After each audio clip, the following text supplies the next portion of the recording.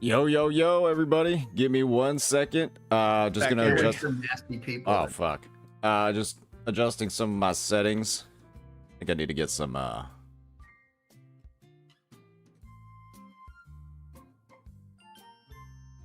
get some settings fixed.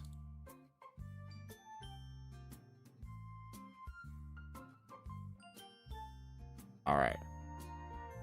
Cool.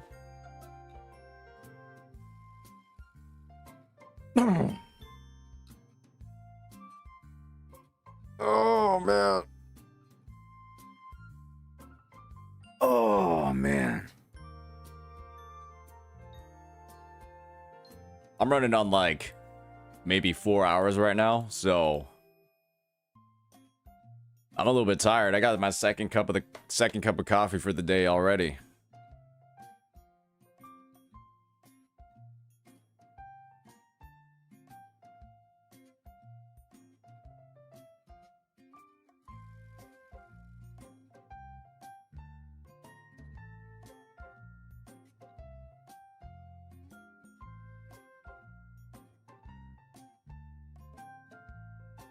An ooh woo.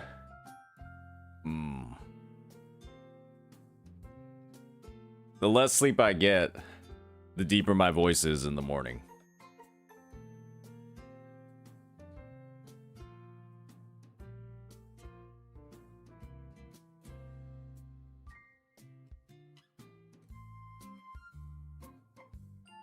Yeah.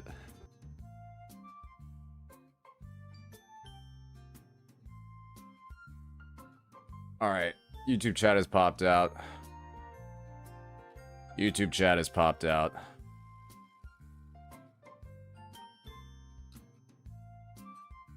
What's the tea this time? I don't think there's any tea today, guys. I don't think anything has happened. If something has happened, link it in Twitch, because I think YouTube blocks all the YouTube blocks links. Oh, Jesus. I still need, like, I'm probably gonna be like feeling asleep until at least like 30 minutes into the stream. Yeah, I guess we can do a quick update on the Shinya situation before we dive into stuff, but I don't think we're gonna need to like dive into too much. What do you think about a dungeon crawler mode playing like a clang bang? I don't know what you would do as a clang bang, because they don't like attack or anything, they just hop around. Yeah, there's just been like a couple of like responses to him. Yeah, what was text response? Maybe we'll take a look at text response to it.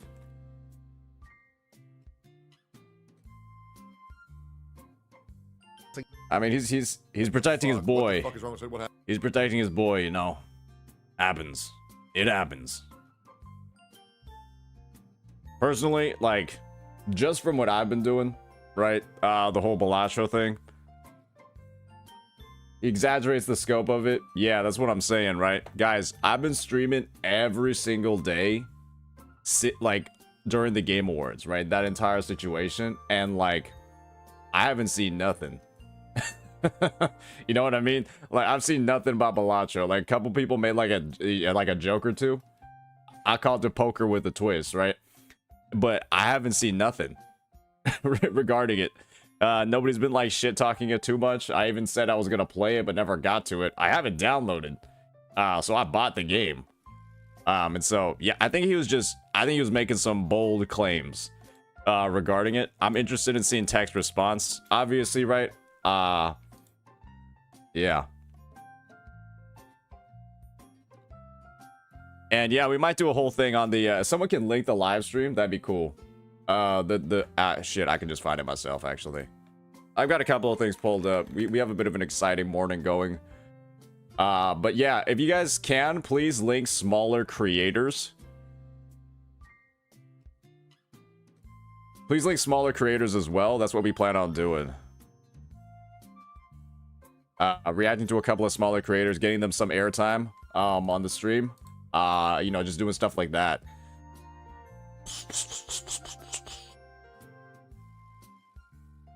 All right, Wuthering Waves. If you like this deeper voice, I have some terrible news to give you. It's not going to get much better, or it's only going to get higher as the day goes on. There's new heat from Wukong.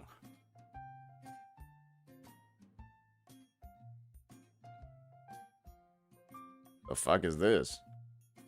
So when Baldur's Gate 3. Oh, as Mongol TV. Wow, me reacting to Asmongold would be crazy, wouldn't it? I'd truly be reaching the next level.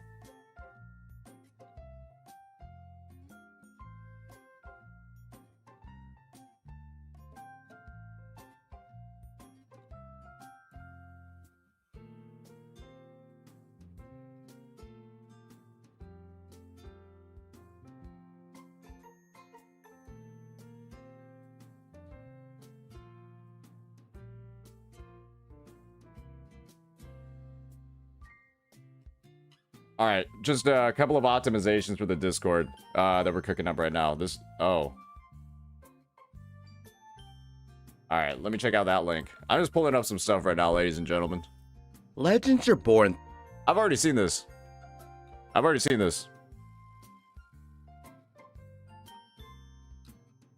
All right, Candle, what are you doing? Are you just linking, like, literally everything except what you're trying to link?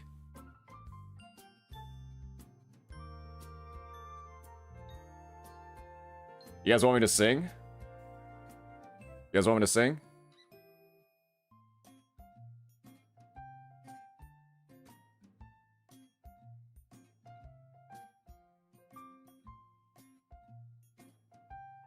I got one song. I got one really good song.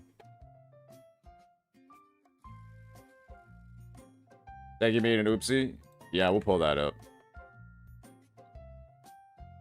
All right, I'll sing a little bit for you guys. I'll farm some of my parasocial viewers. Why not?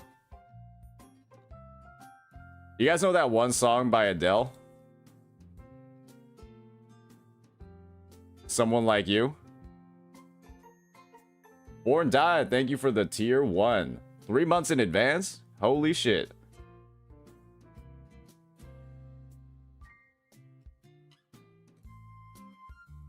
I heard that you settled down, that you found a girl and you're married now. I heard that your dreams came true. Guess she gave you things I didn't give to you. Old friend, why you so shy? Ain't like you to hold back or hide from the light. I hate to turn up out of the blue uninvited, but I couldn't stay away, I couldn't fight it. I hoped you'd see my face and that you'd be reminded that for me it isn't over. Never mind, I'll find someone like you. I wish nothing but the best for you too. Don't forget me, I beg. I remember you said sometimes it lasts in love, but sometimes it hurts instead. Sometimes it lasts in love, but sometimes it hurts instead. All right, how was that farm? Was that a good farm? Did that work? Did I lose viewers? Thanks, I hate it. Oh gosh, everyone's muting. I see like positive and negative reception to that. I'm out, my ears are bleeding. A moment before DMCA'd. Whoa, 5 gifted for that? Oh shit, I'll start off the stream with a song every fucking time then. God damn. Hey, I see 5 gifted subs in chat. I think chat did like that. You almost EOS'd your channel. So, I assume that the females in chat like that one. I assume the girls in chat like that one. I don't know about the dudes. You're a guy. Gage.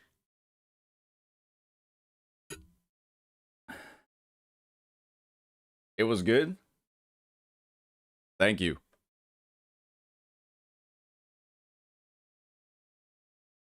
I'm bisex, bro. Ain't everybody. Ain't everybody on Twitch. That's everybody on Twitch. Finally, K Candle. That could have been a plus 10 gifted if its baby locks the door and turns the light. I don't even know what that song is.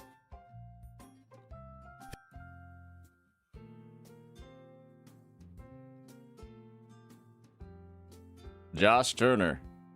Alright, I guess we'll save that to the list. Bookmark that shit.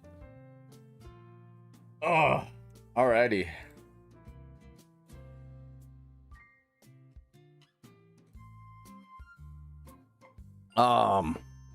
So I've got Techie's bot open. I guess we'll just start off the day with that. We'll start off the day with that, and we'll make more of those reacts to the main event. All right, guys, you can send in. Obviously, y'all know what type of singing I do. A bit of like deeper baritone sort of stuff. And if you are interested in hearing that before stream starts, then feel free to link it. I'd say your singing is a solid 8 out of 10. Nice. I take that. I've got no formal training. I got no idea, honestly, frankly, what I'm doing. I'll take an 8 out of 10 any day of the week. 9 out of 10? All right. Somebody's going to say like a 2 out of 10 to balance it all out. I know that for sure.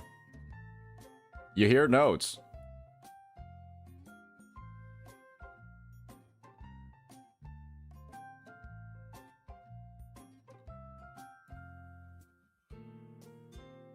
All right. I should probably get the fuck on. Get on camera. All right. So. Very cool. Ugh.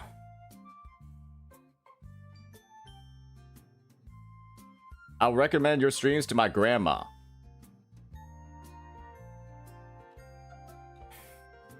The EOS machine? I did hear that somebody did upload a clip, so maybe we'll give that a listen. Perhaps we'll give that a listen. It's good. That's a bit of a funny one. When's the face reveal? Hey, it's right at the bottom of the screen, man. You can see right there. Once we hit 500 subs, I'll do it. Hopefully we can get there before 2.0. I might just do it before 2.0 if I make it there.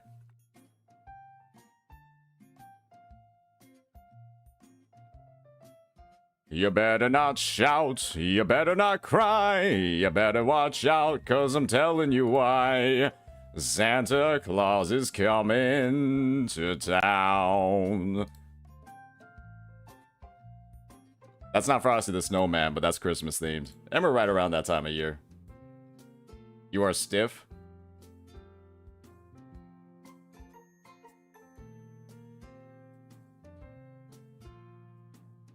Actually, now that I think about it, Christmas songs are like perfect.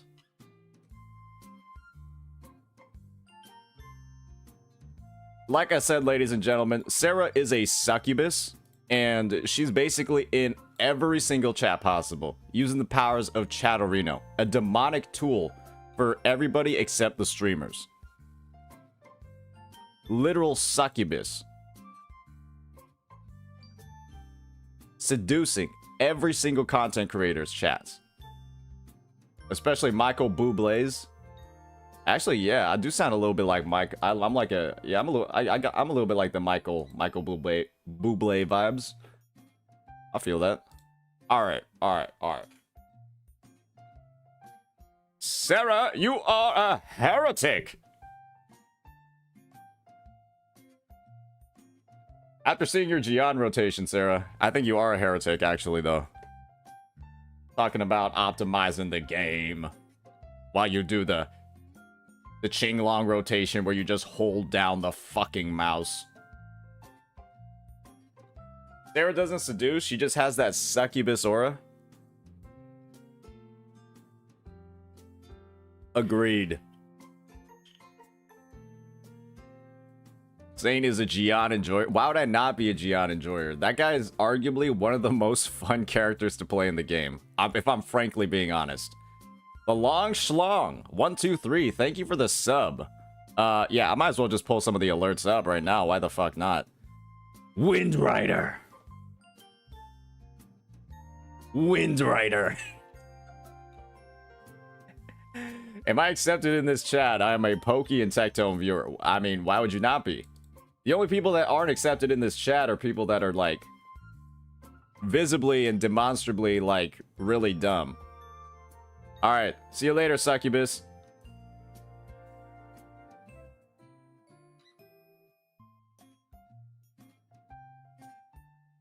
Hey, what's up, Iyoku? How you doing, man?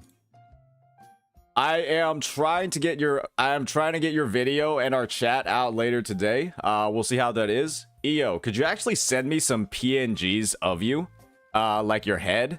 So that I don't have to like get like some random shit. I'd like to use like a high quality one for it, if possible. I think it'd be pretty good.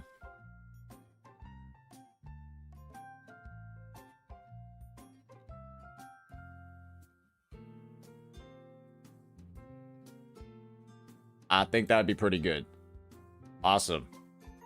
Hey, get one where you look good, because I believe the video portrays you in a pretty positive light. But yeah, it's getting worked on right now, and yeah, I'm trying to upload that after stream today. We'll see if we make it there. There's just like, yeah, I've got a couple of things lined up, so we'll just see what makes it in. Are you interested in checking out hologram fights and evaluating it? I mean, gameplay is definitely... Why do you have Envy followed on your Twitch exposed? I like looking at his active viewers as the days and the weeks progress. Cause like, man, dude, bro was in a bit of a situation. Monitoring, exactly, right? Monitoring. Taking a look, seeing, did bro finally apologize?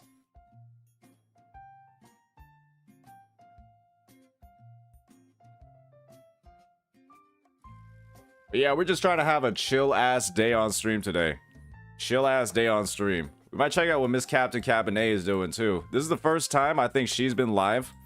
This is the first time she's been live before me. I swear to God. And look at this. Becoming a pro at Woo-Wah. Oh, but she's watching Brax's phone. That's the opposite of what's gonna happen.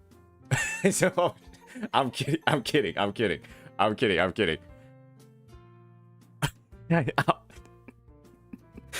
shit, that came out way too quickly. That came out way too quickly. Brax has said he's gonna get better at the game. Brax is committed to getting better at the game. He's committed to it. He's committed to it, and I'm gonna wait for him to like start clearing the hazard tower and then moving on to the overdrive zone. That's what I'm waiting for. He said he's gonna do it. I'm waiting for him to do it. Because I'm gonna be honest, guys, right? Like, his guides are going to be higher quality if he does that. Can we kind of like universally agree on that? He's gonna have higher quality guides.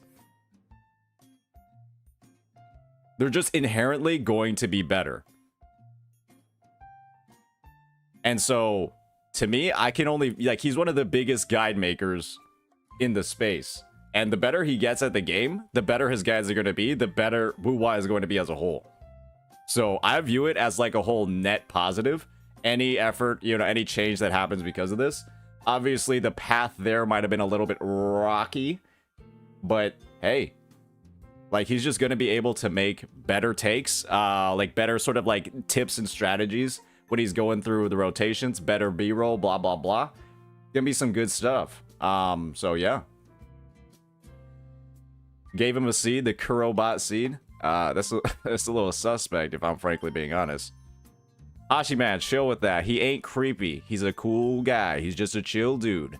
The greatest guide maker in Gacha gaming. The best guide maker in Gacha gaming.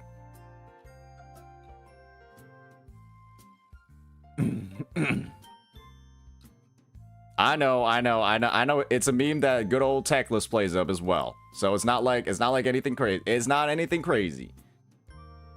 It's nothing crazy. All right, we got the Black Myth Wu-Kang thing as well. We'll hear a little bit of what Miss Captain Cabernet is saying. We've got the 1.2 live stream pulled up as well. Let's gonna see. Wow, the chat is finally stopped getting griefed. Oh boy. Wow, the chat, the bots are gone, ladies and gentlemen. I was thinking about making a video on it, but I feel like nobody really gives a shit that much anymore. Like, Tectone invaded, he saved the chat. I guess I can invade too and save the chat. Rover. You're my little pog champ, Rover. Oh, Darian96, thank you for the sub. Good mods on YouTube. Yeah, I mean, finally, right? It doesn't really matter what's going on. It didn't really matter what was happening. Because frankly, right, it's like 3 fucking days until the goddamn live stream. Who cares what's being posted? Like 4? It's 2 a.m. in Southeast Asia. The Hoyo bots are in bed for tomorrow, so the chat is kind of cleaner. Ah, fuck. Well, I guess in like 5 hours, they're all gonna wake up and like, you know, this is the first thing they're gonna do. Hello, Woo Warriors. Good job cleaning up the chat. Dong is proud. Honestly, it might just be fun to like just start off every stream just chilling in here and like chatting with viewers. You know what I mean? I think this is a fun way to start the fucking stream. Just chilling in the in the 2.0 preview special broadcast and then just having a good old time. Why do you type so fast? So basically I trained my word per minute playing League of Legends, because what I noticed was if you're able to like actively shit talk your opponent in the middle of the game, like when you feel like when you shouldn't be able to, that tilts them like crazy, right? It's like I land a skill shot on them, immediately type, and then throw the next ability. They're like, oh fuck, oh my god, how'd you do that? And then, you know, they're like reading the chat, they're like not paying attention. Boom, plus 300 gold, baby. Plus 300. They miss a cannon, immediately type -1 bozo. Minus 70 gold, bozo. Immediately. And they just like mentally they're broken. Mentally they are broken after that. Do you type while Cassante ulting over a long wall? Oh yeah, I always do like you know, I will not yield. You know, as they're going through a wall. Depending on how long the wall is, that's how long I know I have to type. Sometimes, like, you know, there are some really long walls. I can get off like half a paragraph.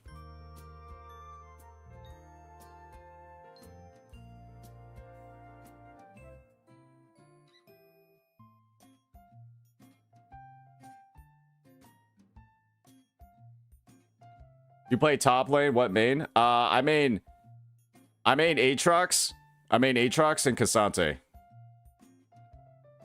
So basically 2 like invulnerable 1v9er characters.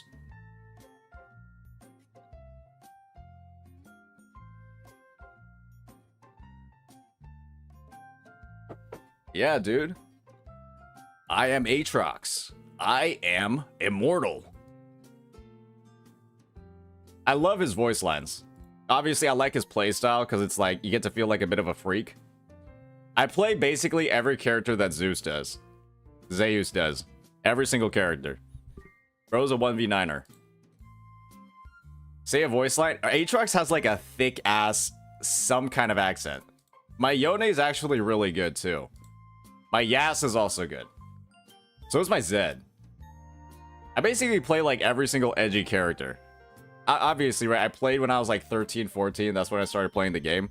I played like edgy. Yeah, I played all the edgy characters, right? And I guess I just never stopped.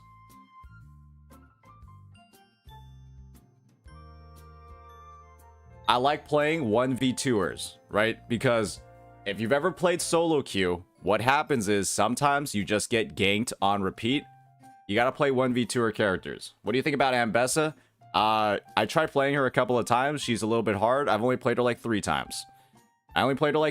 So I gotta like go ahead and learn how to play her more.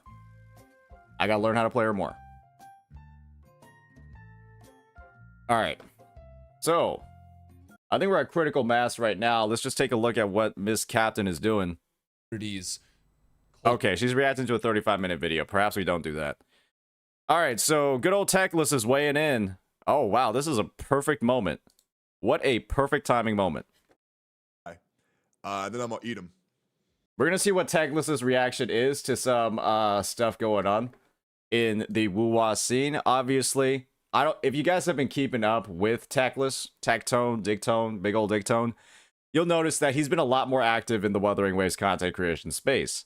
Because this motherfucker has been making a video on me pretty much every 12 hours. And overall, I'd say that the reception to them has been quite positive. There's a lot of people, right, kind of like, you know, that are understanding my point of view on the situation. Bro even made an entire, let me just pull that shit up. Bro made an entire video glazing me while also calling me a rabid dog.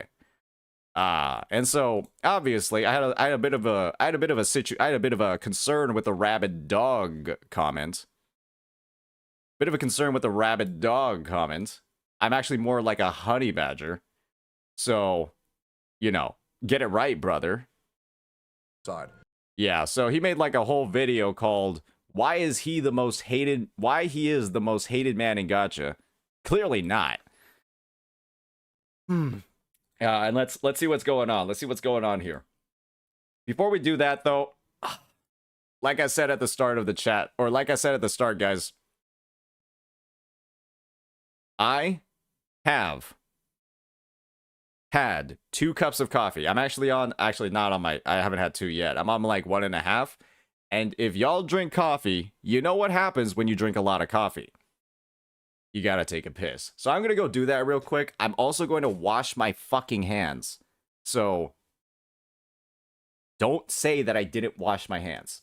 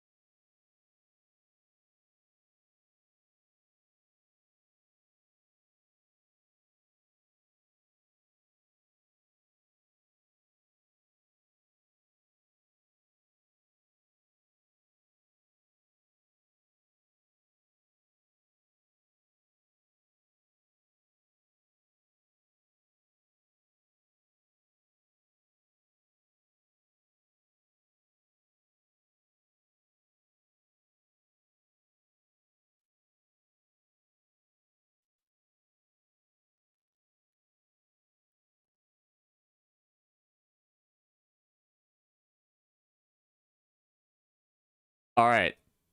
I washed my hands.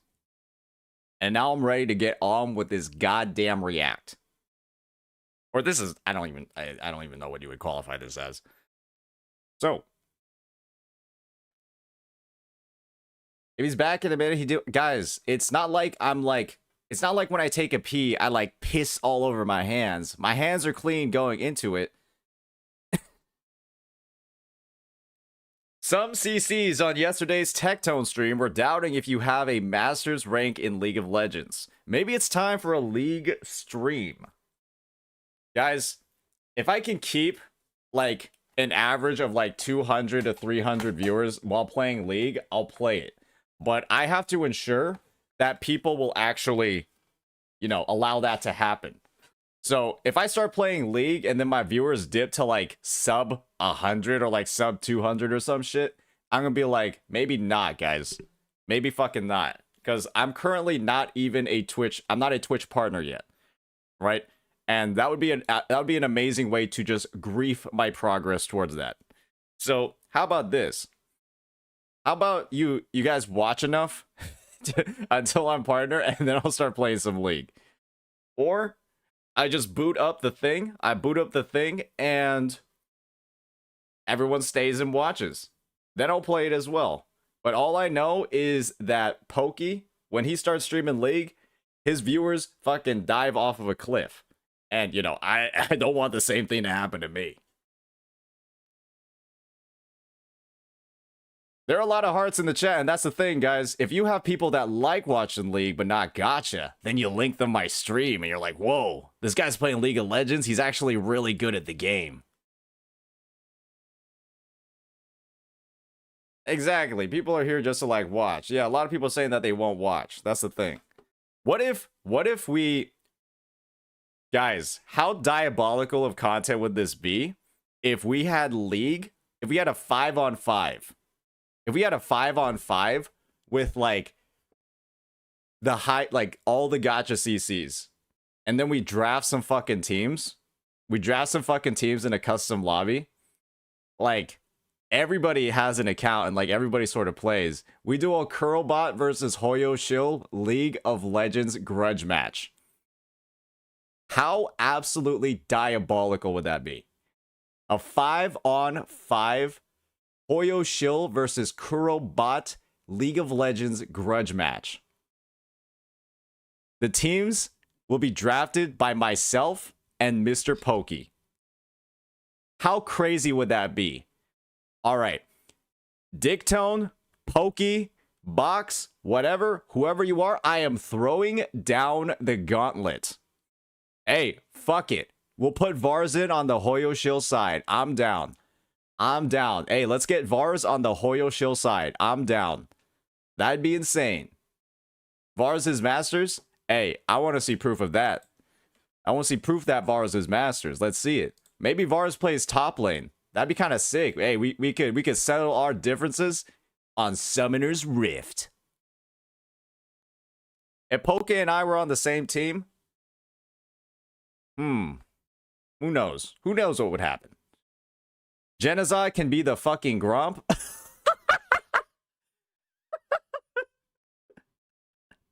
Hey, I mean, just from, like, what the games are, right? These are some, like, Mr. Pokey plays turn-based games. Pick up call? Oh, fuck. All right. Wait, all right, Techie. You're not even calling me. Oh, okay, now you are calling me. Yo, what's up, man? I need to ask you a God's honest question. Yeah, what's up? Why in the fuck would I let Mr. Pokey or you be the team captain in this League of Legends gauntlet when I'm better than both of y'all? Whoa, there's absolutely no way that's true. Absolutely no way. You main Dr. Mundo, bro. Yeah, absolutely. Because I'm him. Is that What's wrong with that, bro? Is that the physique you're trying to get? Is that what inspires you in the gym? Absolutely, bro. With how much steroids I have in my body, it might as well be. I play Dr. Mundo. I play fucking Trundle. I play Udyr, man. I play the fucking men. Hey, but did you like the idea of a 5-on-5 Curl Bot versus Hoyo Shill grudge match? Absolutely, but I find it a fucking travesty that you would ever even risk putting me on the fucking Hoyo Shill side. That's fucking disgusting. Whoa, I never said which team you were on, actually. You're gonna let them, you're gonna risk that? Whoa, that's ridiculous. Whoa, I never said which team. You said draft. You said draft. Oh. That means there is a possibility of me on the Hoyo Shill. I'd rather shoot myself. Hey, Techie, I'll have first pick and I'll be choosing you. How about that? That'd be great, because whoever's team I'm on, I win. It would not even be close. And you got to think about it this way, man. Like, these guys, they're playing Genshin Impact and a fucking turn-based game. There's no way they're going to be good at League of Legends. Like, they're going to have an APM of, like, fucking 2. Like, they're used to pressing one button every single Honkai Star Rail, fight or battle. Like, they're not built for this. Yeah. They're not built for this. Let's think here. Possible candidates for the 5v5 League of Legends, Hoyo Shill versus Kurobots. I think good candidates would be me, you, Mr. Pokey, Box, Sex Juice, LOL Shinya, fuck my ass. Who else? Fob Master, Genazad, Yeah, Ziox, Zajef, Enviosity, Asian guy streams. Yeah, we should get all of them. All right, and I think Kat plays as well. She's a morgue main. She's actually pretty good. Yeah, I don't really want to play with her, to be honest. Yeah, no, I'm good, bro. I can't stand her voice, man. I'll be real. Like that shit is like a knife in a fucking blender every single time she goddamn talks. It's unbearable. Oh my goodness. Yeah, that's just me. Hey, what you doing today? What am I doing today? Well, I'm doing a bit of a quick little react to you. Just wanted to see what your take was on the on good old Narushio's tweet. Then I was actually planning on uplifting the Wuwa community as a whole, reacting to some smaller creators. You know, Yo, Hype T, thank you for the 5 gifted, but can I have free access to your Patreon instead? Is there a way you can give me that? Because like I've been trying to watch your porn and I can't access it anymore because I have a rule of not paying for porn anymore. Bro, please, bro, your shit is so good. Yo, please, yo, DM me that shit, please. Yes, I can. You are the fucking man. Okay, easy. All right, hell yeah. All right. That's crazy. Anyway, so my one of my favorite hentai guys is in my chat. He's that's crazy. Anyways. Yeah. So here's my example, and I'm just running real quick. Why? And maybe you can break this down into words. Why do we give a fuck what Narushio says? Well, bro has the Twitter clout, and obviously it's a little bit about what he's saying, but also a little bit about what you're saying, right? I was just telling. So isn't Narushio just a guy who just retweets Wuwa news? Like, who cares? I mean, frankly, bro might be doing just that, but holy shit, he does it a fucking lot. I have seen like the daily number of posts he has, and I'm just like, holy shit, that is actually a lot of retweets, like a fuck ton, an insane amount. Yeah, well, I mean, yeah, he's just a guy who just retweets shit. I don't really know. I kind of give a fuck about people who give their opinions consistently, not one time. So what was your take on Narushio? I mean, I haven't really seen it yet. I was just waiting to see your react. I saw like one sentence in it, and I was wondering to see what your thoughts were. Yeah, I think the whole issue right now is the scope of Shinya's post as well as the reaction to Narushio's post. So essentially, the toxic positivity problem is an issue, but it's like kind of like a minor issue right now. There's a lot bigger issues that I think the community needs to focus on. Yeah. And honestly, there's a benefit where it is very hard to differentiate toxic positivity of the Wuwa community versus a chip on their shoulder of constantly being shit on. Absolutely, so it is very hard to differentiate those two. Because they're constantly like on the defense, right? And then when you're in that sort of position where when there's always like some random fucking critique being made, especially by, like the AstroTurfers or the Hoyo shills in disguise, you gotta like go ahead and like try to like wade through the bullshit to actually find what the real critiques are. Because otherwise, right, like they're just spamming shit all the fucking time and it gets pretty bad. Yeah. So I think it's just like, I could see where toxic positivity, the idea of it, could be propagating. But we also have to factor in, right? You want to keep a constant level of defense from the bullshit all the time. For sure. Yeah. So are you Enviosity in real life or no? Am I Enviosity in real? Hey, I had a clip of myself singing, man. Envy's voice don't go that low. Well, all right. I just figured I'd ask because I was thinking if you, I've been practicing my St. Toad's impression. If you aren't going live every day to playing Wuthering Waves, I think you should kill yourself now. Your life serves zero purpose. Can you say that? I think that would get me immediately demonetized on at least 5 platforms. I don't have the lawyers that you do, man.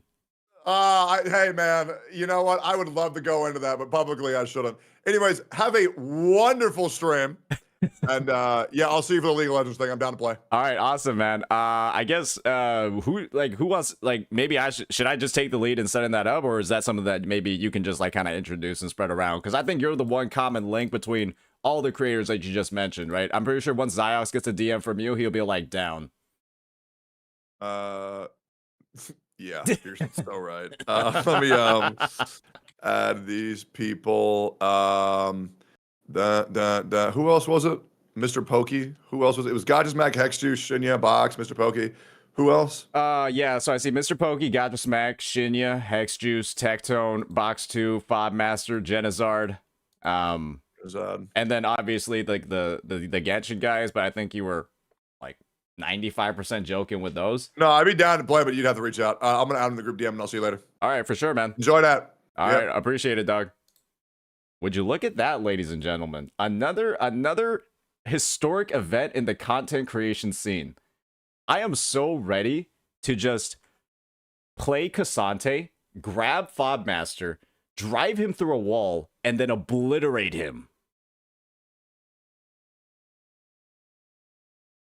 It's just going to be Korean on Korean crime. No problem. It all happens all the time.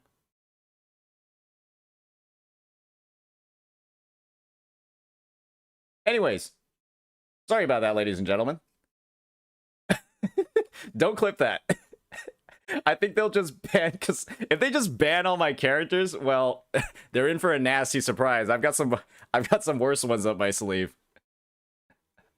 I've got some even more disgusting ones up my sleeve. All right. Hey, yeah, Ethan. Yeah, we might be able to get you in as well. Might be able to get you in as well, man. All right. So let me go ahead. Let's get on into the main event for today. I have literally been stalling for 42 minutes.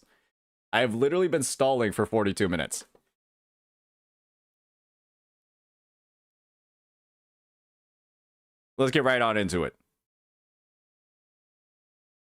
All right, cool. Shinya catching strays. What's this? Narushio. Oh my god. I love this guy. Who is he? I don't know. Let's see what he had to say here. 2.6 thousand likes, by the way. Yeah, so what I was gonna say is, bro takes the reposting game extremely seriously. Like, you know, even if you have like something to say about him doing mostly reposts, bro does so many of them, it's fucking crazy. It's actually crazy. You take one look at his Twitter page, and like he'll post something like 2 days ago, right, that you're looking for, and then you have to scroll for like 5 fucking minutes to find it because he's reposted that much stuff in the time frame. It's actually nuts. Here we go. Please ignore what he is saying and stay focused on enjoying the game.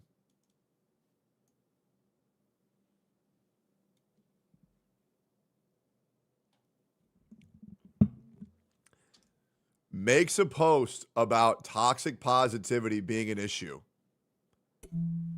Ignore what he's saying and enjoy the game. That's a little bit ironic, right? We're fair in saying that is slightly ironic. It's like slightly ironic, right?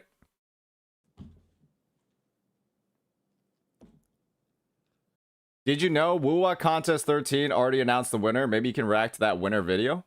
Oh, where is it? Where's it at? Where'd they announce the winners at?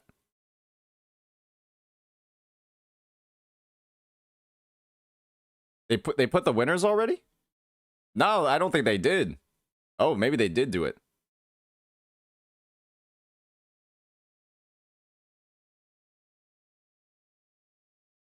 Did I forget to submit stuff for this?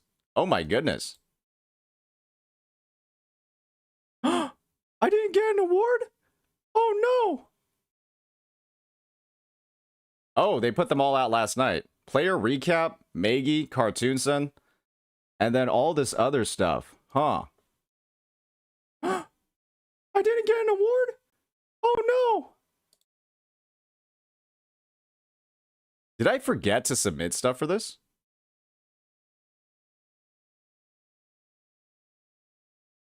Unfortunate. Fell off. I fell off, guys. I fell off a fucking cliff. I mean, you know. A lot of people constantly use the idea that I won as like something to shit talk me. So honestly, me not winning is something that I'm pretty okay with. Feel my wrath. But I'll come back for 1.4. Let me just see over here. What did I actually upload?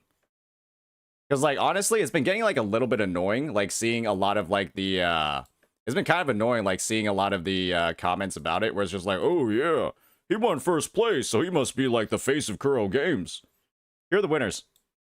So we got Player Recap, Maggie, Cartoon Sun M, Tomatoki, God Dagos, 12 Heartbringer, Asian Invasions, Blee Forever, Jocko Best, Tiny E, Sydney, Extra Wavy, Yume, Mishu, Comfy Rini.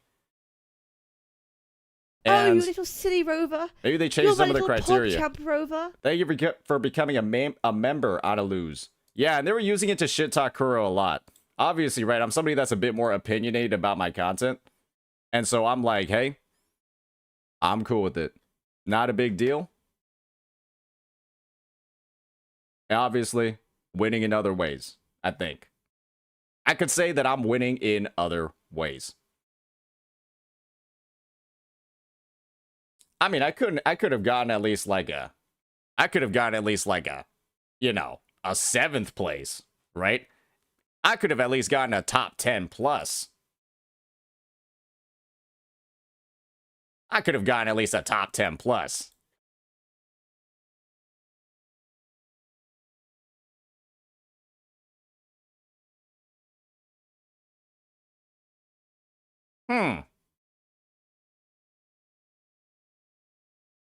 Maybe I did forget to submit. I don't think I did, though. Whatever. Not a big deal. At least a top 10 plus. Come on, man. But yeah, if somebody can link me the player recap video, we can see what that one's about, actually.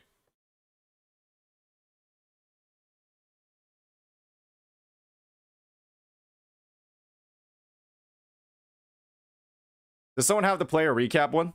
Does someone have the video? Feel my wrath.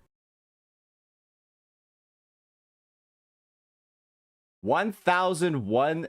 How long was this fucking thing? Jesus Christ. Sentence, but even in What is a resonator? Oh, I see. Yeah.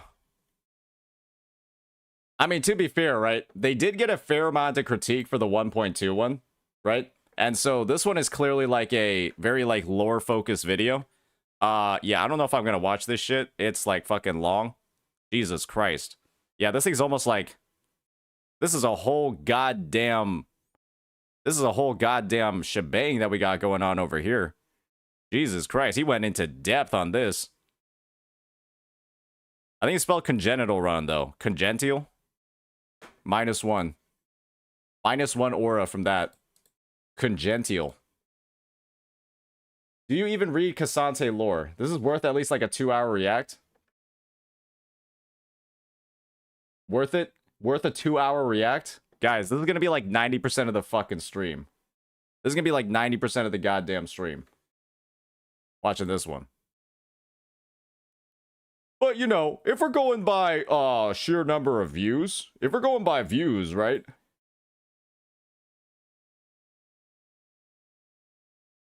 I've got this. I've got this if we're going by views. This was a fun video. 77. And I think I did. Maybe I did. Maybe I didn't submit it. I don't know. I think I forgot. But doesn't frankly matter to me. Now, Kuro games can be recognized for their creator contest. And less of the attention can be on me. Because I think that was like sort of like the big thing for the 1.2 one.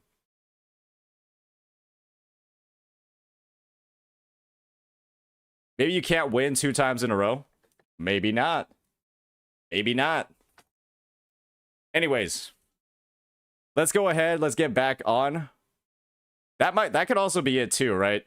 They just want to make sure there's not like a repeated winner. Because think about like a snowball effect, right, guys? Where once the winner wins one time, they get like the rep, right, that they've won. And then, you know, obviously, if they're winning, they're getting a lot of views. And then all of their other videos, right, hypothetically should just get more views as well. And so once one person wins, they would just kind of snowball and keep winning if they kept using like the same metrics. Or you guys get what I'm saying? Because like to get views in the first place, you have to like build up the thing, and then all your future videos will typically get views if they're like either the same quality or, you know, they're addressing your viewers. So I could see them definitely. If I did submit, honestly, I have to go fucking check, or maybe I don't care. But I could see it being like a snowball thing where it feels like not as fair towards other people. So I'm glad that a lot of other videos were getting recognized. And yeah, I think it's good for the space to get more and more of the names out there. So yeah, we might check out that Resonator lore video then. I've got a lot of stuff pulled up and ready to go. And we can just move from there.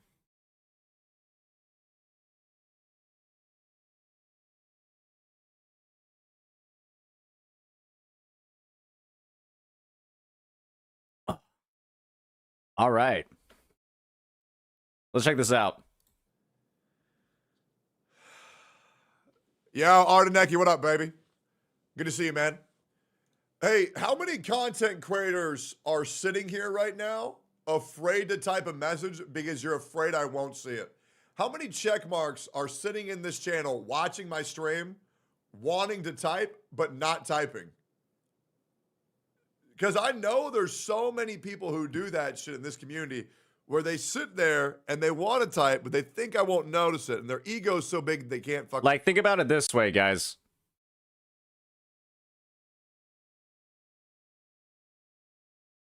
You're part of the Gacha CCs now, so it's a good time to shine some light onto smaller Wu CC for the betterment of its entirety.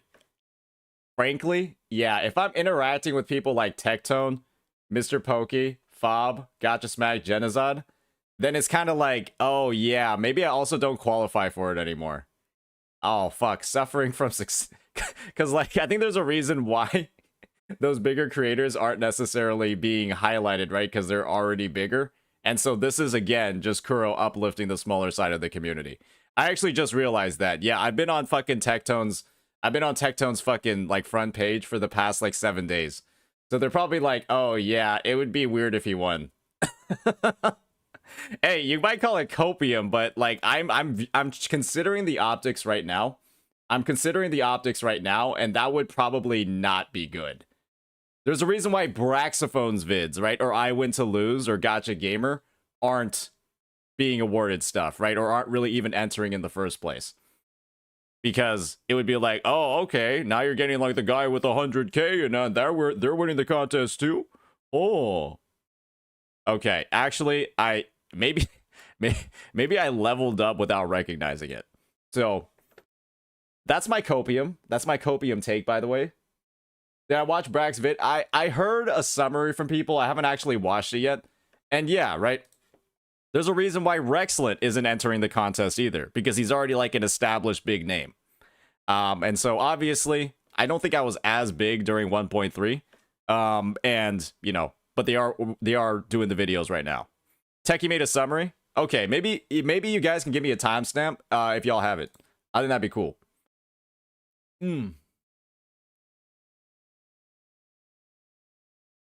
Nah, he's just fucking rich. Yeah, he's like a software engineer, right? Rexlin is like fucking loaded. Obviously a smart dude, does like some coding and stuff like that. You can't access VODs, unfortunately. Why can't you access public VODs on Twitch? Onyx, what have you done? Like, you can watch the streams, but you can't access VODs? Mobile. Okay, I thought you got like banned or something. Fucking tired. Because now I just made it even worse. I create no content. I just like this emote. Yeah, I know. It's cute, right? All right. He does not represent the fandom. Who does? Who does? Who does? Who does then? Who's the representative of Woo-Wah? And clearly has no understanding of what's happening within it. These individuals are only here to stir up drama. The community accepted Balatro winning Mobile Game of the Year. Even Kuro Games acknowledged. So, just to make like a bit of a fair take, you can kind of tell that like Techie is on a bit of Techie's on a bit of defense over here, right? Shinya is his boy. They have a long-lasting relationship. They're good friends in real life. And I think there is, like, just to be fair, right? He is kind of picking a lot of this apart sentence by sentence. But the one part that he didn't really pick apart is, like, the clearly has no understanding. Because, I mean, frankly, right? I think it's a fair take that he's making with that. Because while this wording here, I think it's, like, maybe a little bit overboard. It's also, like, I think Narusho's wording here is, like, a little bit overboard. It's also, like, hey, right? when we're kind of seen more actively making content or like streaming, that kind of almost implies, right, that we're keeping up with the game. And so when like that isn't happening and then we're kind of making like bold sweeping claims about what's going on, that can, you know what I mean? You guys know what I mean. And so obviously Techie is playing defense. Techie is, he's holding out for his buddies, but he's also being I think he is being fair about it at the same time. So that's why I wanted to take a look at his breakdown and his analysis of it, because he does play both sides, even when he is playing defense for his buddies. And provided it's a fair take. It's a fair analysis. That's the main point I'm trying to drive. Do you guys not remember the post that Woo-Wah had to put out in the Discord? Okay, Techie. We saw the post that Woo-Wah put out in the Discord, but the thing is, my viewpoint on that was just, hey, Kuro knows the audience. Kuro knows how gacha gamers are going to act to their game losing. The quote-unquote 5 paragraphs that were 5 sentences, so glad I banned that guy. Oh, hello. Thank you for the magic trick, Miss Captain Cabernet. Thank you for the 100 juicy raiders. So very happy to see you all today. We're just doing a little bit of a react to good old Tectone.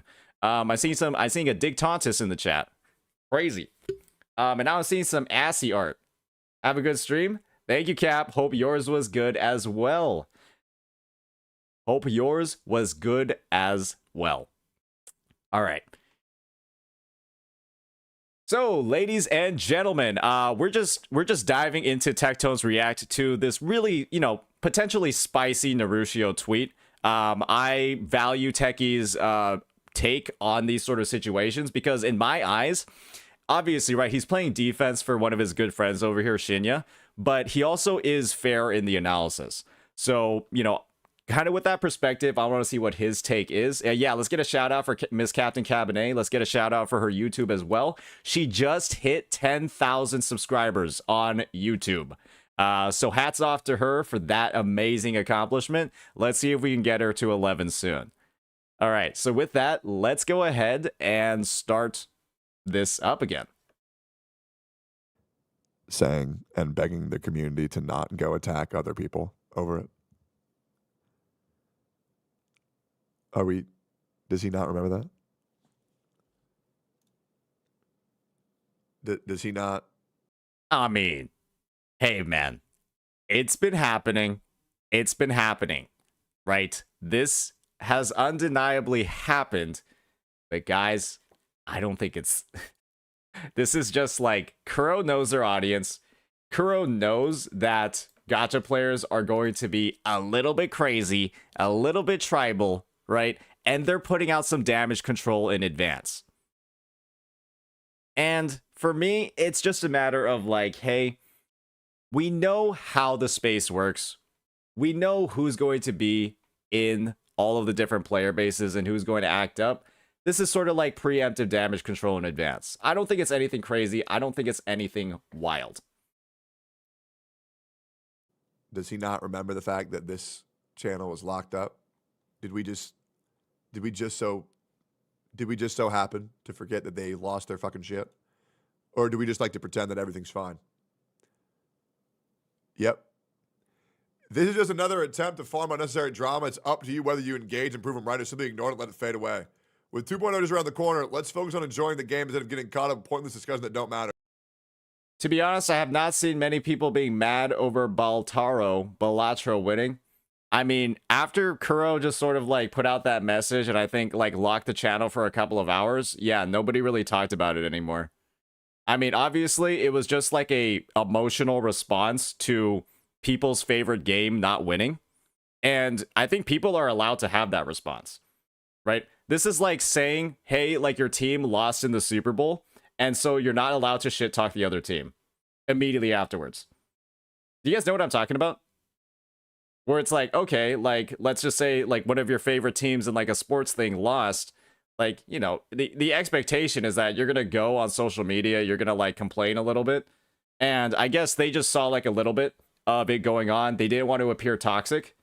they didn't want to appear toxic, right, in like the public sphere, because like, hey, it's not a good look in on your public Discord to, you know, be actively seen shit talking other games.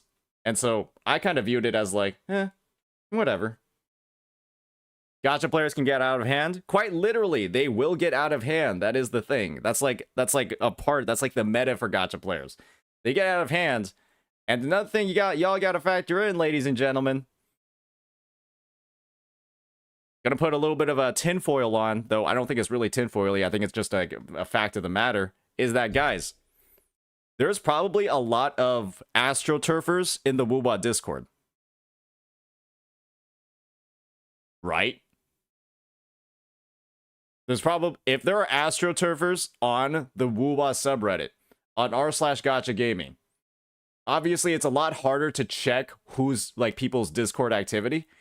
I am quite convinced there's a lot of people that don't actually play Woowa, that play like mostly like Hoyo games, and they're just going into the Woowa Discord just to like start shit. And when you consider the size of the different communities, when we saw what happened here, if it's happening here, it's happening in the Discord, right? Like, it's not a reach to say that if people were spamming this thing like they were getting paid, then yeah, they're gonna be in the Discord too. And I think saying that they're not gonna be in the Discord is like a pretty dumb fucking thing to say.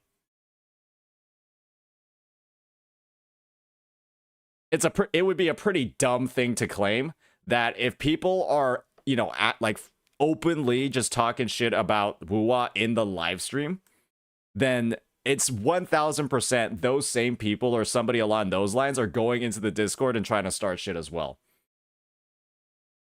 They're trying to ruin the rep on YouTube. Why wouldn't they try to ruin the rep on Discord?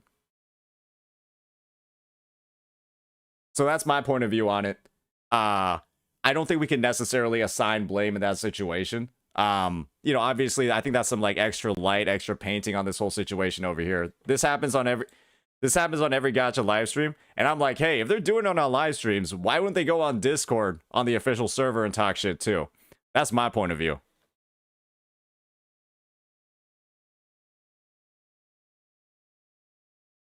Didn't Chinese player also review bomb Baldur's Gate? Why would they review bomb Baldur's Gate 3? That's a good ass game. That's actually, when I start playing variety, that's something that I would love to play. Sort of like 4-person Baldur's Gate 3 co-op. Would that be fun? Would that be fun for some variety? 4-person BG3 co-op? Or is that something y'all just aren't interested in seeing? That would be fun. Would watch. Awesome. Hey. Maybe we'll take a look at that later. Do a little bit of that later. That's a bit of fun.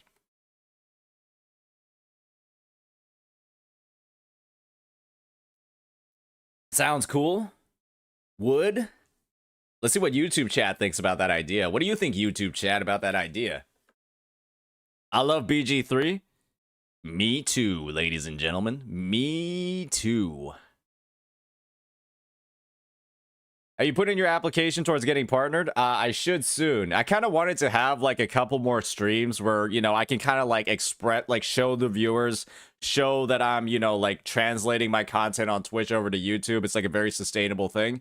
And hopefully that would be like a better like case for being partnered. Right? That's my point of view on it. Like showing that I have like an established channel, you know, I'm translating the live stream to Twitch or to YouTube content, and I think like that's like yeah, maybe we partner this guy without, you know, 2 months of history, like, you know, a lot of like, you know, creators that maybe don't have the same sort of like underlying systems that I do might need to have. All right, let's continue with the react. I have a fun idea.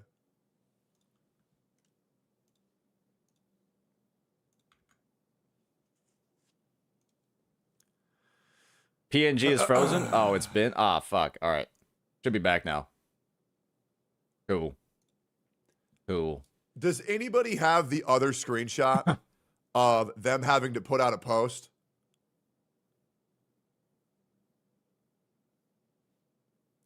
Does anybody have the other screenshot of Woowa having to put out the message, please don't attack other players?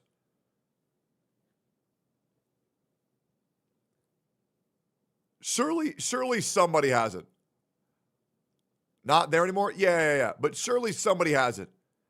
Maybe I was living under a rock and just didn't give a shit. Didn't hear much about the uproar with the Game Awards. Maybe because I don't open social media. Yeah, probably. I have it? Okay, then link it, man. Go ahead. Wuwa community is the new Genshin 2.0. Oof. Naruto is a huge piece of shit. Hypocrite bro strike multiple people who uses Wuwa gameplay videos, which no one had access to at the time. Oh, okay, yeah, that makes sense. Am I shocked? No, not really. Yeah, that was a bit of a situation earlier. Naruto did strike a creator that I know, Amethyst Abrams, back in the day, for using like a pretty extended cut of their gameplay for, I think it was like a Baija or something like that. I can get the perspective of like, hey, like you straight up took like 30 seconds, 35, 40 seconds of my footage and just like use it entirely. But it's also like, hey man, you could have just messaged him about it first. So I'm just like, you know, whatever, right? It's like they retracted it. They settled the differences, but they could have gone about it initially in a different way. And, you know, alternatively, right? We could have used the footage in a different way too, in the first place. So it's like, you know, wrongdoing on both sides. Copyright strikes were obviously not the thing to do in the first place. But it's also like, hey, he was able to copyright strike for a reason. So it's like, obviously, I think a little bit more wrong on Naruto for doing that striking, but it's also like, well, you kind of exposed yourself to it in the first place. Not to like victim blame, but it's like, you know, it can only happen for a reason.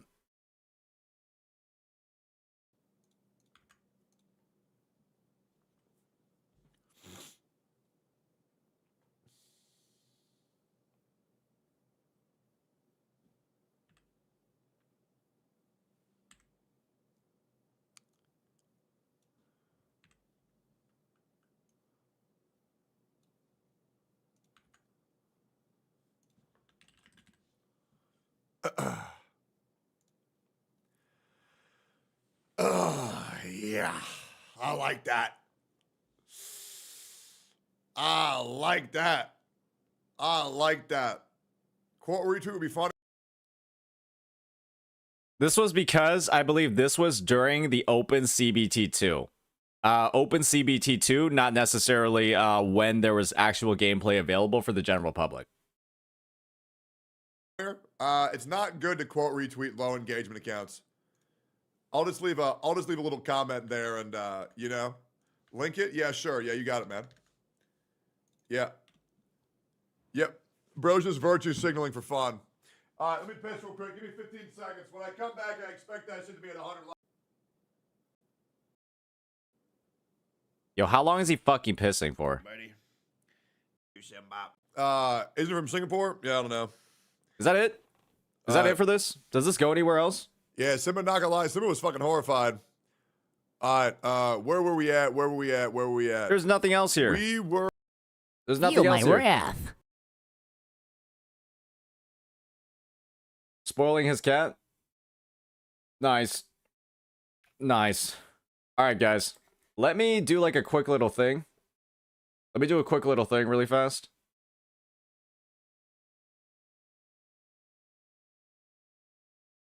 Make sure I can turn on some disconnect protection because that was a little bit funky.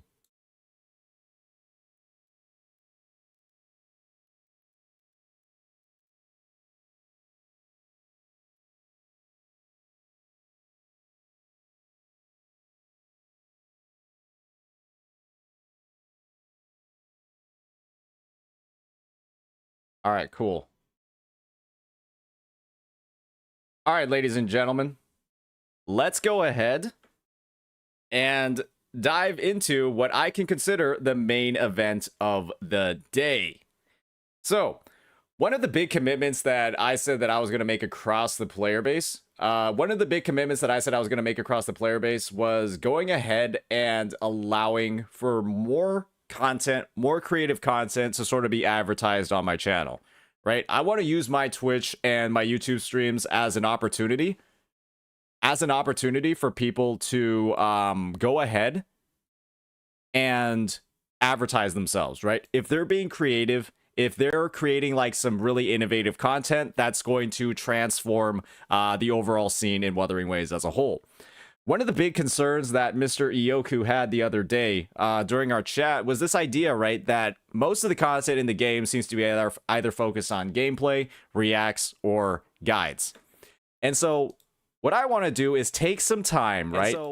Okay, shut up, man. Shut up, me. What I wanted to do was take some time to go ahead and actually dive into and break down what type of content is really looking good in the space.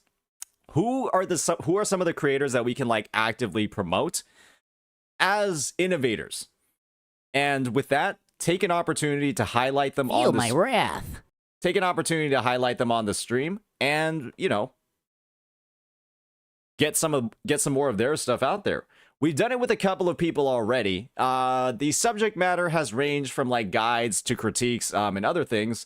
But one thing that I wanted to do was actually look at, well, you know, this Woo-Wational Geographic. And this is a fun one.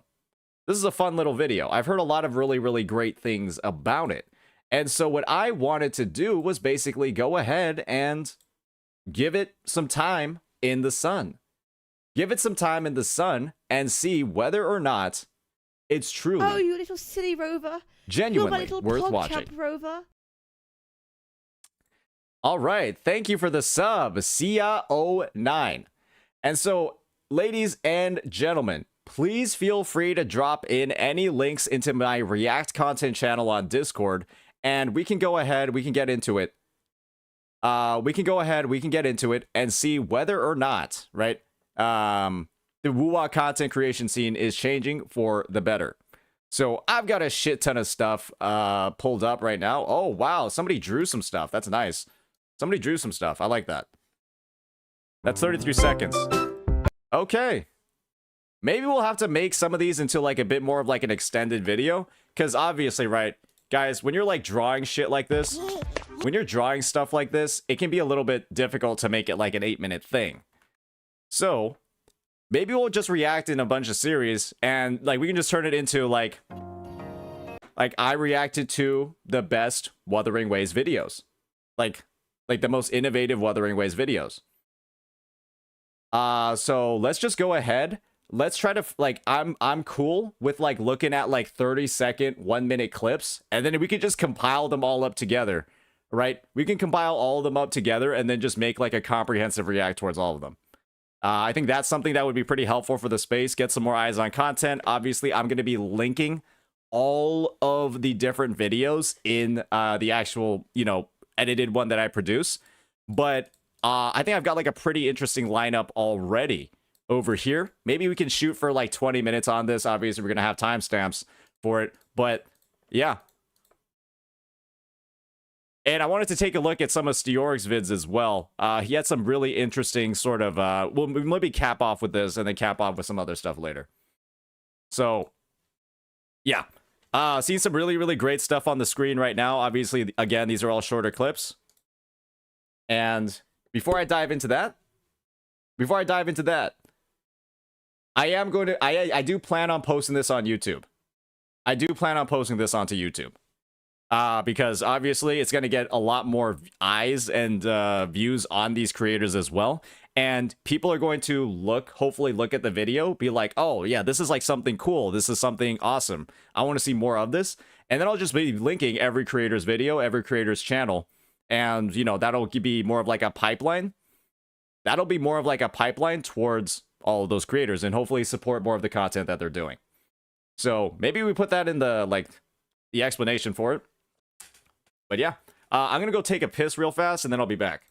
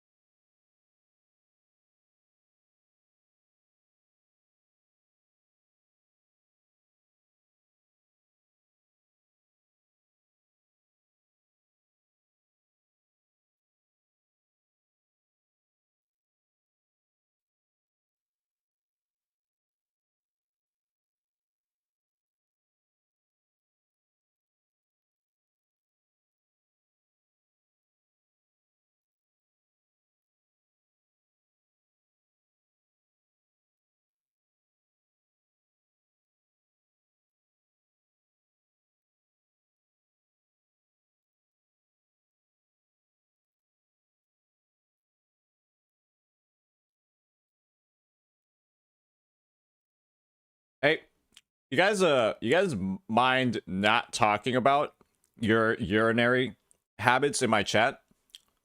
It's reserved for mine only.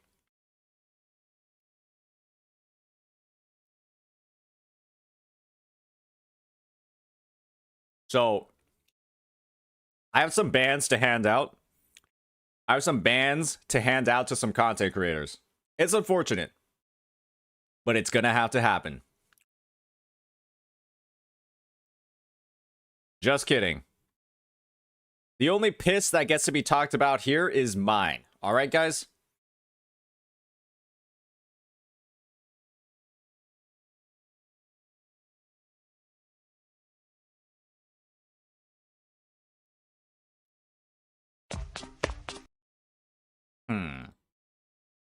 Yeah, I already have this open.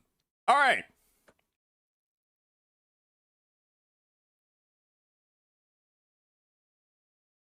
Let me get the recording going. And I've got a big ass glass of water. I've got a muffin. I've got everything I need to make this a high quality stream. So with that, ladies and gentlemen, it is time for us to do some reacts. And believe me when I say that I am doing these reacts for a pretty damn good reason. One of the biggest critiques that we've been seeing across the Wuthering Waves space, especially within content creation, is sort of the lack of creative approaches to content that, you know, a lot of the mainstream creators have been having. And so I wanted to take some time using my platform to recognize who some of the most innovative people are in the space are. And through that, shine a bit more of a light on their channel, the effort that they're putting in, so that we can get all of these individuals a bit more screen time, a bit more mind share, and a lot more success. Because they're helping to innovate the space, bring a lot more fun and exciting content, and I wanted to give all of these individuals the recognition that they deserve. And so I'm going to be starting off with Emperor, only at 1.25k subs. Hey, another one. I'm going to pre-like the video as well, because I've heard that he is producing some really high quality stuff. And yeah, let's just go ahead and get right on into it with some Wu-National Geographic. And so with that, take it away, Emperor. Let's see what you got. In the Echo Kingdom, time seems to pass at different speeds. For some, like butterflies, life can be fleeting. So, first bit of feedback is you sound constipated in the first 10 seconds. But I think that he's kind of going for like a David Attenborough sort of vibe. And I love the camera angles that he is using. But maybe we can go for a voice where it's like, oh, well, he kind of sounds like a bit like this. And I'm not sure if David Attenborough necessarily sounds like that. He kind of sounds like the old guy from Acheron. But, you know, obviously, I think, you know, this is the first one that he made. Maybe he adjusted a little bit later on. You sound even more constipated. Well, you sound like your band. While others, like tortoises, pace themselves and enjoy a long journey. Feel my wrath.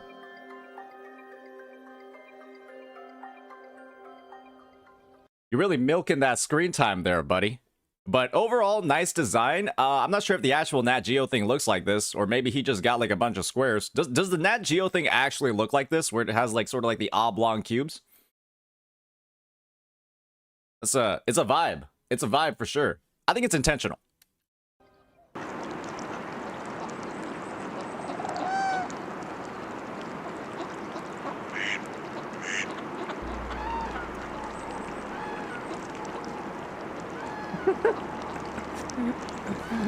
These tortoise-like creatures have a distinct grayish-white body, hence the name tortoise. Living in the slow lane is something these echoes are famous for. Small bit of feedback. Obviously, this is like a month ago. I think you've already improved on it.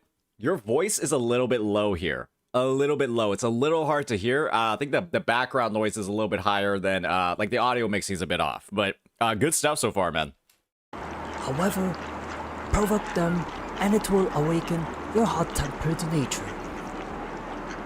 Hey, Hey, we all seen him dance.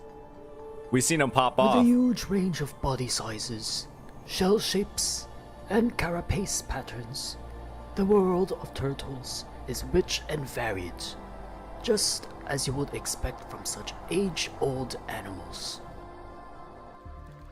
Tortoises are typically found around riverbanks or in the frozen tundra, where they bask in the morning sunlight.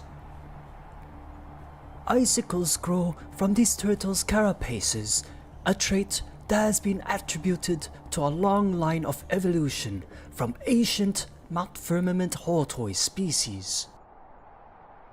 Truly a jewel in the Echo Kingdom. This is a How'd you get 4 of them dancing at one time? How'd you get 4 of them dancing at one time? That's crazy. group of tortoises.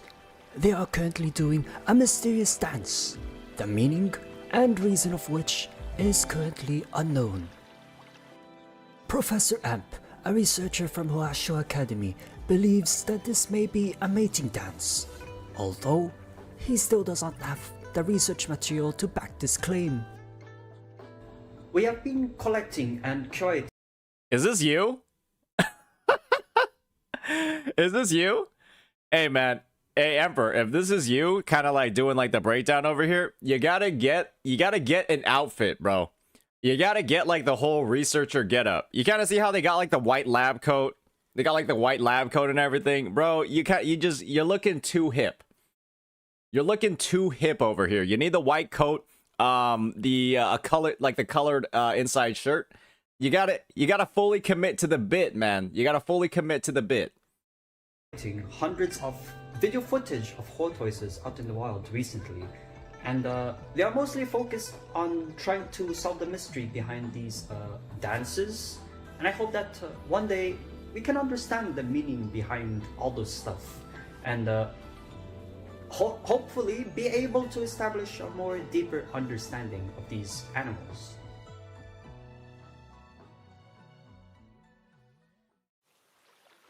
The dances are not the only mysterious thing about these creatures. A rare phenomenon may occur when a tortoise becomes all white. Okay. This is due to a lack of pigmentation on the carapace, resulting in the shell becoming snowy white. First documented and last seen 100 years ago, an albino turtle has once again been found, and it is now considered a national treasure.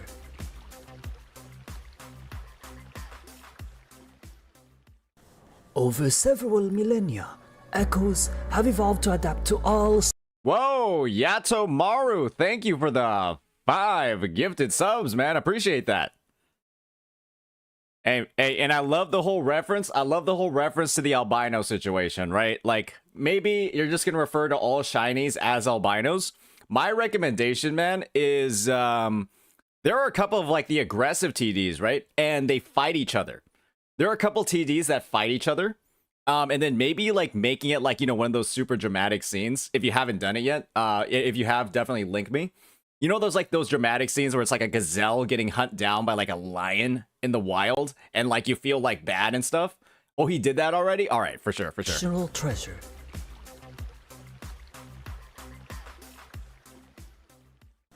Over several millennia, echoes have evolved to adapt to all sorts of environments.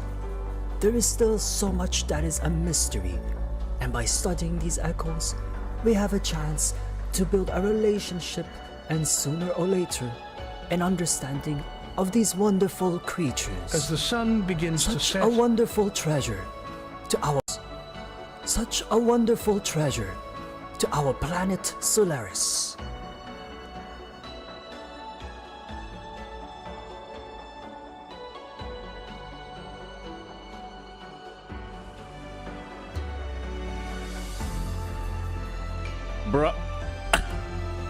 Bro's milking that runtime. Bro's milking that runtime. Holy shit. Bro's got like 50 seconds of credits. Milking it, bro. Holy shit.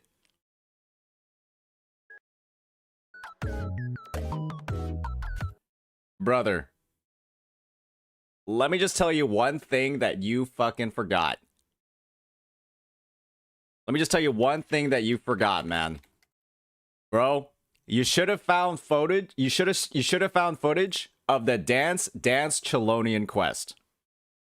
Okay? That is something that you blundered, my friend. Because you know what? I'm going to find some game. I'm just going to show you this real quick, okay? This is something that you blundered. This was a quest in Mount Firmament where you basically like fuck around with some tortoises and you're like saving them. Right? It like goes around, it like follows, it goes somewhere.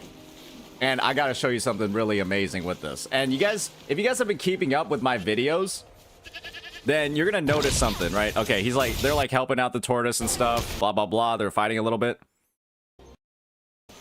And this is what you do at the end of the quest. And you guys might notice or recall hearing this before.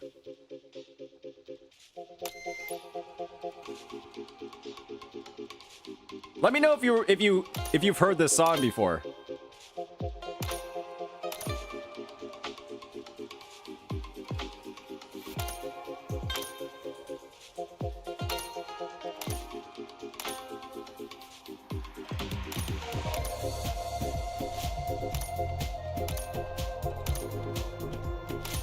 This is my outro. It's an absolutely banger freaking track. One of the best songs. One of the best songs.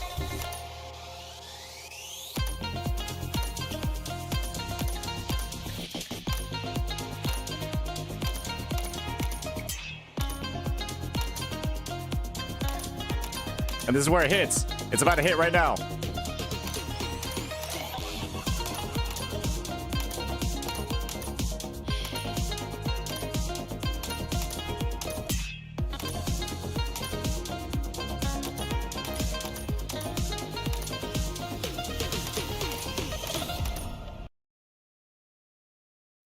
That's all I'm saying, ladies and gentlemen. Hey, bit of a miss there, but hey, it's all good. It's all good. Nice video, man.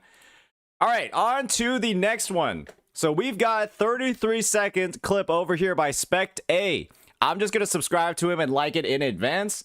Brother man's got basically 127 subs, but he's making content where he's actually drawing shit. So I'm excited to see what we have in store for this one.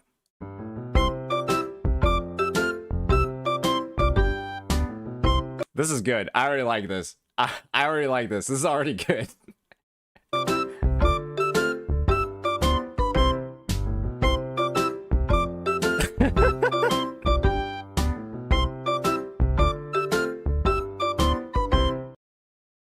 What is Calcara doing over there? And why does she have like an entire squad of people while Jinsey had like 3?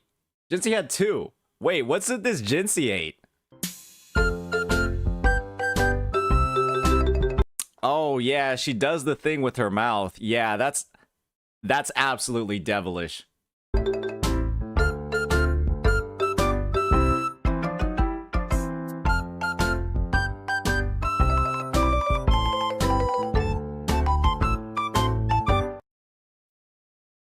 That was good. That was a good one. Excellent job, Specte. I think it might have been better as a short, but super high quality stuff. Loved it. It's pretty funny. One of the big problems that hey, shut up, Saint. All right, next one. We've got the Shin Arata channel, and this is actually one that seems to get a pretty decent number of views.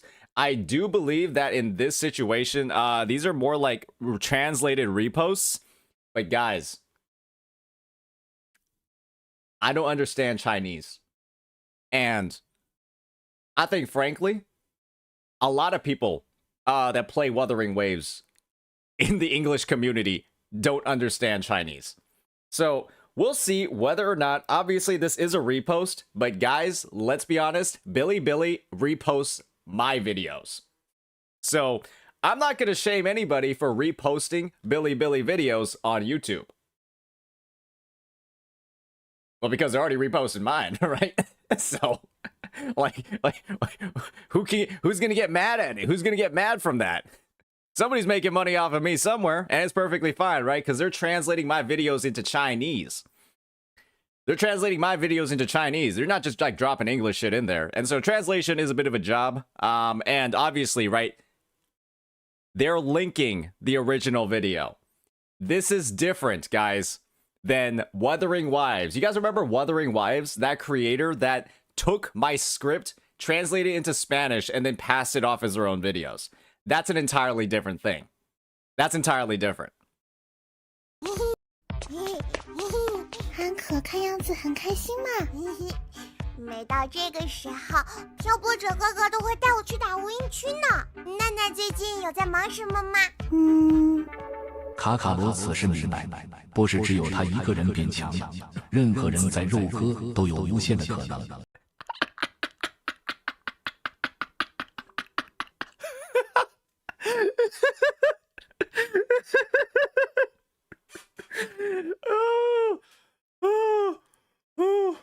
I think I've seen this in a couple of like CN memes.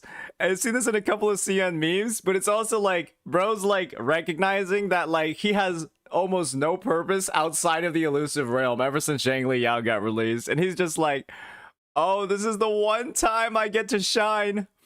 This is the one time I get to shine. It's funny. It's good. It's good. I'm glad it's translated. I think the translation is pretty good. Change your face to this? Hey, I fucking might, man. This is funny as fuck.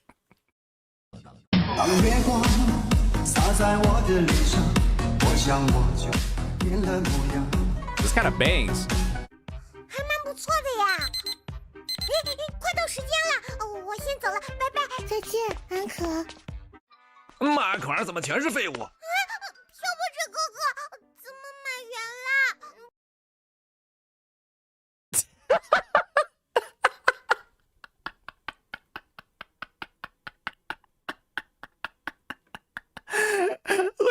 Look at what she's doing with her hands. Look at what Shorekeeper's doing with her hands. Oh my gosh, it's just like you've replaced me. I'm a basic attacker. I'm a basic attacker, but I am too.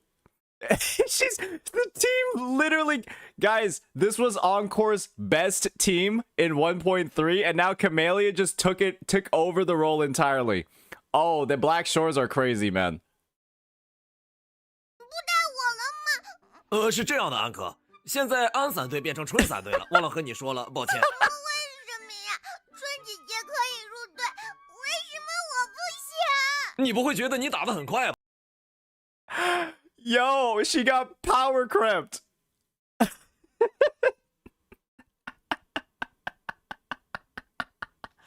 人家小春一套就能赚死一波，又爽又解压。再看看你，即使吃了散华的 buff， 没大招就没什么输出。 There's not enough damage output.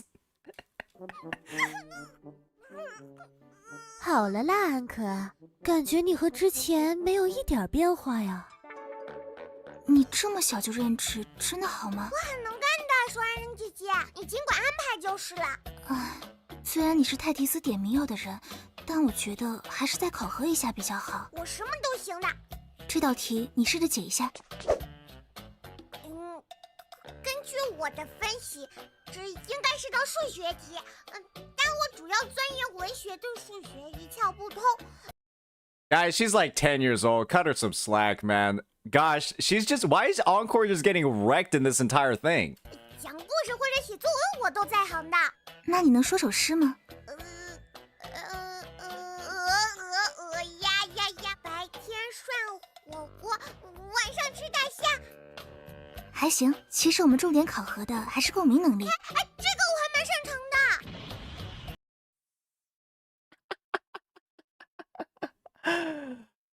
Wait, she just cast her liberation on the spot. 但先等等，安可，和你相比起来，我不太适合战斗，所以我给你找来了一位强大的对手。Oh dear. Oh no. Oh no, that's boss battle music. 优胜劣汰，这是自然选择。快回家去吧。Why is Camellia so evil? She's so evil in this. She's so evil in this. And then Sanwa hasn't said a fucking word. She's staring with like the smallest eyes and the smallest pupils. She's just like, I don't even want to be here. Sanwa has not wanted to be here this entire time. 川姐姐，你这个没骨气的人，占小孩子的位置，你偷偷把手爱人姐姐的鞋扔到垃圾桶里面，我本来还想替你保密。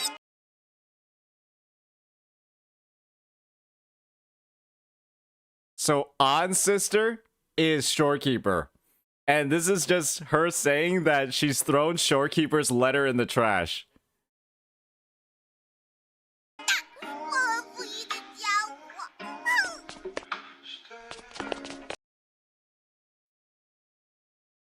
This is so good. This is so fucking good. Oh my god.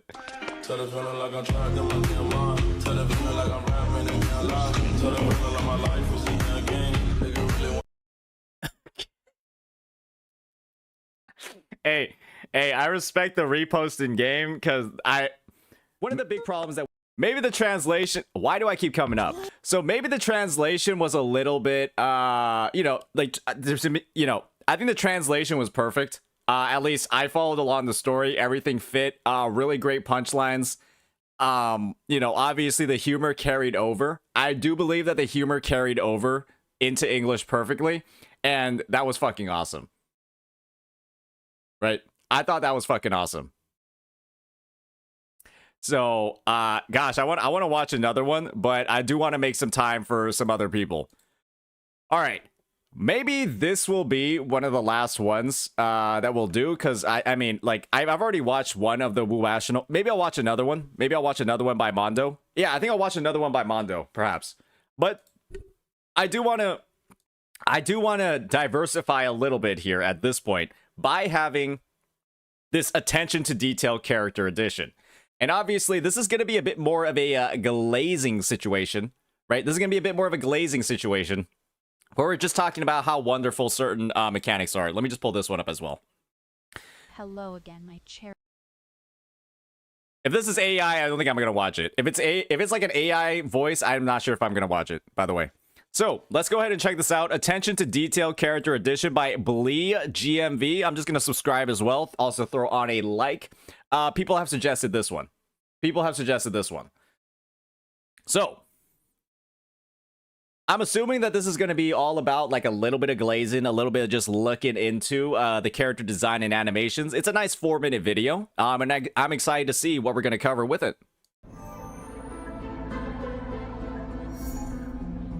Okay, this is like the Shorekeeper idol animation. The camera work is kind of nuts. How are they doing this?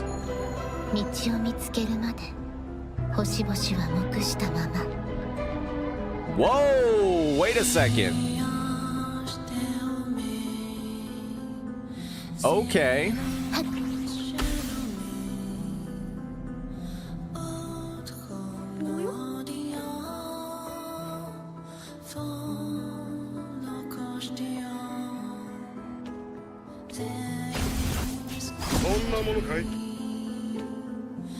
Okay, slow walking. Wait, what? She has a different walking animation when facing an enemy. I assume this is related to the lore in the character trailer where she speeds up to make tea. Interesting.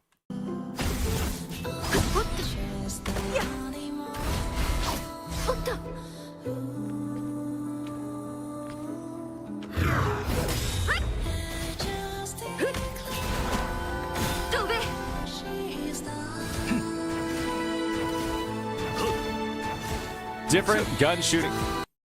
Hey, Genshin Impact. That's a bug? It's a bug? Maybe it's a bug. But hey, Genshin Impact. The game where every Claymore character has the same fucking heavy attack. Or they all don't have the same one, but like 10 characters will share one heavy attack.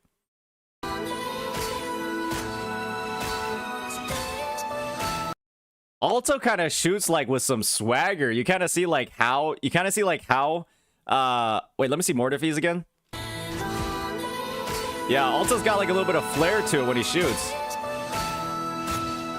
And then now we're gonna see Chisha. Oh, Chisha's a G.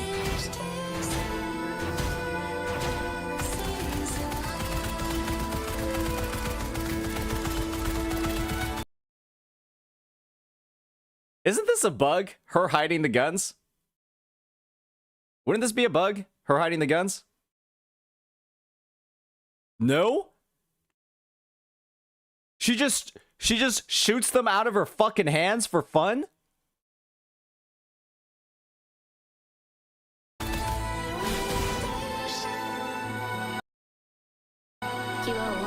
That's crazy.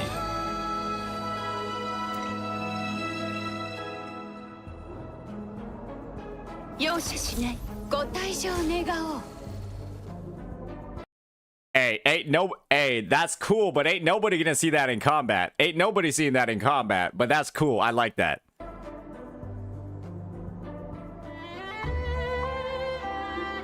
Oh, and then she goes back to the stank face right afterwards. All right, for sure. My queen!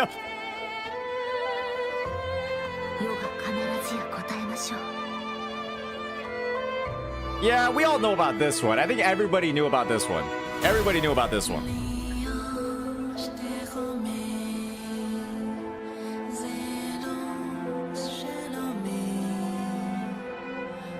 Alright, what's this Discord mod gonna do?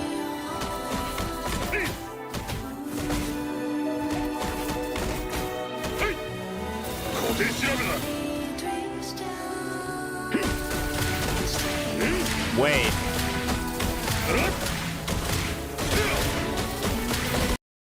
Why did they give him some of the best animations in the game, but like he does no fucking damage when he's on field? Bro is actually just popping the fuck off. He's actually popping off in every single one of his attacks, but like he does no fucking damage.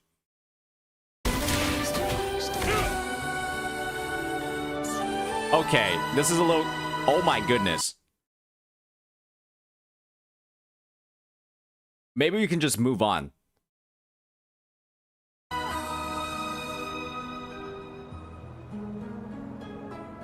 Okay, yeah, she loses her clothing. Okay.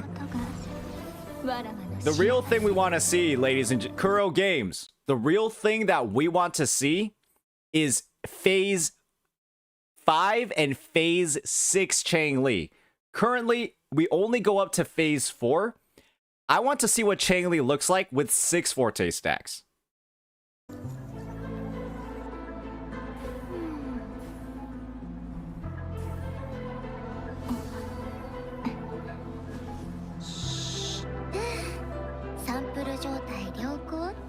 You can find that on other websites. Link me. Just kidding.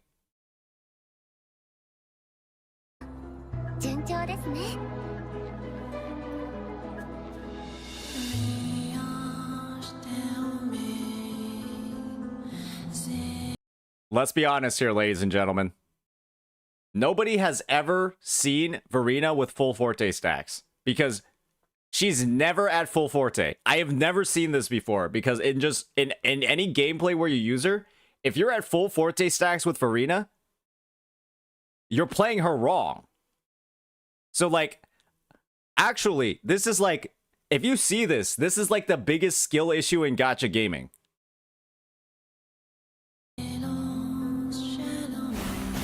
You should quit the game.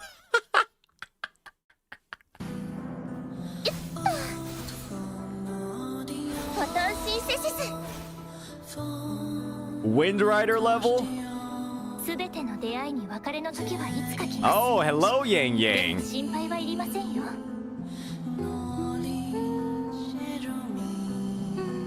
Similarly, Yang Yang should almost never be seen with full Forte stacks either because it unlocks the special attack that you should just always be using. So I've personally never noticed this. This is cool though.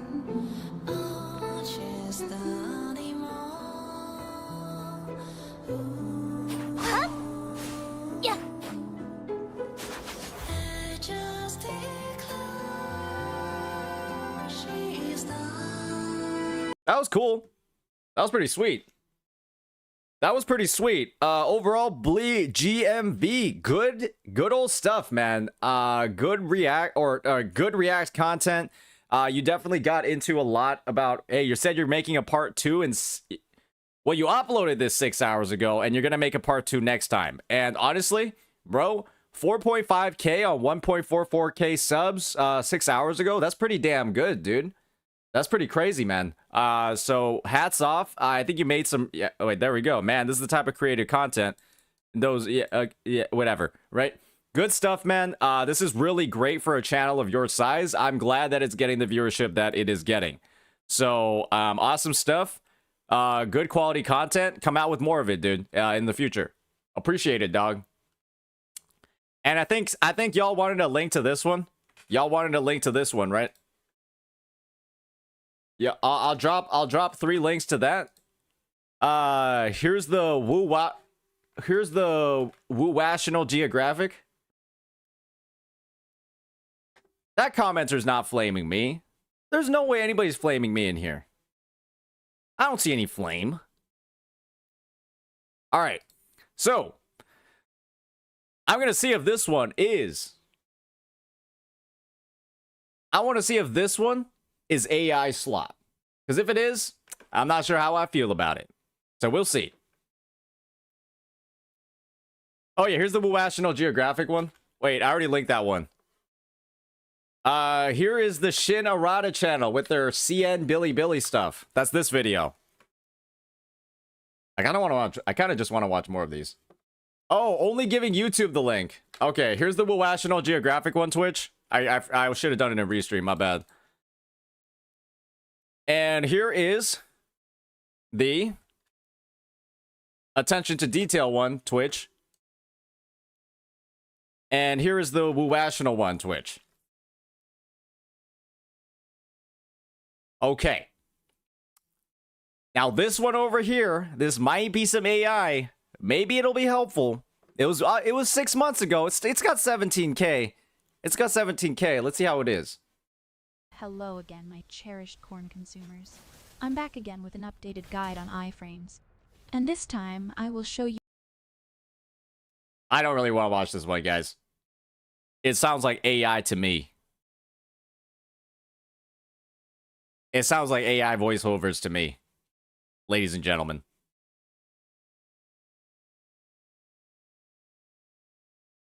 I'm not sure if I want to support low effort AI channels, right? Because what we wanted to do today, ladies and gentlemen, was recognize creators that are doing or putting in a lot of effort. And if you can't do a voiceover, right? It's not AI, it's AI. Which one is it?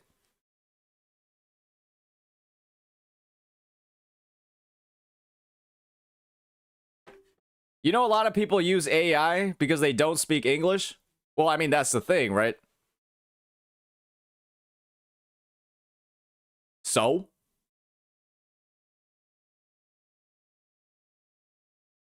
How would they be making the content if they didn't know English? How would they be making English content if they didn't know English?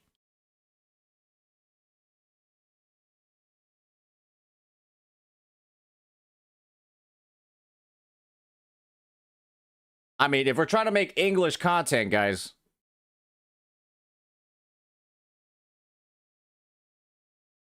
just talk with an accent, it's sexy. Yeah, I mean, it's like, you know, you want to, obviously, right? I'm not going to say that the National Geographic Hortoise guy, right?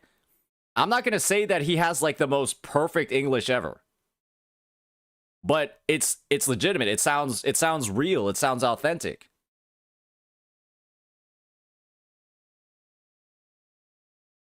One moment, I need to tell my mute friend she should stop posting. I mean, I'm going to be honest. I feel like content creation, if you're mute, is a little...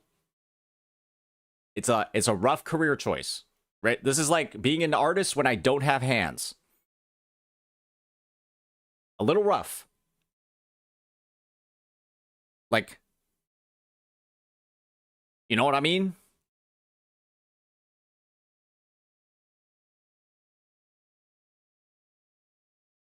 Bro, if you're scared, if you are scared, if you're scared of somebody recognizing you from your voice, that's a little bit much.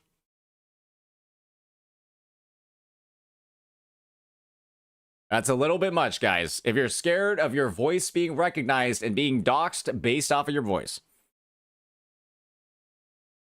Well, that's the thing, guys. What I'm trying to do is recognize creators that are producing high-quality content. And AI voice channels inherently are lower quality than pretty much everything else. Just inherently lower quality. Let's be real here.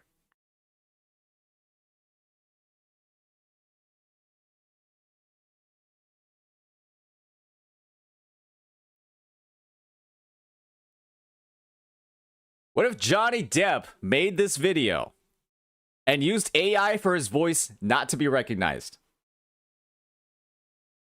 Yo, I have a new cryptocurrency coin that I am very interested in selling to you, my friend, because me too. Me too. All right, I'm going to give it like 1 minute. Hello again, my cherished corn consumers. I'm back again with an updated guide on iframes. And this time, I will show you everything I know so far. Everything. But before we start, I have a special thank you message to my corn-consuming subscribers at the end of the video. Alright, let's get back. Guys, the voice sounds pixelated.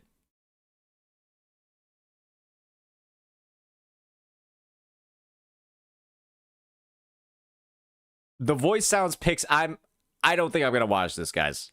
Can you guys link me something else? Can you guys link me something else? I don't watch AI content like this.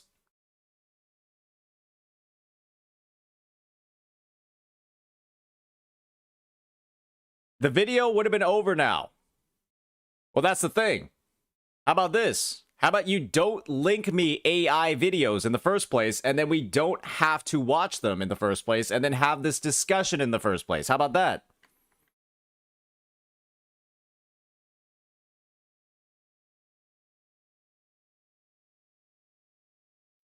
Did you guys think about that one? All right, here's a Blender animation 10 days ago. I'm interested in this one.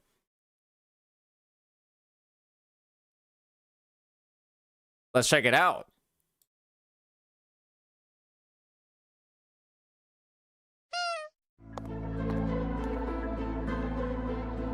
And guys, it's not even necessarily about it being AI.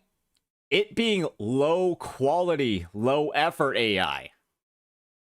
It's also that.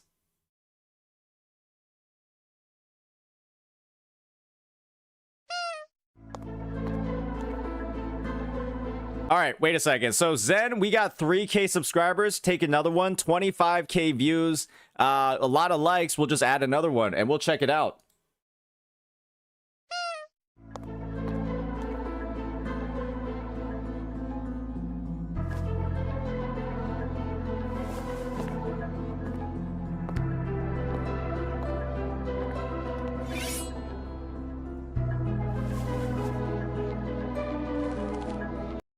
Guys, this is all done in Blender. And if you guys are aware of how Blender works, this is not easy to do.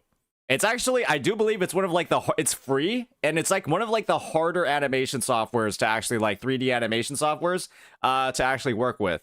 There are probably a lot of people in chat that have seen Blender animations that are, you know, a little bit spicier than this. So keep that in mind.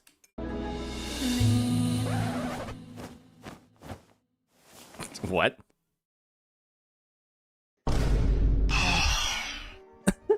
I miss my wife, Tails. I miss her a lot. I'll be back.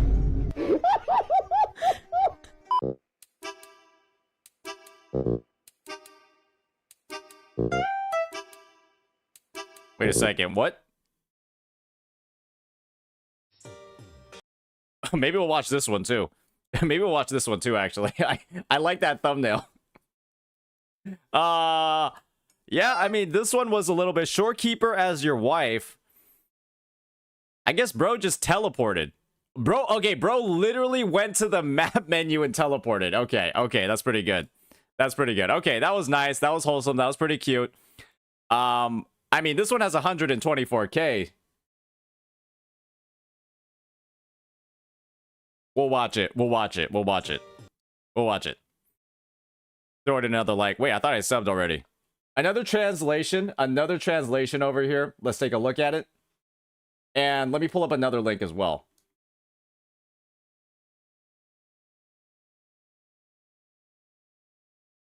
This one's good. Funny ass. I bet, man.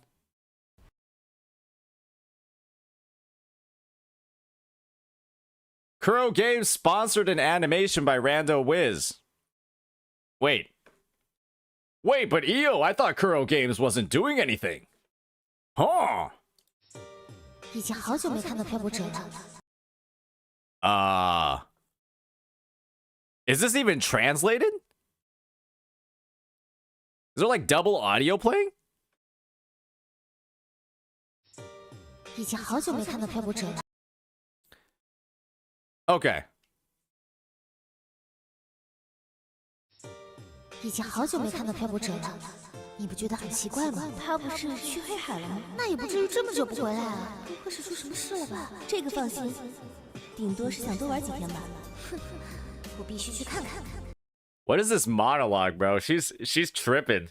She's trip. Oh, the double audio is thoughts. Gotcha. Okay. The echo is for like when it's in her head.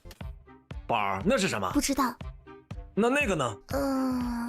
不知道。那个呢？不知道。算了，不问了，马块儿。别呀，有什么不了解的就问嘛，我都可以回答的。那个是什么？不知道。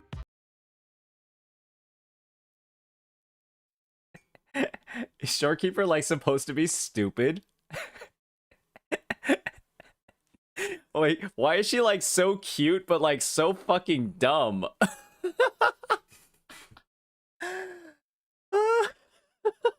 I don't know. 那个呢？不知道。我就知道。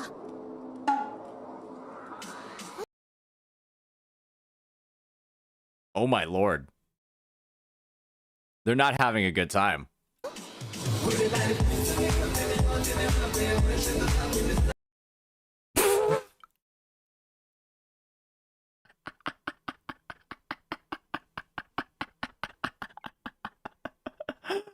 Oh, that's good.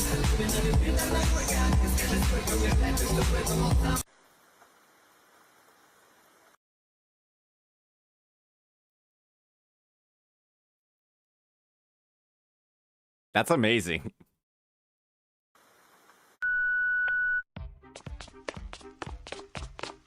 嗨，安可，漂泊者最近抽完限定时，开始给大家发歪出来的频段了，看看你的共鸣列，快！啊，都过去3个版本了，你怎么才1练啊？前面的让你管！你有比我好到哪里去吗？哼哼，那可比你好太多了。Huh? Is that S6? Yo, that's nuts. S6 John Shin is crazy though. She's broken there. How is she already like that in 3 versions? 那也没见你入选编队啊！去参观一个。你的专武到现在不也是借用别人的吗？我看你离仓管也不。This is a reference to String Master. Oh shit. I'm blocking the subs? Wait, let me move that then. Sorry, guys. Sorry, guys. There, is that better?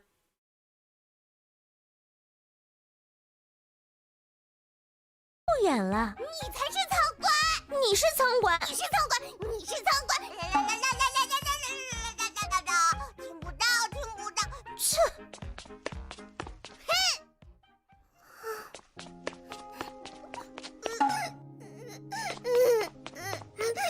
怎么又哭了？娜娜，连剑心姐姐都快满脸了，你看我现在……哎呀 She's so sad. 一样嘛，来，送你一朵小花花，要开心呀！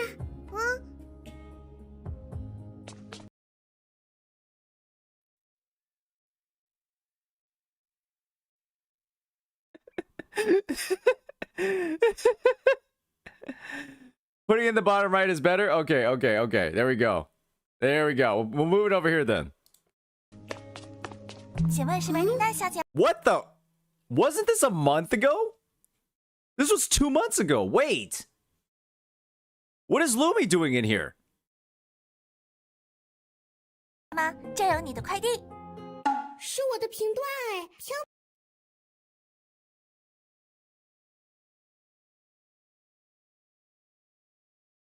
我这寄过来的。恭喜你啊，奶奶。放心，我不会主动用的。说好了，我陪你一起。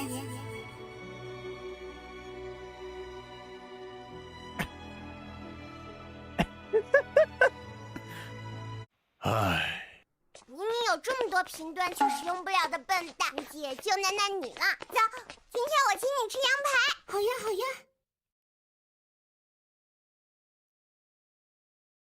Oh my fucking god.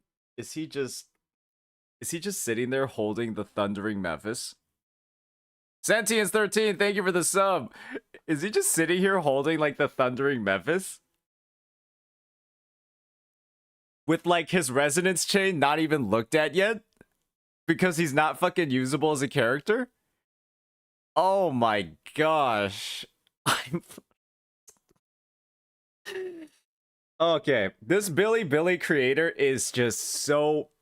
Bro fucking hates Encore, and he hates Calcaro. He hates both of these goddamn characters so much, it's crazy. This is...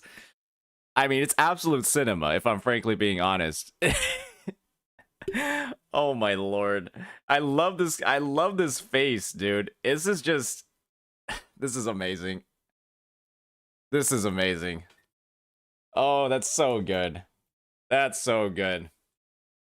All right.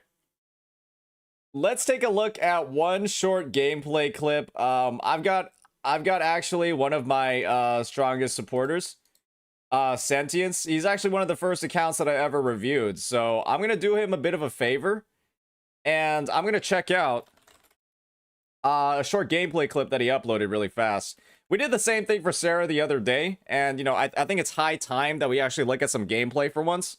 So we'll do that real fast. It's a nice short 3-minute video. Bro is soloing on Jeja. Bro is soloing on Jeja real fast. We'll take a quick look at it. What's the sequence note on this, buddy? What's the sequence note on this, buddy? Wait, you're actually not doing any fucking damage, though. Wait, how do you clear this? Do you clear this in the time limit doing this little damage? This is S6R5? Actually, maybe the damage is good. Wait. Does she have, like, more uptime on her abilities?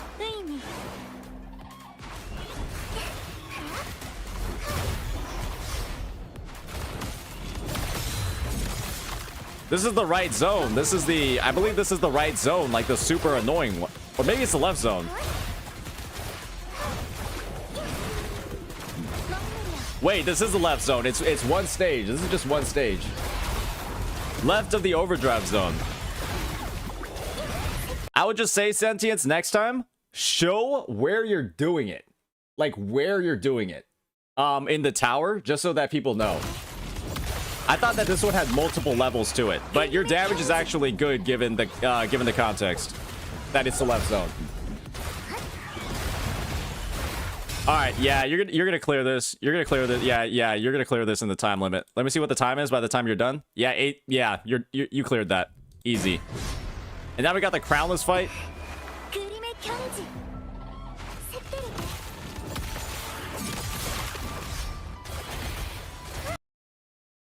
Okay, Mikroy, I don't think you seem to understand what I'm saying. It says right on the screen. Yeah, do you know what... if you see Resonant Tower, do you know which side that's on? Like, I don't remember which side the Resonant Tower is on. That's what I'm saying. Like, oh, I know it's the Resonant Tower, but, like, I don't know if that's left, right. I think most players wouldn't know where it is.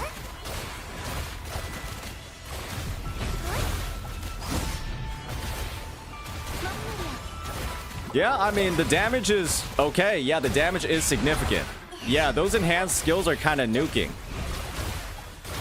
42k on each one. Yeah, that's pretty good, man.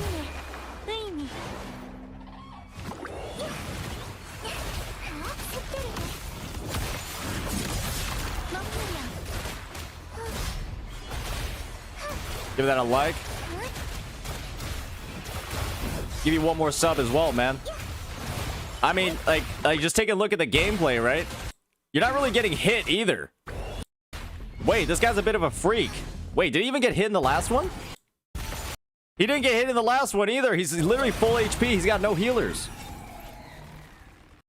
Hey, he's S6R5, but he's actually good at the fucking game. It's a whale that's good at the game. Hey, that you don't see that very often, guys. Whale gamer that actually is just no hitting it. Right? He's full HP the entire time. That I didn't even notice that. I don't think anybody noticed that. Hey, that's wild, bro. Oh. Wait a second. I guess I spoke too soon. What did you get hit by? What did you get hit by?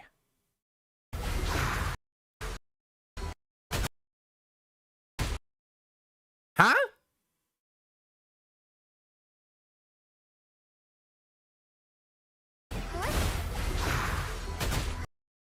Oh, I mean, yeah, I guess that's what fucking hit. What? Those are tiny. Look at that.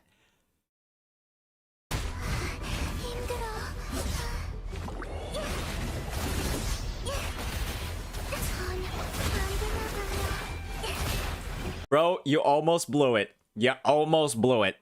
You almost blew it. Actually, though, two hits almost completely destroyed you.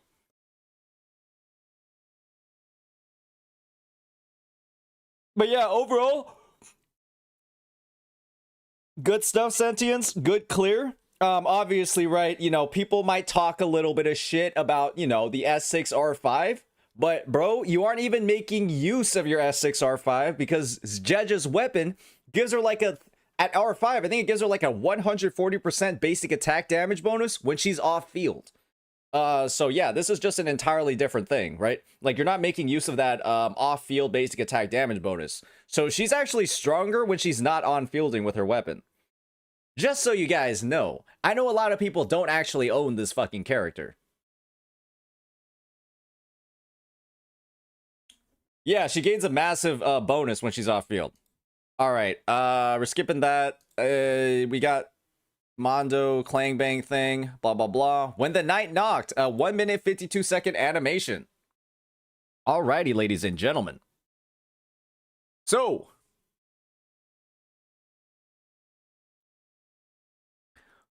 with this, we have now got a really cool animation by Rando Wiz. Bro probably doesn't need any more subscribers, but he actually got commissioned by Kuro Games to do this. So, obviously, right? Guys, this is what it looks like when a sponsor puts an effort into the content that they're making. I think we've seen examples of when sponsored Kuro creators don't do that. So let's see what it looks like when you bring your A game.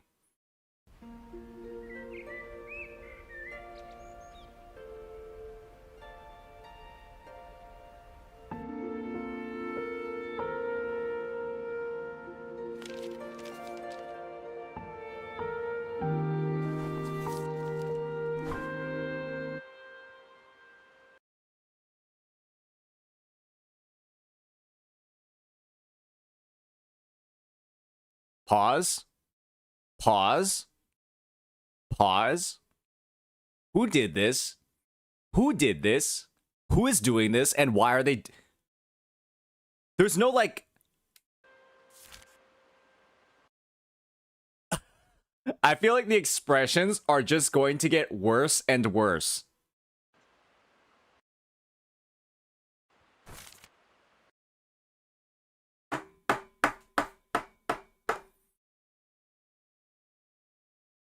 Why does she look like that? Why does she look like that? Why does she look like that? Why does she look like that?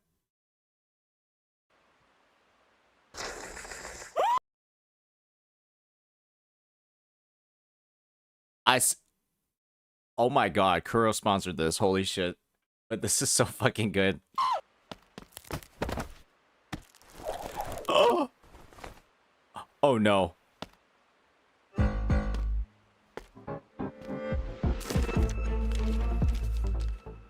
Oh my god.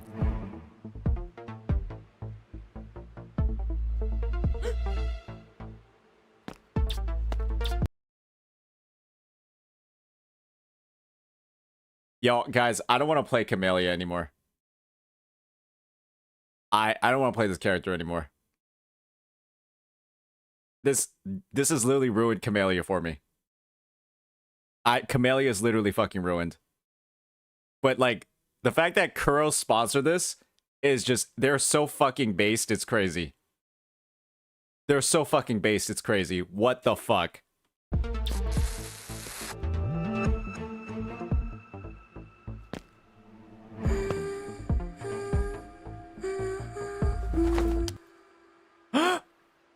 Saved! Saved!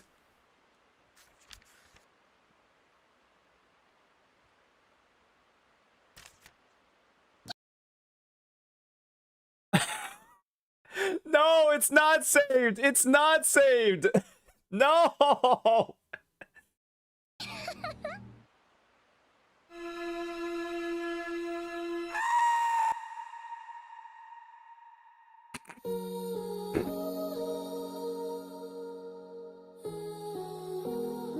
Oh no.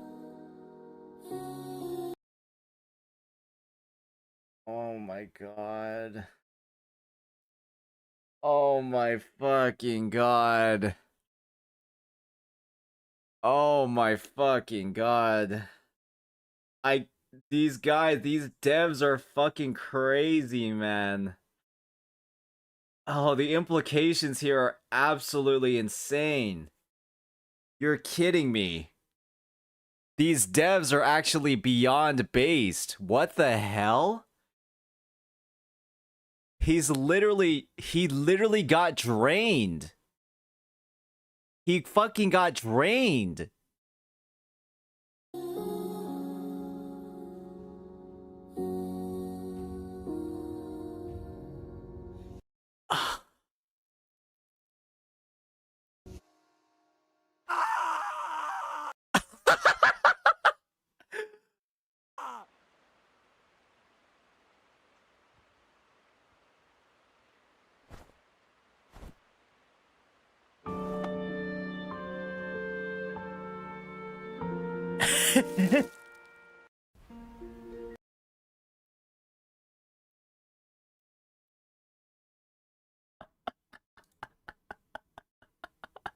Wait, so did it happen or not? Did it happen or not? I don't know anymore. Did Shorekeeper just heal him? Did she activate the Stellar Realm and now he woke up and it's okay? He got revived by Shorekeeper's passive? The one with a 10-minute cooldown? Hey, that's a 10-minute cooldown is... Alright, that's diabolical. I don't even know what to say about it at this point. This is fucking crazy. This is actually crazy. This is ridiculous. This is nuts. This is insane. Oh my fucking god. Holy shit. Yeah, I don't care if you have this many. That was... The PNG fade transition from full grapes to dried raisins is peak visual comedy. It is. It fucking is. Holy shit. Oh my lord. That's so good. What do you guys mean Wuwa content is bad? This is good. This is fantastic. Alright. We've got another one. We've got another one coming up. This one's in complete Japanese. We've got a Rex video as well. Okay. We'll pull that up too. What is this? Alright. What else? What else we got here? What else we got here? One of my favorite ones. All right, I'll check out what one of your favorite ones is. All right. Wow. Okay, this has pretty good views too. All right. So we'll be playing this one next. I'm going to go to the bathroom real quick. Oh my gosh. Sentience. Thank you for the 10 gifties. My man. Goes from a no-hit Jedja run to a no-hit sub run. Hey, appreciate it, dog. We're at 71% now. Hey, love you, man. Thank you. All right, I'm going to be back. I'm going to be back taking a piss. Be back in a second.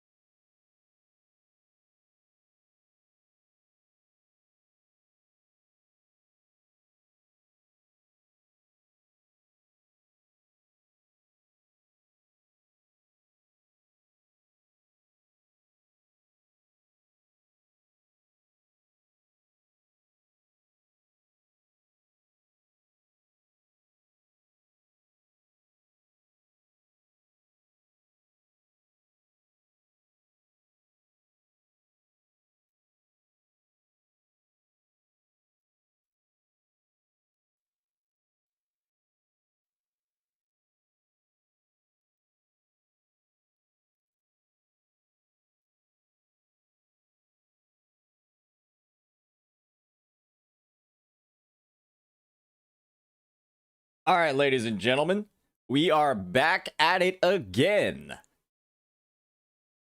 Why does everybody keep talking about me not washing my hands or needing proof about it? Zen Ozen, thank you for the sub. Appreciate it, dog. Bro saw the vid and went to Goon. So did you, buddy. So did you. Don't even play. This thing's in Japanese, so I'm not even going to try to read it. I think this is in Japanese. I'm not sure if it's in Japanese or not. I'm not going to assume. It is. Okay, very cool. So, let's see what it is.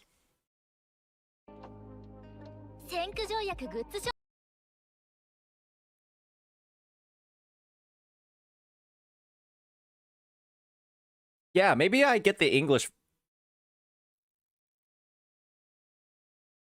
I guess we're going to auto-translate it, ladies and gentlemen. I guess we're going to auto-translate it. And let's hope we can understand it. All right, Tsuba, good luck, man.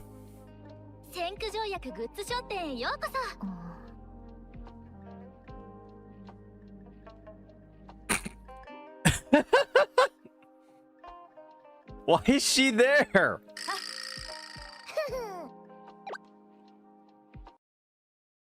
Okay, guys. I don't think it says fry. Do we still try to watch it even? Can somebody translate this into English? Guys, like, we need some way to translate just this animation into English. Like, I feel like there's a lot of great stuff here, but If it just says fry, that's a bit of an issue, right?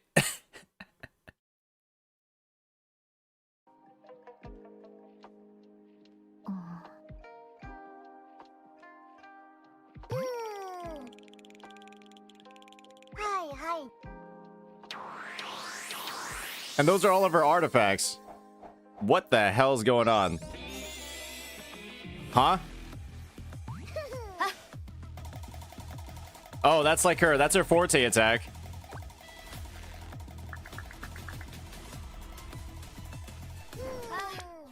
Whoa!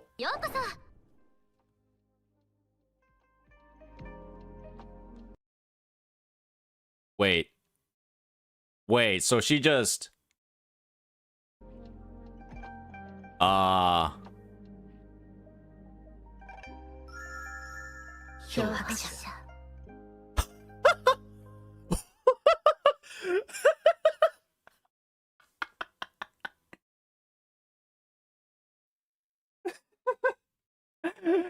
They knew! All three of them knew at the same exact time! Yo, we haven't seen this guy in a minute!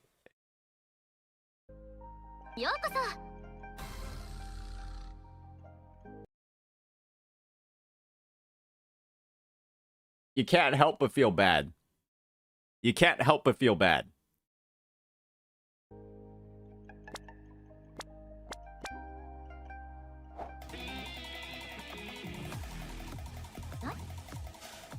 Oh, you know what she's about to do now. You know what she's about to do now.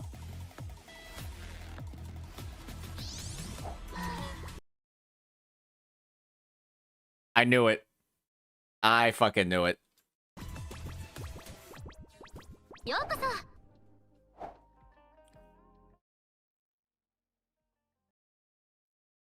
Why is she leaving him out? Why can't he be purchased too? 先駆条約グッズ商店へようこそ。ねえ。いやー、何それ。捕まったら言いなりになるゲームなのかな? Look how sad Jinsei looks. She's so sad. Oh, he's a wanted fugitive. That's why he won't be in stock. But you can just take the magistrate and put her up for sale? But taking the magistrate is okay. That's not a crime. Interesting. Okay. Laws here are a little bit interesting.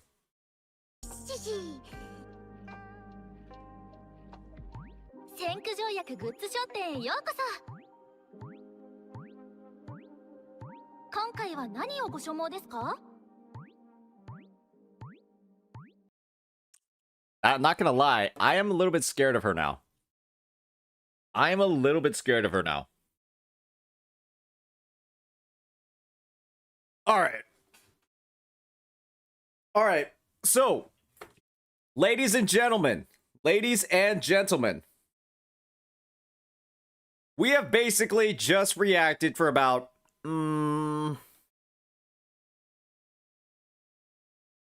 We just reacted for about an hour at this point. And so what I want to do is, I think we'll call it for now. I think that we will call it for now with this react. Because, you know, we've looked at a bunch of stuff. We looked at some of like the bigger creative creators, and we've looked at some of the smaller ones. Let's go ahead and perhaps we'll save more of those links for something next time. I wanted to actually take a look at some other stuff by Stjorg, actually, at this point. He has a really interesting video, and what I wanted to do was actually hone in on one of the dynamics that he's talking about when it comes to the Wuthering Waves community. He actually had a pretty interesting video. I pre-watched it, and I think it's a good bit of thing. I think it's a good sort of like mind piece for us to think about as we are going into, okay, yeah, Dino, I'll take a look at that as well. Let's focus more of this on like Wuwa as a whole, and then maybe like some viewer gameplay. I know viewers always want the opportunity to show off their gameplay, and so we'll make some time for that as well.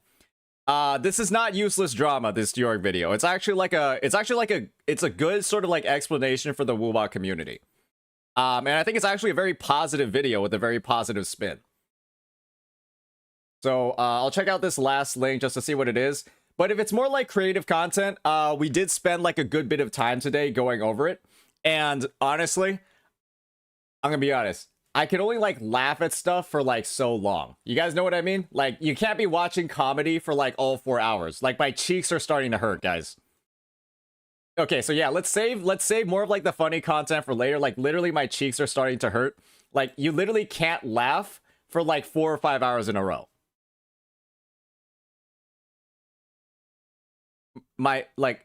Okay, you guys are a bunch of fucking freaks. You guys are literally freaks. Like, what do you mean, what cheeks? I said laughing. Are you guys, why would the other cheeks even be involved if you're laughing? Oh my god. You guys are freaks. You guys are literally freaks. Oh my gosh. Okay, so this is a video by Steorg.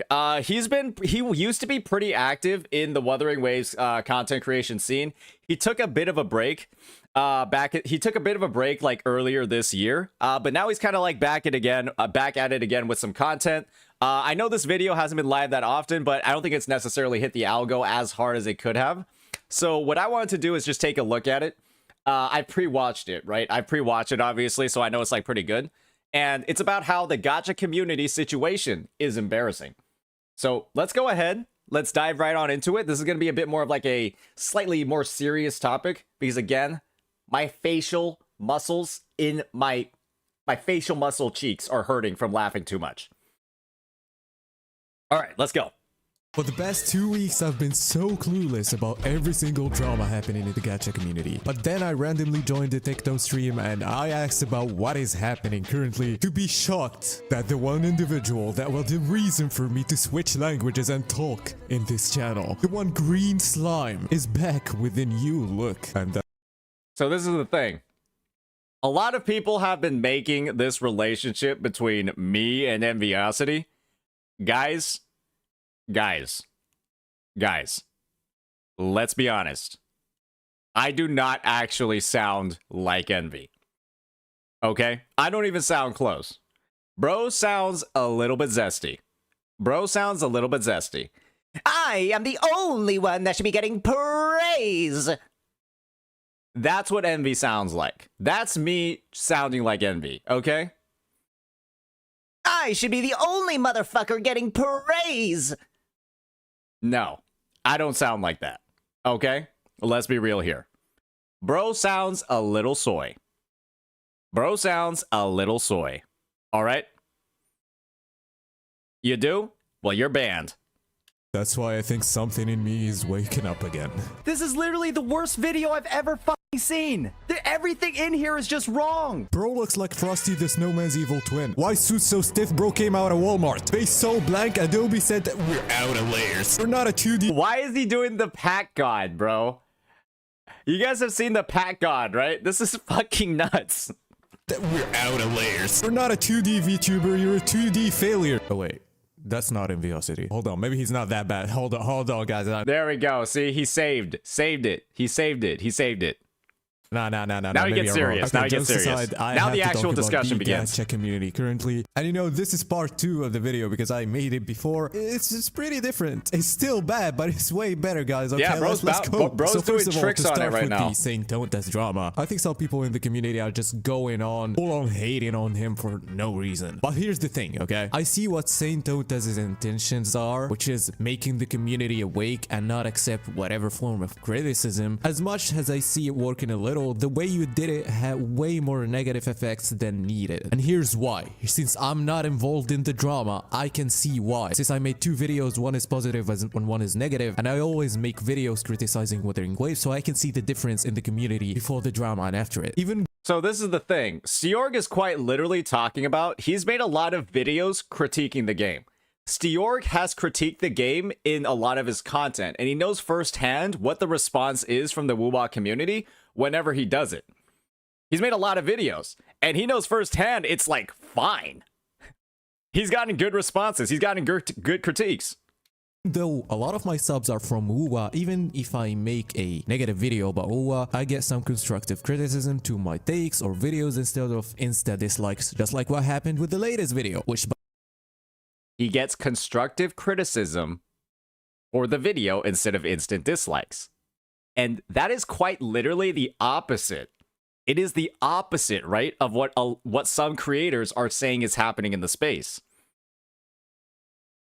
Guys, it's good. It's fine.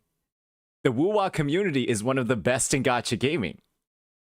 by the way, it's like 12% or something like that. It's not that big. But the problem is not here, is that you have to realize that just like you helped some people check the facts before taking criticism, you also empowered some retards to go and use the argument the game is 7 months old in any scenario, or the arguments of it's a gacha game whenever I compare something in it with any tiny thing in a AAA game. I hated people. So the argument that the game is 7 months old, I think, is mainly related to the idea of endgame.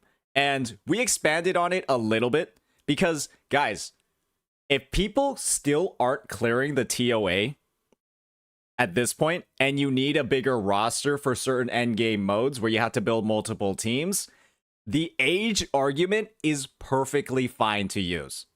It is literally perfectly fine to use. Because we talked about the PGR endgame modes, right? The ones that have that require 3 teams, 9 characters, and have attribute synergies or damage type synergies. How can you do that if the characters aren't in the game with the roster? People like that in the Genshin Impact community, and we don't have to do it. Okay, his account is completely fucked though. Why is this static miss level 70? Here. Now the good thing is, it's still under control. I got so many good comments and so many good criticizing comments, and not gonna lie, I like my YouTube comments. I always bring more extremes to war and get something in between. But the thing is, it's not something that crazy, okay? I think that Saint Dotas is just new to reacting. He got some reality checks from different content creators, and yeah, I just said my piece here. And that's why I have to say that nobody in this scene currently hates anybody, I think. We might have some disagreements, but there's no hate. I like the Saint. There's no... Guys, it's just like, hey, don't upload shit content and you won't get a shit response, right? We've established that. Test counted a lot. And also, that's why we have to talk about the other things. I think the community is just in war for no reason. Just look at us. We were randomly chilling in a Tectone and Pokey stream. I missed this because I was hungover. So my apologies for that. I should have been on here. My bad. Like 10 people chilling at the same time and just talking and having fun. The community is so different than before, and the thing is, we can have disagreements, but nobody is a bitch that's just gonna cry and not defend his points or try to understand and change. I think that's what's happening with Saint Dotas. He's just improving over time. But the only problem is some people in the comments that do not understand nuance, and it still exists in the gacha community. All I want is we have to see less blind defenders for Kuro games and Hoyoverse, you know, as always. I mean, what I would love to see is somebody with a video of where you can cite examples of blind defenders of Kuro games. That's actually what I want to see. I think that would be interesting content to see whether or not that actually does exist. I'd like to see multiple examples of it and how the dynamic works, because everybody talks about the blind defenders of Kuro games, but where is it? Where is it though? There might be some, but I rarely see it. I see your comment, Aoki. I'm just like, where is it though? Proof? Proof? For me, I'm just chilling here, which is creating a really comfortable space, guys. The fact that you can criticize a content creator and not get too much pushback from people, and maybe even get a reality check from other content creators, or no, it's just not one-sided like it felt before. It feels fair, you know? It feels fair. Which is, yeah, it's still embarrassing for some people to just keep on going and hating on people or just defending a company for no reason. I still... Proof? proof? Receive those weird ass messages just because I said that Wuthering Waves is cool and doing a good thing and it's a wake up call. Just receive some messages and emails saying, holy shit, your game is so bad. Oh, okay. He's talking about Genshin and Hoyoverse players telling him to go do something in Minecraft for talking good about Wuwa.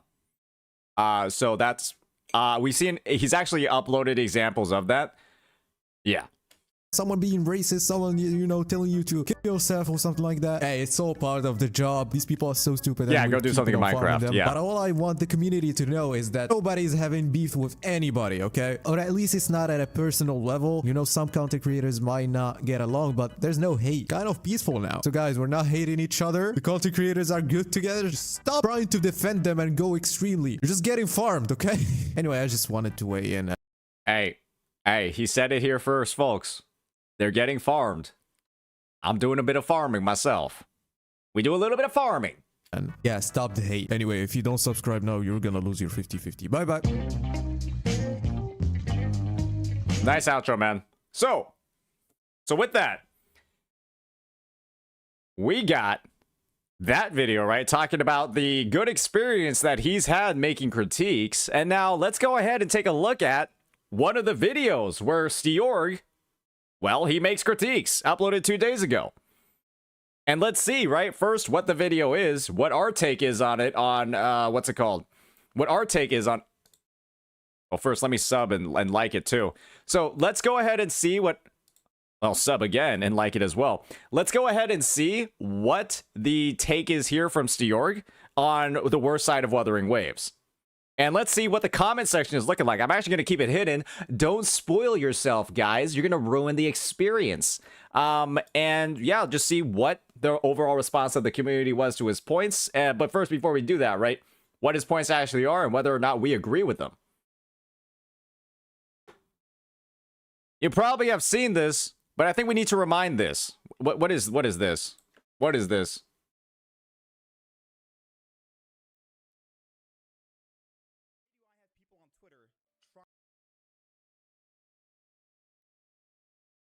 I mean, all right. How about this, guys? It's been... All right, I'll show you guys what enviosity actually sounds like, all right?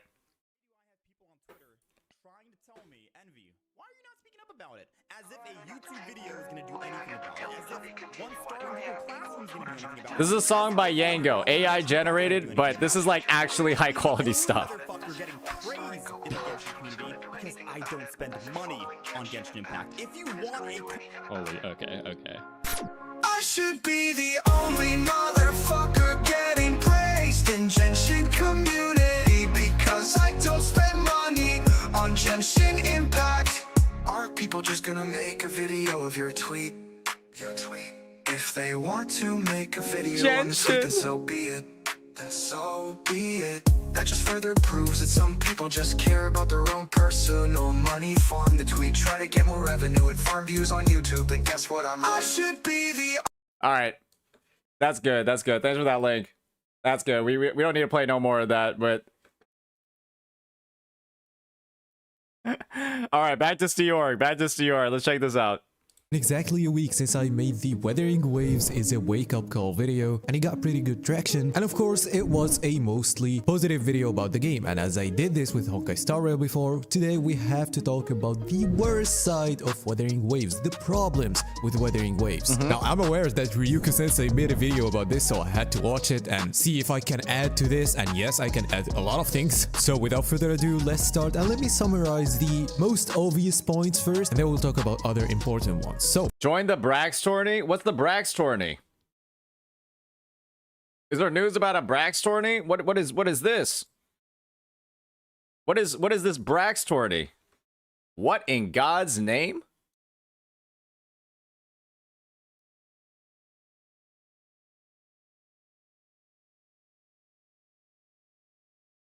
What the fuck?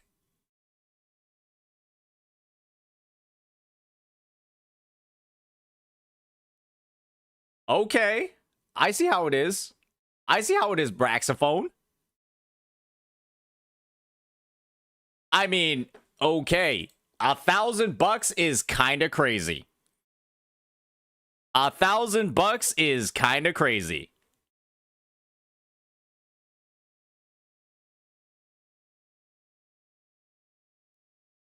What do I write here? What do I write here? Should I just quote Cassante?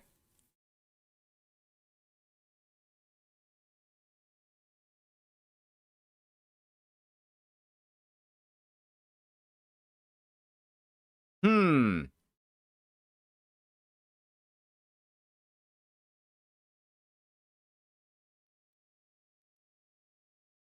Is that good? What should we write here? I'm not gonna write the full fucking copy paste it, guys. That's crazy. This tournament seems like a bait. How would this tournament seem like a bait? Won't Rexland just get it? Maybe in a solo tournament. I don't know how good that guy's I don't know how good crispy his rotations are. All I see is his solo gameplay. How crispy are his team rotations? Rex will not bother. Hey, if Rex isn't in it, I'm down.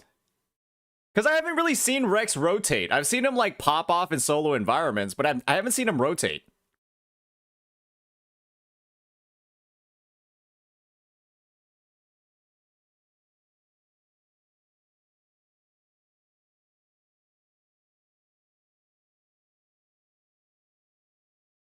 We'll just do that. We'll just do that. All right, I guess we're entering that. That seems like a bit of fun. Great way to reunite the community. Great way to kind of like do this. Plot twist, Brax is doing this so he can see rotations for different teams in WoWa. Hey man, if it improves, like the quality of his stuff, man, like I think only good can come out of this. Right? That means he might be able to put in like some crazy crispy shit. I'll get to show off the best Camellia rotations in Gacha gaming, man. Spy on his skills? Perhaps we shall. Perhaps we shall. But yeah, that Brax tournament sounds like a good bit of fun. Hopefully he does that before 2.0. It might be a great way, right, for like a bunch of creators to get back into the scene. And go from there. I hope the tournament is with not your own accounts. I hope they use equal level accounts, because otherwise, if somebody has S2 Shorekeeper, they're just going to be blasting this shit out of the water, right? And obviously, Shorekeeper is a character that you typically want, like, all the time.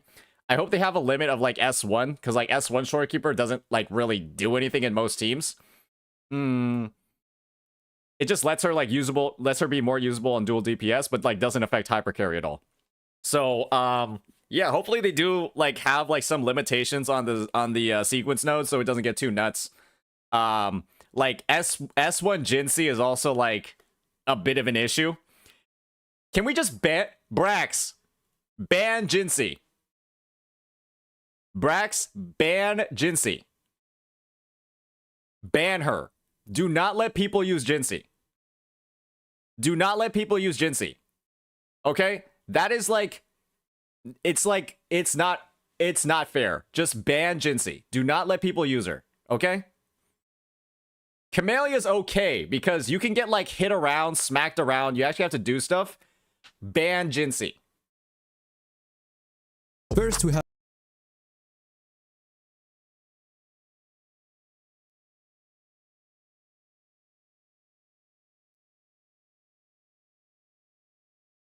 Lavender Lady. Why would we ban Gian? That's not very cash money. Why would we ban Gian?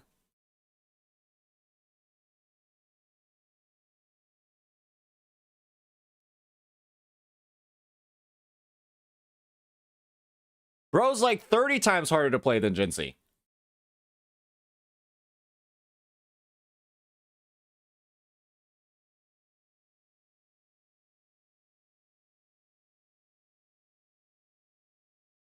You want to know what this deserves, ladies and gentlemen?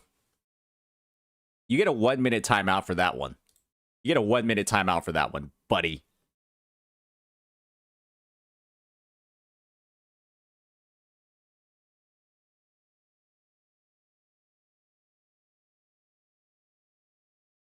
Gian, closed beta rotations only. That's 30 seconds.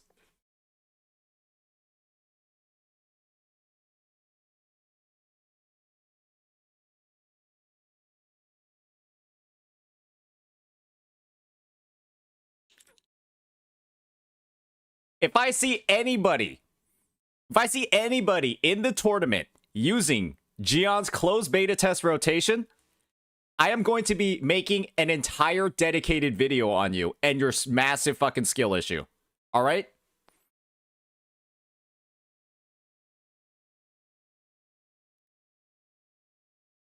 Ban double Qinglong? You're getting a 1 second ban for that one.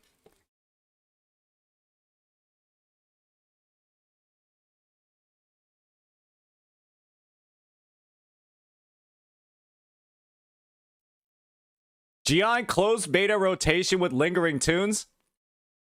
All right, that's going from 30 seconds to 1 minute.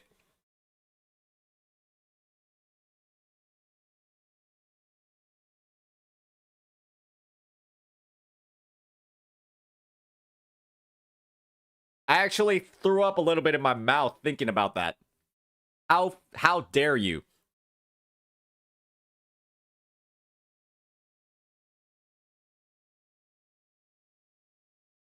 Ban Arrowset and Mortify. That's a $5. Ban Calcaro. That's a VIP.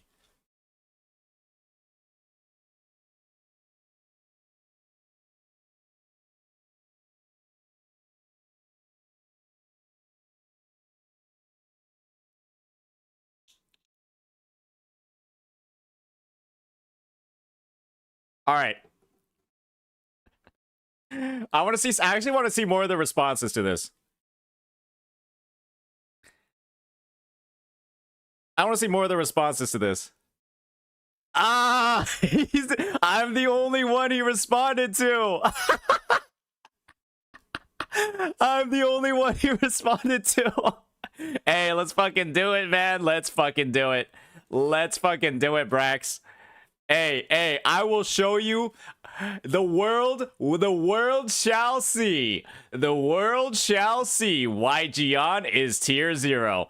The world shall see why Gian is tier 0, ladies and gentlemen. They shall see. They're gonna learn today. They're gonna learn today.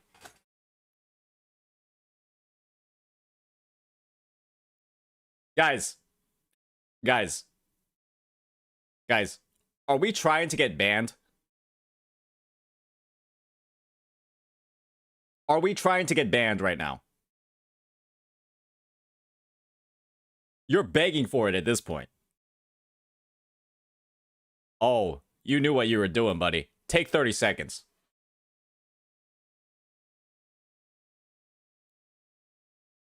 Blue Stellar Realm only. That's a minute.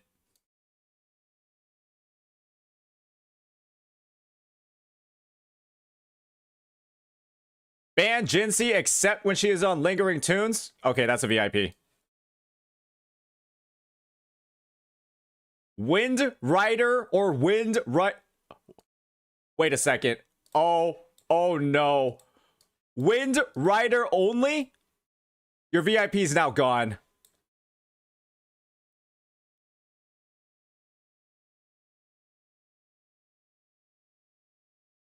That's 30 seconds too.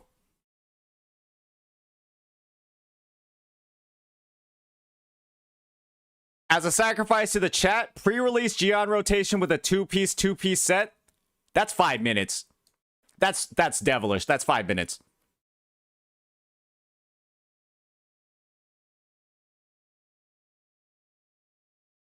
Naked Sanhua only, VIP.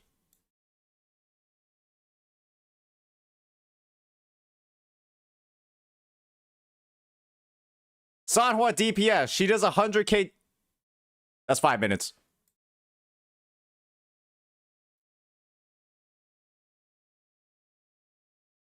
Gian with 44111. How is Gian going to 44111 when there's only one arrow echo? That's a forecast.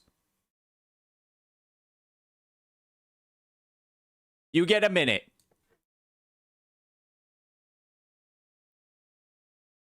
You're gonna run 2 monkeys?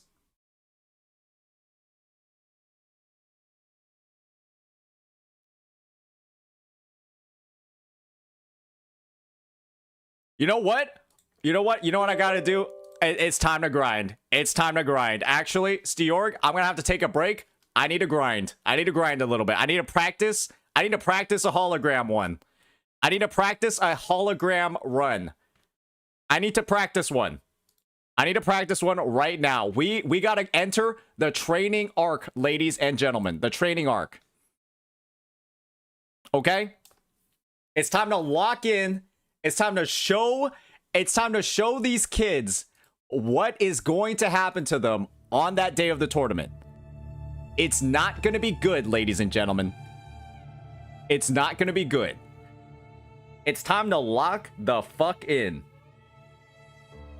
Do we even know which... Hey, fuck it. I'm going to practice. I'm going to start with the hardest one first. We're going to go for Glizzy Rider first. Okay? Glizzy Rider first.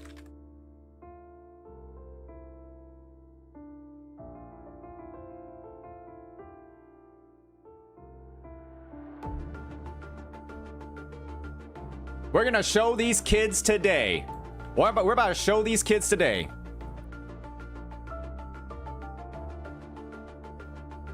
And you know what? I got to adjust the stream title. Hey, we're going to be doing a training arc stream, boys. Every day this week is going to be a fucking training arc. Oh, we're going to be grinding these holograms like there's no tomorrow. Oh my goodness. We're going to show these kids today.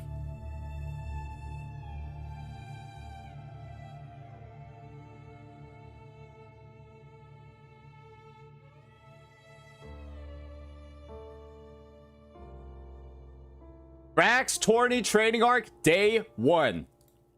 Boom. Boom. And we're going to change it on YouTube as well. Brax Tourney training arc day 1. Let's do it. Let's do it. Let's get it done. Let's get it done, ladies and gentlemen. Brax Tourney training arc day 1. Boom. Let me see if I have a thumbnail ready. If I don't, whatever. Whatever, man. I don't care.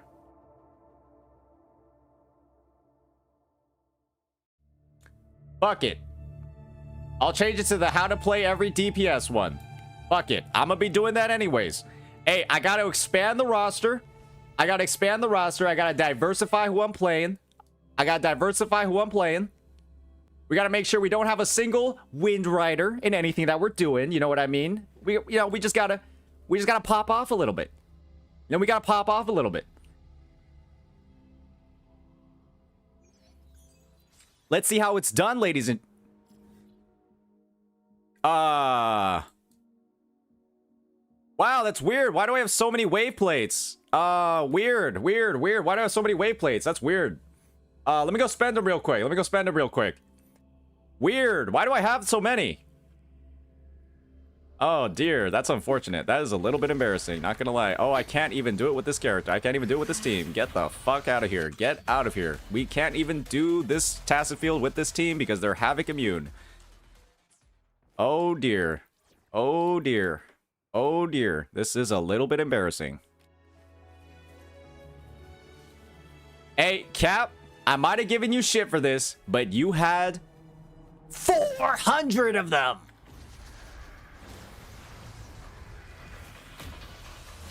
Stay calm. In war with time. I have 90. You had 400. There's a big difference between the two, ma'am. Let the bullets fly. Tell truth on the side. Ready for battle. Fear no more. I should just quit the game. You're right. You guys are right. I should just quit the fucking game.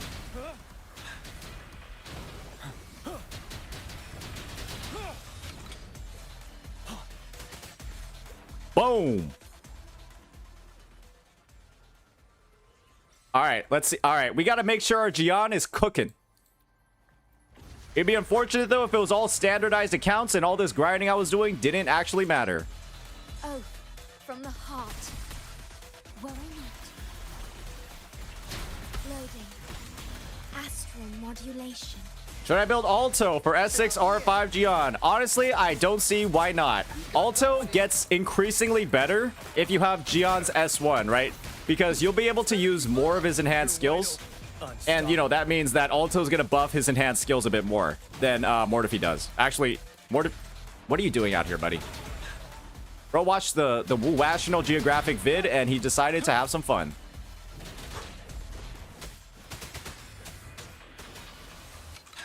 Use Sarah's account?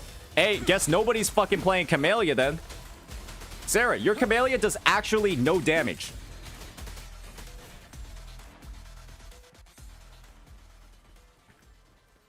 I saw Brax using it, and I was like, honestly, half the problem is the fact that this Camellia is critting for about 100k. On Ephemeral. The Ephemeral's doing 100,000 damage. That's like half the problem there.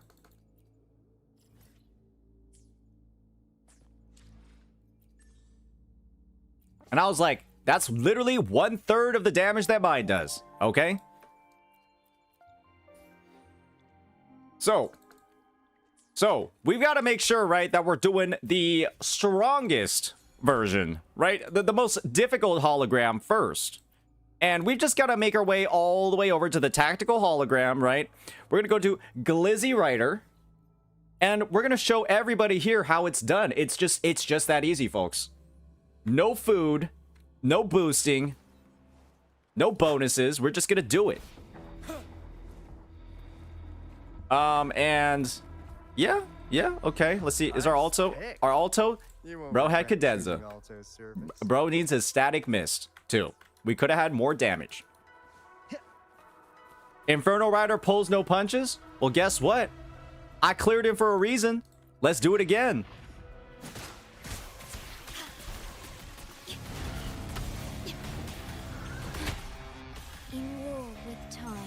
Let's see it, buddy. What are you gonna do?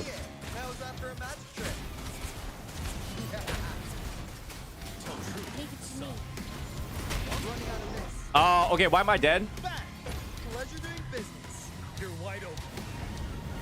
Why did you miss your intro skill? Okay, that Wind Rider is literally not my fault.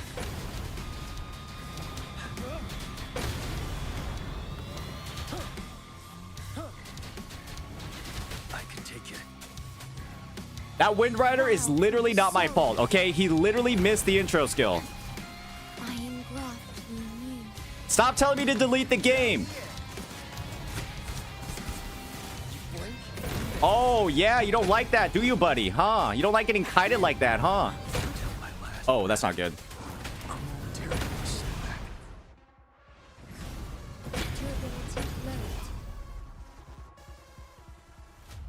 It's a warm-up run, okay? Stop making fun of me. It's not that funny.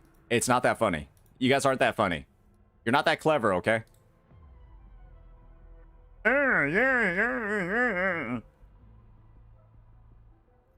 Shut up.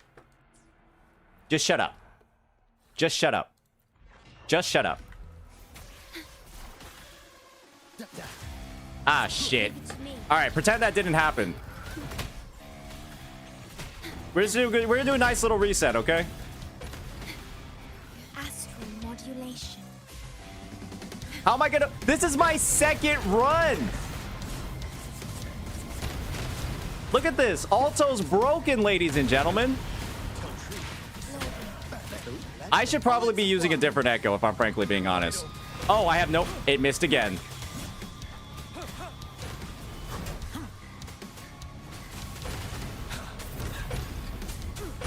Oh, I'm getting my ass fucking obliterated. Okay, we're gonna...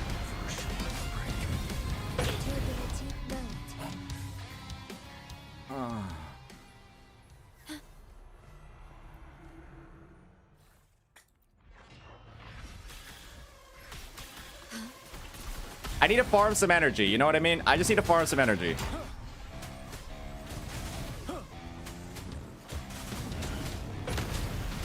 I just need to farm some energy, no big deal.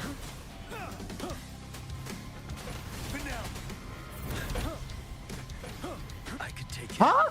There was a third one?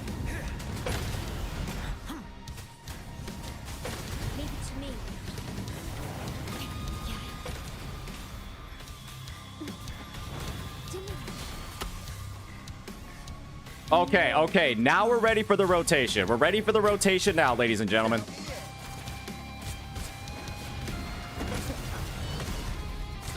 We just need a little bit of alto on the field, you know what I mean?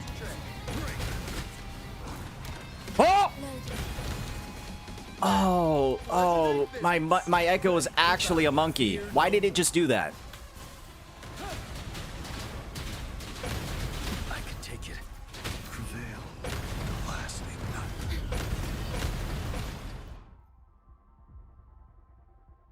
You know, some could say this is the wrong character to use in this battle.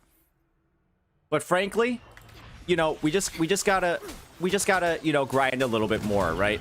I believe that I cleared this with Zhang Liao. I believe that I cleared it with Zhang Liao, okay?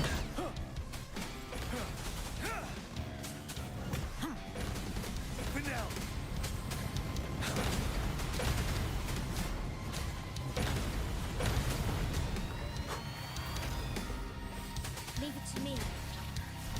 All right. Guys, Zhang Liao is easy mode, okay? I have less respect for anybody that uses him or Jinxie. Time slow's broken, okay? You don't have to like brag about it. Everyone knows time slow is broken, okay? Okay, you're not that special, okay? You're not that special. You literally slow down time so the enemies can't attack you.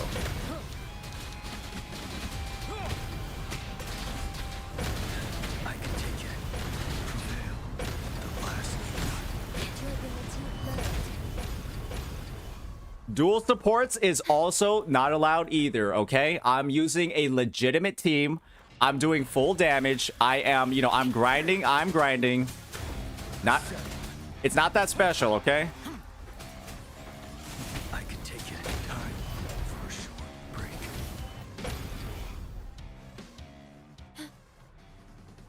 Guys, think about it this way. If I can do this fight with Jian, it's just going to be every single other one. Every other character is just going to be easier.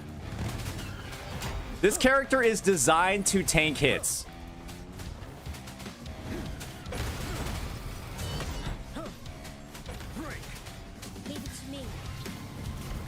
All right, so this is what we're going to do. First, we're going to grind up a little bit.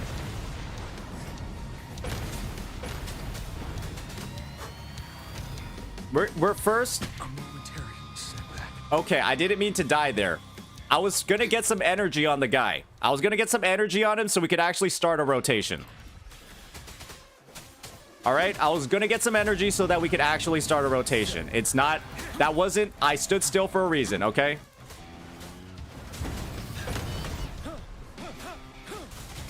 I can take it. Holy fucking moly. All right. I'm going to purposefully exit the challenge now so that I have some energy. All right, Lollipoppers, thank you for the sub with Prime. Guys, I'm going to turn the alerts back on now so you can TTS me if you want to be toxic. I guess I deserve it at this point. So, why would I start off holograms at 0 energy? That's like crazy. You know what I mean? Why would I start off holograms at 0 energy? That's ridiculous.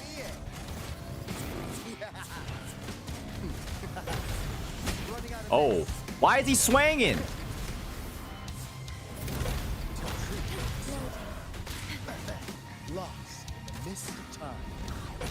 All right, there we go. You see, now we have a rotation going, ladies and gentlemen.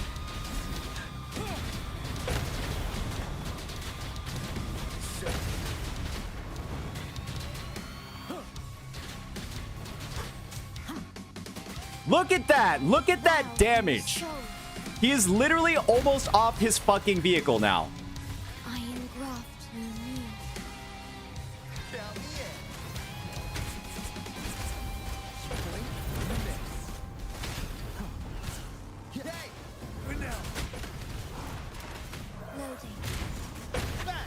Boom!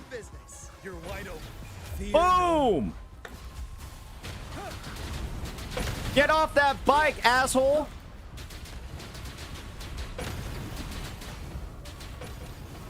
I can take it. What is he doing? Oh! The last thing not. Oh my god! He's got a second health bar! Not the end.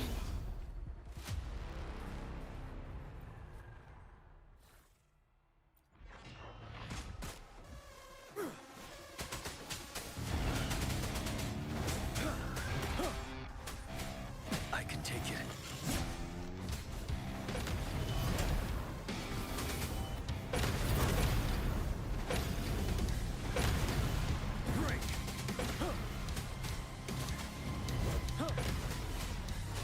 All right, I farmed some energy. Let's restart real quick. You know, no big deal. No big deal. No big deal. Hey guys, hey, it's fine. It's fine. And farming energy is completely legitimate. It's a legitimate gameplay tactic. TOA, you start at full energy, man. Might as well use food. Mods, you know what to do.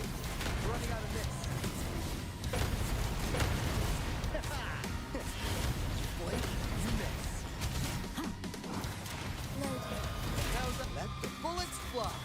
Be right back. Ready for battle. Unstoppable.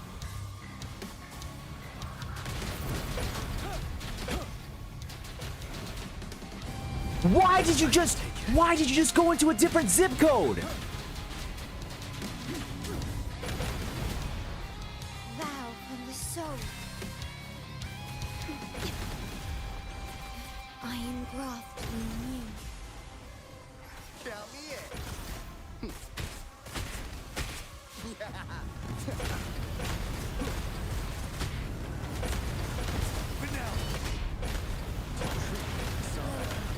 Oh, I'm getting like 3 FPS, bro. Oh, there's too many explosions. All right, we can two-man it. We can two-man it. Hey, I believe. I believe. We can two-man it. Hey, Purple Stellar Realm, Wind Rider, no problem. Till my last breath.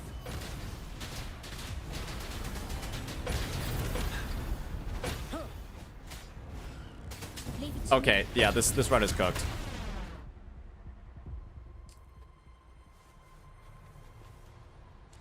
Okay, I've got a lot of tabs open, guys. I've got a lot of tabs open. Uh-oh. Uh-oh. Did I just end my stream by accident? Okay, no. Okay, closing my restream is perfectly fine. All right, there's no problem at all there. All right, cool. All right, cool. All right, no problem at all. Why is everyone saying 07? It's still here, you fucking guys. It's still here. It's literally still here, you goddamn liars. It's literally still here. What is wrong with you guys? I have disconnect protection too, so it wouldn't even happen.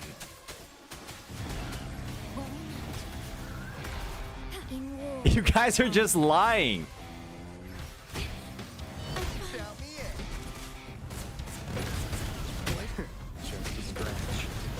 This is the worst chat in Gacha gaming, if I'm frankly being honest. They just fucking lie. Pleasure doing business. You're wide open. Unstoppable.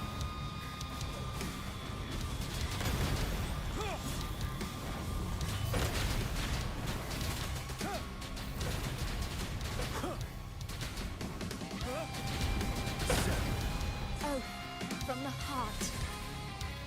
Stop asking when the stream is going back up.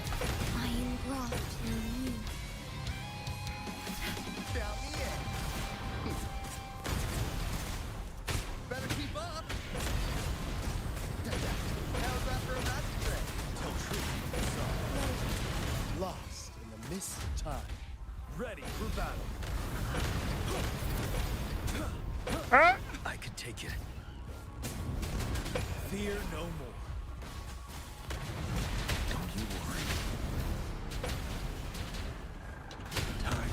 Bro just fucking threw his vehicle at me.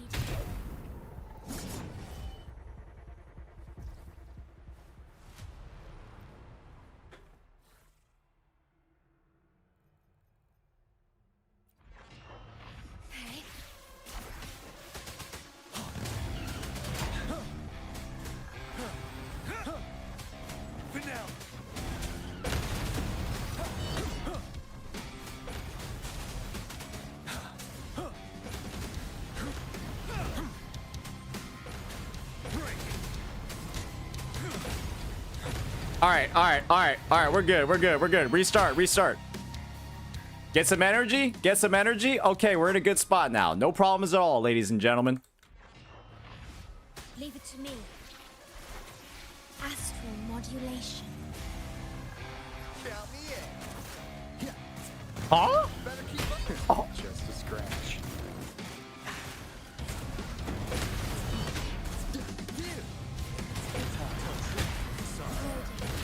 Let the bullets fly. Be right back. You're wide open. Unstoppable.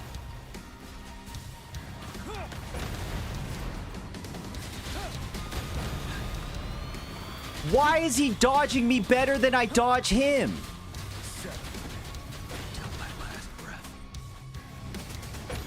Oh, from the heart.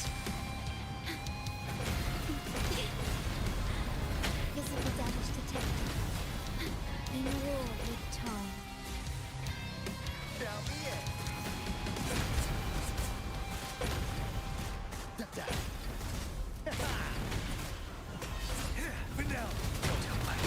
Oh, this is not good. This is awful.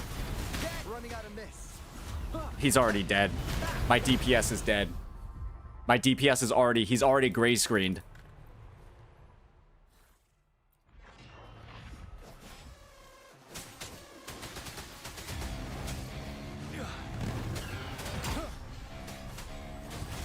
I can take it.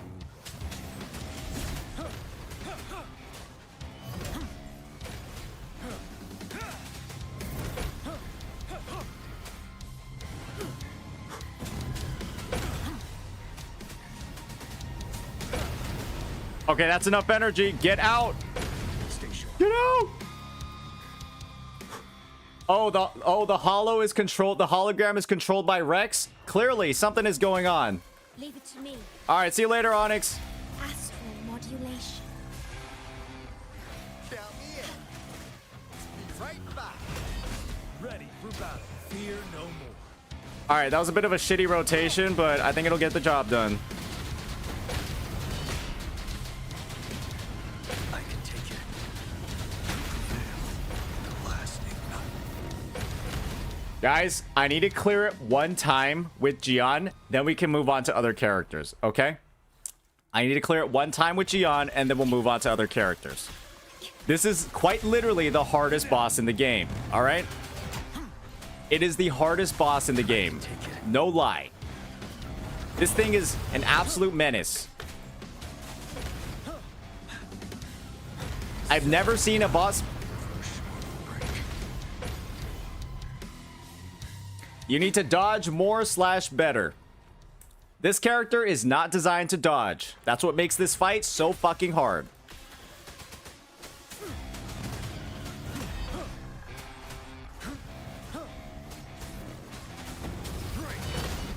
Dodging is a DPS loss on this guy. Feel Unless you're my using it to wrath. cancel. I can take it. Alright, we got some energy. Please don't kill me. The last ignite.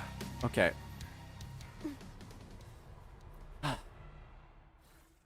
Well. Looks like we're back to square zero, ladies and gentlemen.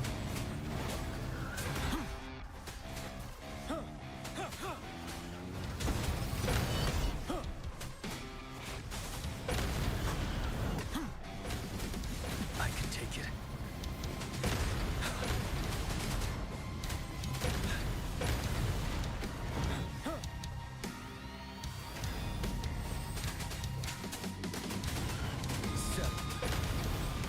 A momentary setback.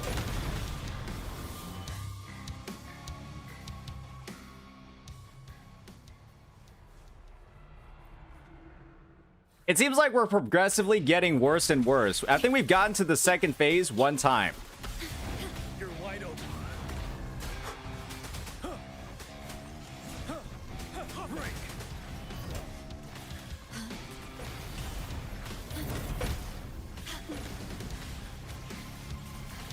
In war with time.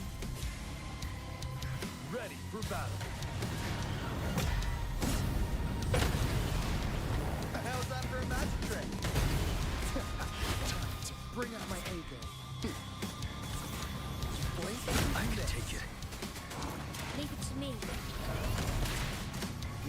All right. This is the time. You're wide open. Unstoppable.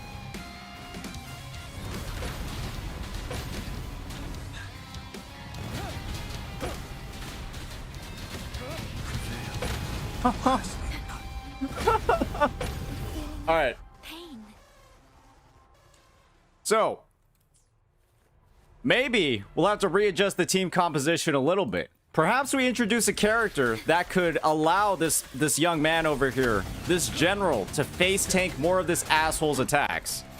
I should also probably be speccing my shorekeeper to do less damage, and then also just putting on the what's it called? The Bellborn Geochalone. The fallacy here seems like a bit. The fallacy here seems like a bit griefy.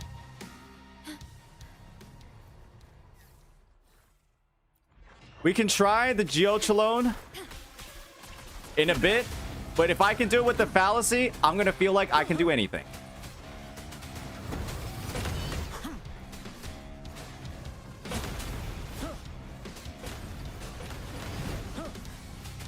Leave it to me. Stay iron graft you knew. You're wide open. Break.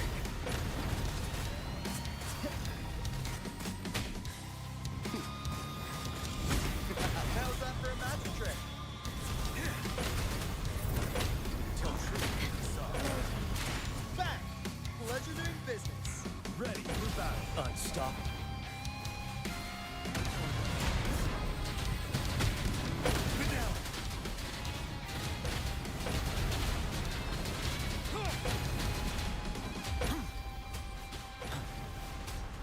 Okay, not a bad rotation.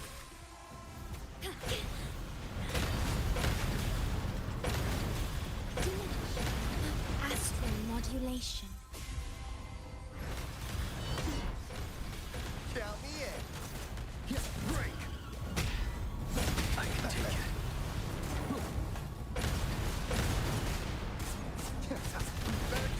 Just a scratch. You're wide open. Seven. Tell truth. Facade. Fear no more.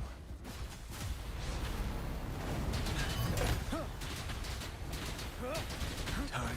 Oh, he fucking... Oh, the bike throw is just... The bike throw is so disgusting. The bike throw is so disgusting.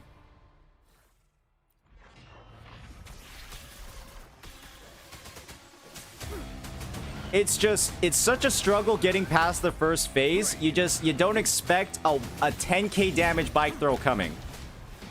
And my, oh my, is it really fucking something. In war with time. Ready for battle. Seven. I can take it.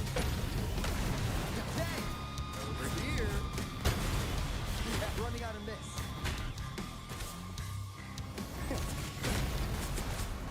Blink, you miss. Spin out. Let the bullets fly. Okay. You're wide open. Unstoppable.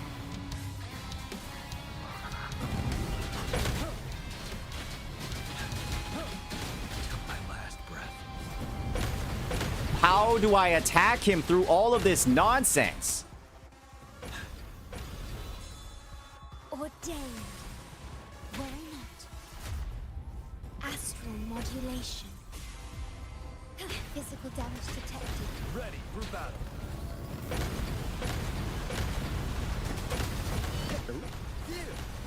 What are you doing there?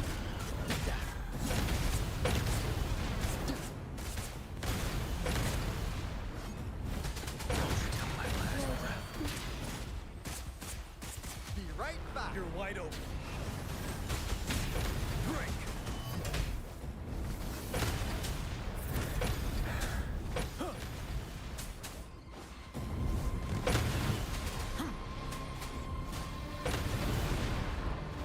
Fear no more.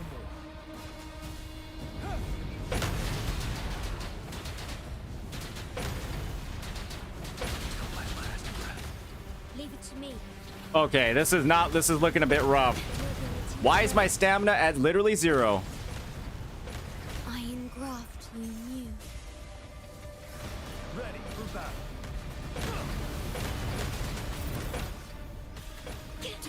Holy shit. Holy shit. I think that's the first time I was at 0 stamina, though, so that really is something.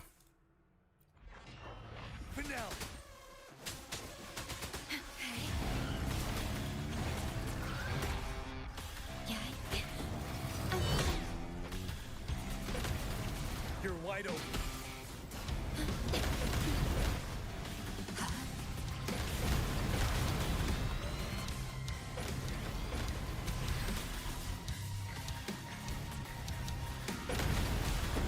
All right, we just gotta practice, ladies and gentlemen. Running out of mix. Blink, you miss. How's that for a match today? Tell truth. Sorry. Let the bullets fly. Be right back. Ready for battle. Unstoppable. Don't you worry. Till my last breath.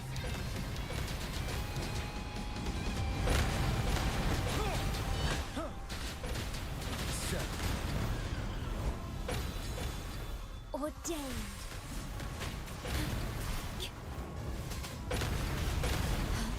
Iron graft you knew. You're wide open. Vanilla.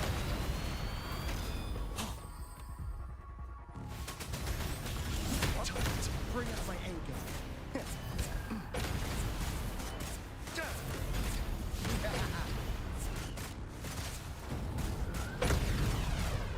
Break.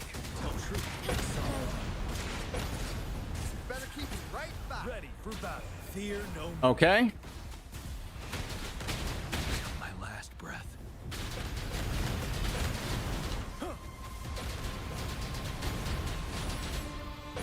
Vow from the soul.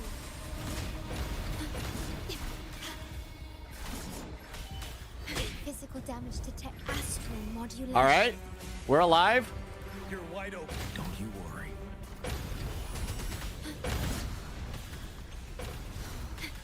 Hey, over here. You piece of absolute dog shit.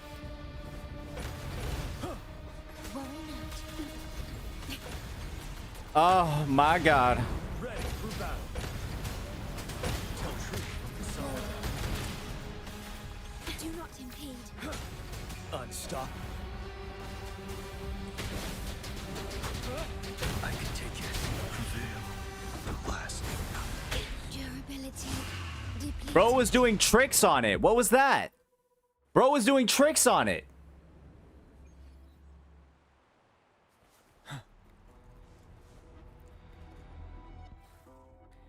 He was doing tricks on it. Vanilla.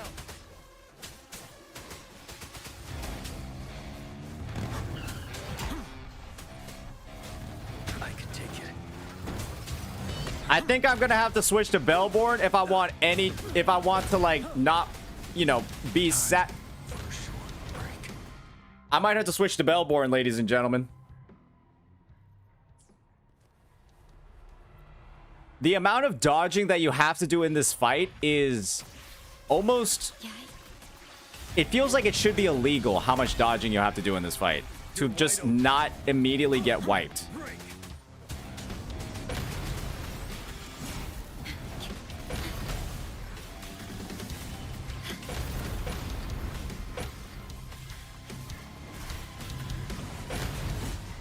Iron graft you knew. Ready for battle. Set. Yeah. Better keep up. Nope.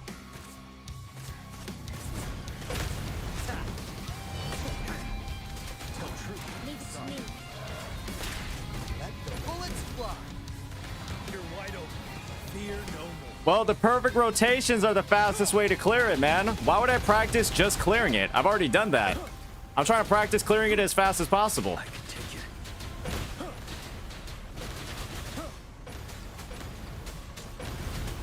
That's how you win. Vow from the soul. I'm fine. Astral modulation. Count me in. Blink, you miss. Like, I know I can just play like a pussy and clear it. But that's not the fastest way possible. So why would I do that in a tournament where the goal is to do it as fast as possible? Just a scratch. Unstoppable.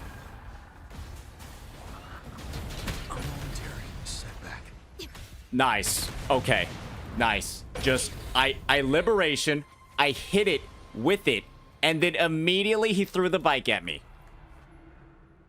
That was dodgeable for sure. Stay calm. All right, I guess that's one other thing to work around. That's dodgeable for sure. You're wide open. Fucking get biked, idiot.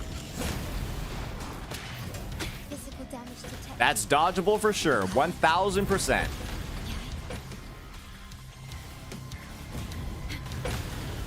In war with time.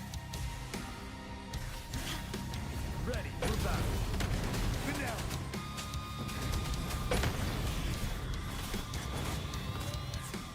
Cutting it close. Better keep up. Running out of mix. Tell truth. Durability lowered. Back. Pleasure doing business. You're wide open. Fear no more.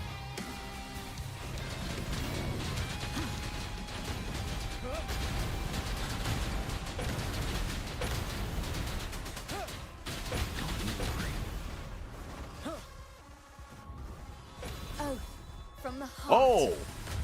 Right behind him. Iron graft you knew. Ready for battle. Set.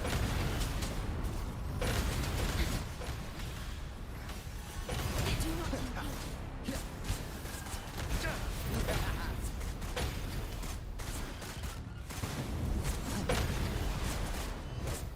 You blink, you miss. Sorry. Lost in the mist of time. You're wide open. All right, I gotta spam dodge here. Spam dodge.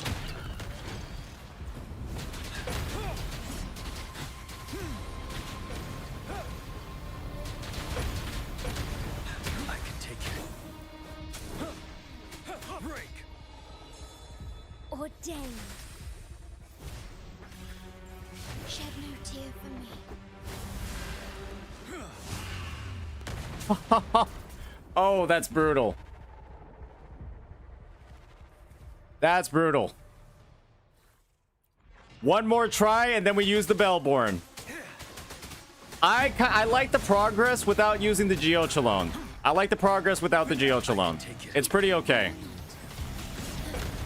Just so you guys know, that Echo gives you a 50% damage reduction for 3 hits, and for content like this, yeah, that's kind of good. It's pretty good for content like this.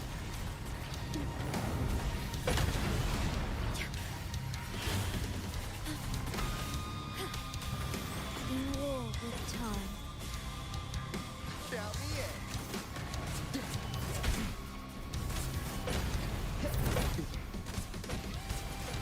Better keep up.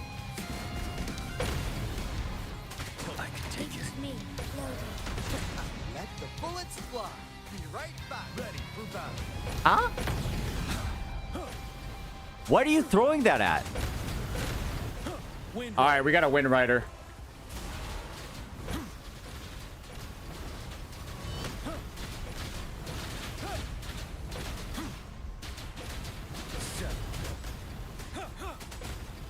Oath from the heart. The feeling of pain. Astral modulation.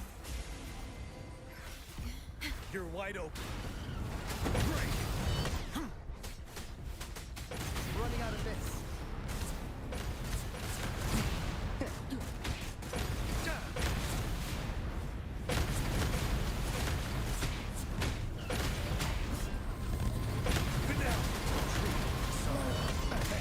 How's that for a magic trick? You blink, you lost. This time. Ready for battle. I can take All right. Why did I get hit by that? Oh, that is just... Okay.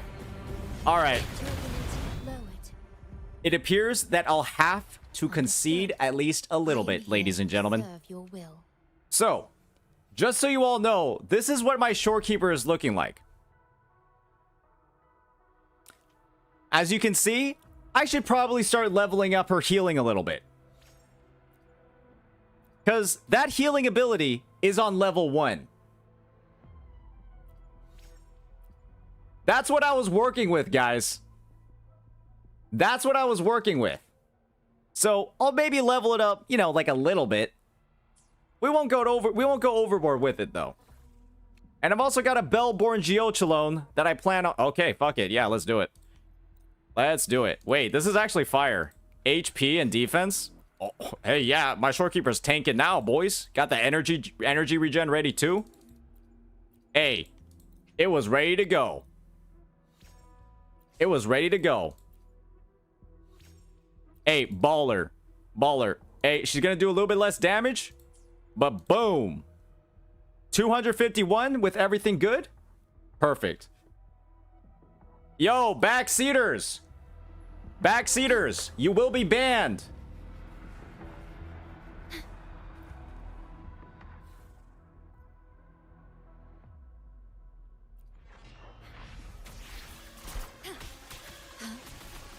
If you comment on my dodging against this boss, you will be banned. Because clearly you have not fought against it before if you're commenting on why I am dodging twice. When you see the literal battlefield filled with attacks and you're asking me why I'm fucking dodging. Ready for battle. Till my last breath. That is just such a strange thing to do. To comment on my dodging when clearly this boss has like 17 attacks that happen at once.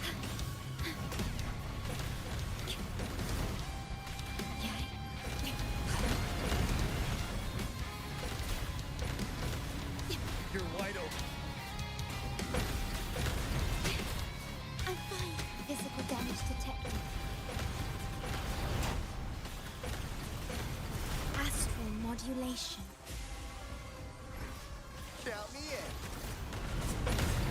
Oh, you little silly rover. You're my little pogchamp rover. Stay calm. Let the bullets fly.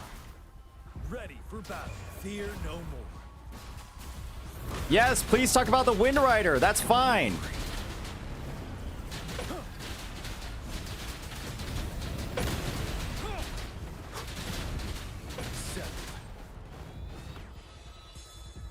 Ordained. In war with time. Down the end.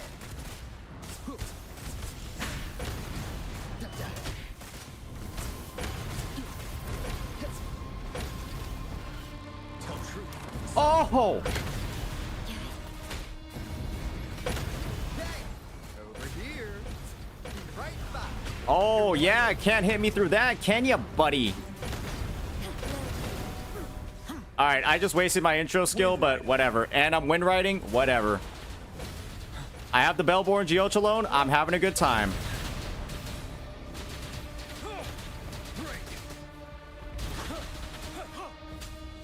It's fine. The soul. Physical damage detected. Diminished. Durability. Okay, you need to stop that, man. You need to stop that immediately. Ready for battle.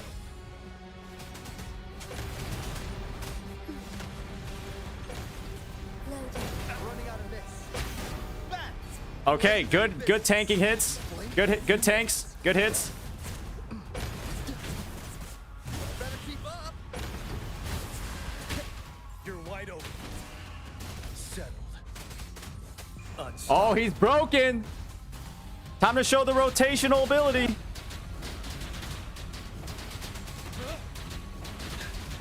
Wow, first try with the fucking Bellborn and it's dead. Oh, but Saint. Oh, but Saint, you don't know what you're fucking doing. Oh, but you don't know what... Shut up. Shut up. Just shut up. Just shut up. At your disposal. I told you that I would just try it one time with the Bellborn, and it's over. Right? Clearly, that was the difference maker. You're dodging too much. Why you double tap it? Shut up. Just shut up. Just shut up. Backseaters, stop fucking typing. Just shut up.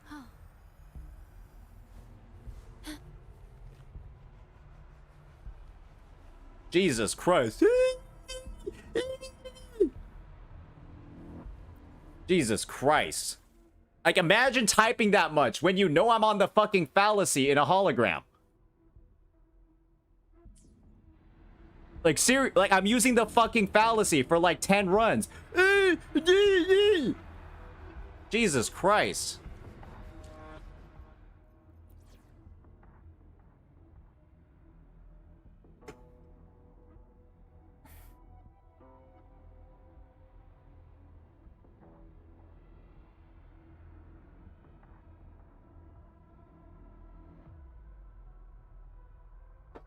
Oh. All right. Now we can start experimenting with different characters. Now we can start experimenting with different characters. This is where things get a little bit spicier.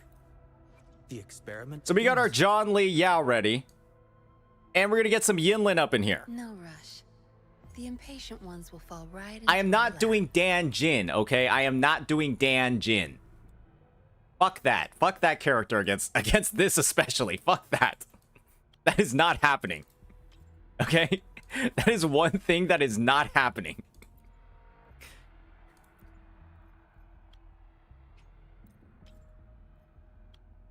All right.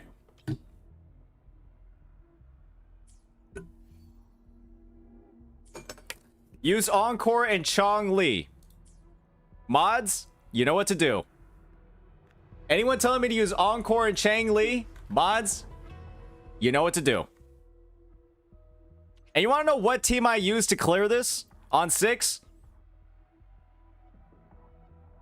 Oh, wait. Wait, I kind of popped off. Wait. I did a 222 with Jian the last time. So I actually did it better last time. Worry not. Astral modulation.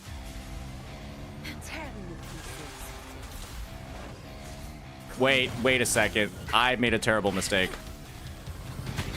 My Yinlin just did 400 damage. Understood. And I have I think I know. Wait, she is.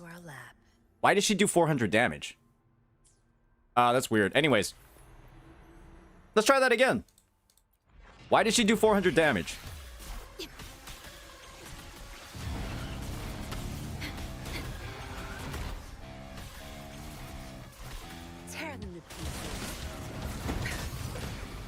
Okay, what am I doing? Anyway, okay, I need my liberation reset anyways. Stay calm.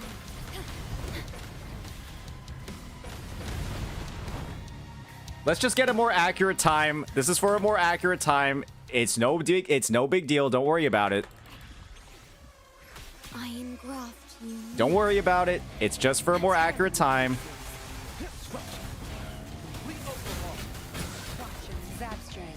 It's our curtain call. Don't blink. Variable elimination. Boom! Faster.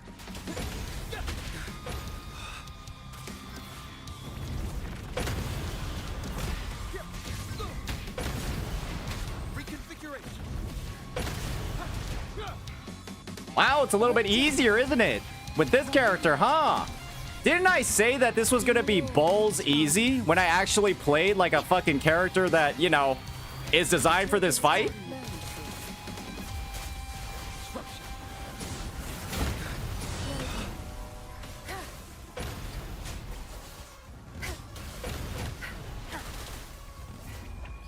Time to wrap it up. Back off.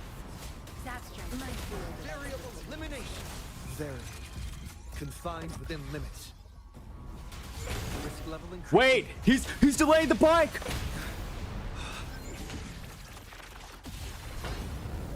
All right, let's back off a little bit. Hey. Exploit. Prime. Oh, you didn't like that, did you, buddy? Reconfiguration. Critical. Leave it to me.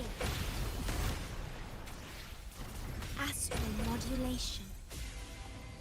Tear them to pieces. You're not getting away. Okay. That was unfortunate. I like lost my entire stamina bar and just wasn't able to get it back. Let's try that again. Stay calm. Yeah, I perish. Hey, that was pretty deep for a first try. That was pretty deep for a first try on the team. If we're being honest, that was pretty deep. That was pretty good.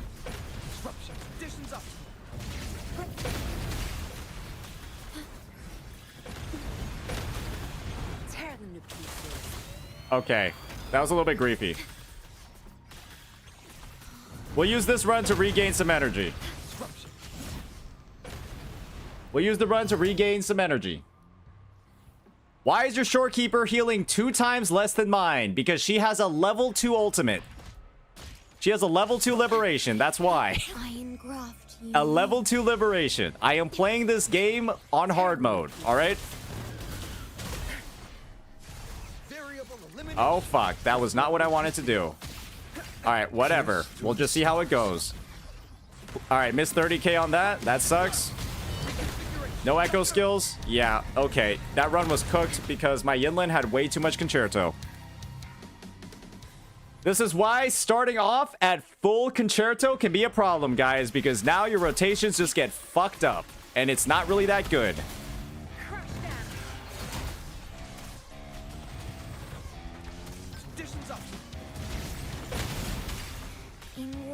That's why.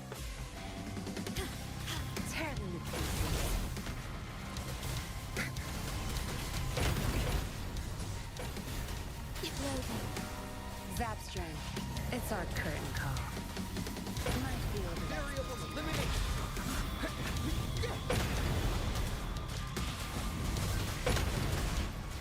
All shall reveal itself. Exploit. Prime.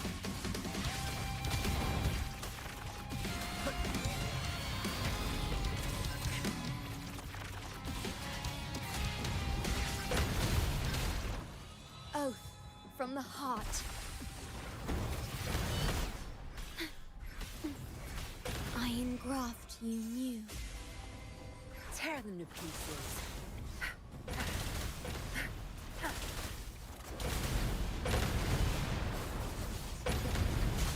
I'll pay it back tenfold. Huh? Variable elimination. Fast. Risk level 0. Confined within limits.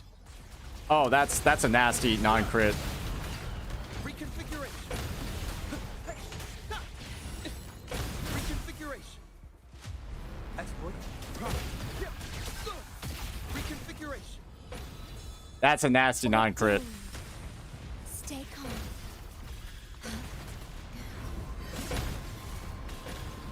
In war with time. Yeah, this Yinlin is not gonna get much. Tear them to pieces. Obedience. She just got dunked on. That's not very good. So, this team right now, I'm having some troubles with the actual rotations themselves. That's where I think I'm kind of like messing up a little bit.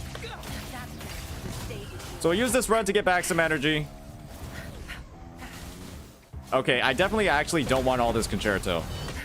I would prefer to be at 0 concerto and holograms, if I'm frankly being honest, and full energy. I would actually prefer that.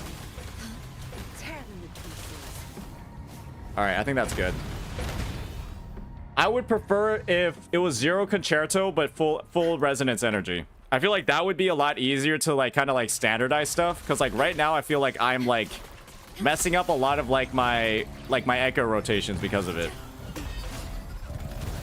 Like I'm like having an outro skill come out too early without the bellboard. And it's a little bit rough. Tear them to pieces. You will cast me down. Fucking Christ. Well, why would I use healing items? Those are illegal. Those are illegal in holograms. Disruption. Disruption.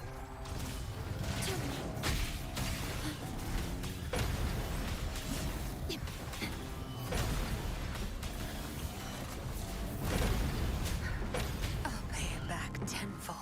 Variable elimination. All right, let's just feed him some intro skills real fast. Variable elimination. All right, and then let's reset. All right, Zhang Liao's got the energy we need. Everyone dies and someone gets them to 30% HP and they win. Yeah, that's probably what's gonna happen. I'm pretty sure, guys, I'm gonna be honest. If Infernal Rider is the boss, people are gonna get fucking cleaned, okay? Let's be real here. People are gonna get fucking cleaned in the tournament if Infernal Rider is the actual boss. People are going to get fucking cleaned. Let's stop playing. Leave it to me. Zap string. It's our curtain call. Like, I know we want to poke fun, but like, let's be honest here. Let's be honest here. It's not going to be good.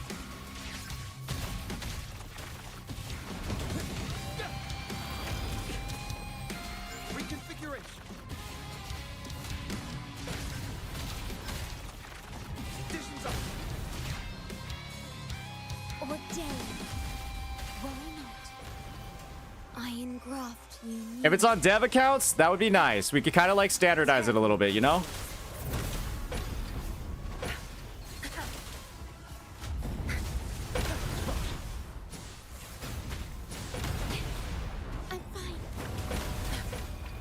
Time to wrap it up. My field of Variable elimination. Pierce through the stars. Reconfiguration. Faster. Reconfiguration. Exploit. Reconfiguration. Damage.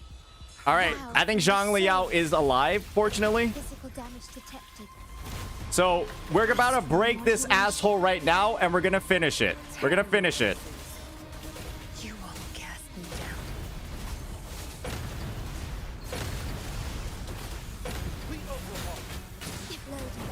I've had enough. Get lost.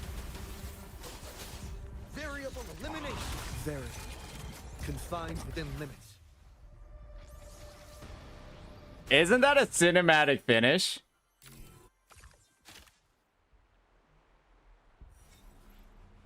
$140, 140, ladies and gentlemen.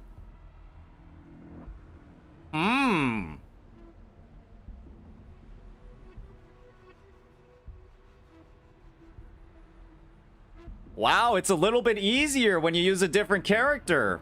A little bit easier, huh? If you had lingering tunes, it would have been a sub 130. Go fuck yourself. No way. Void Thunder was why it did a lot of damage. No way. Nuh-uh. Nuh-uh. Would you like all right, time for... All right, unfortunately, I don't think I can... Look at this. Look at this. I just tried this with Gian and did way worse. I'm sorry for backseating. Wow. Yep. Gian on that Infernal Rider boss is a bit of an issue. He's a little bit hard to play against the boss. I am glad that we tried it out and we saw it firsthand. Because we was talking some good shit. We were talking some good... Learn the attack patterns.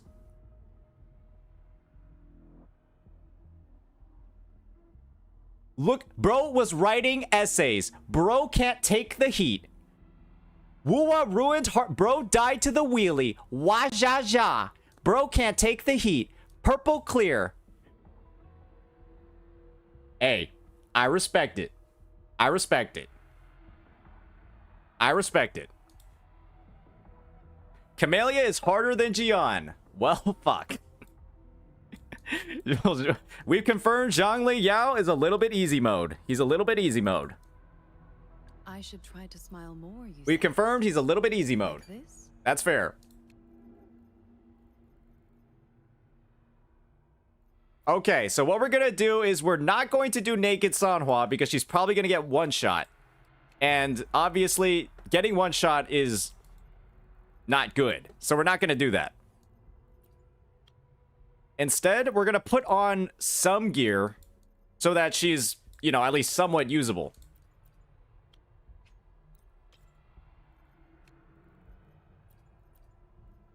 Yep, get some energy regen for fun, even though she doesn't need it.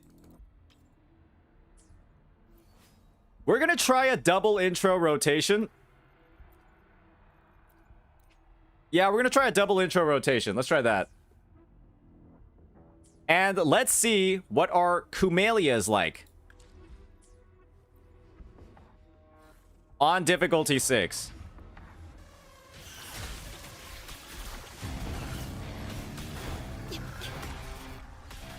Astral modulation. Reborn from ancient roots.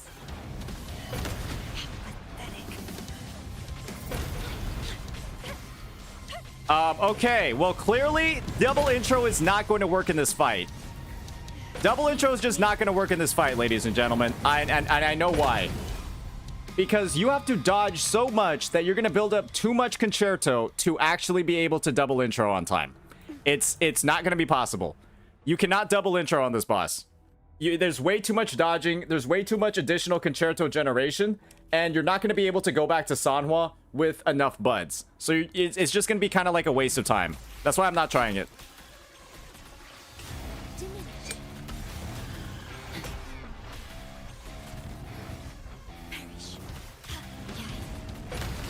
In war with time. Stay behind me. Lotus pervade. A change of Rather buddies, struggle harder. Entertain me. Let's have fun.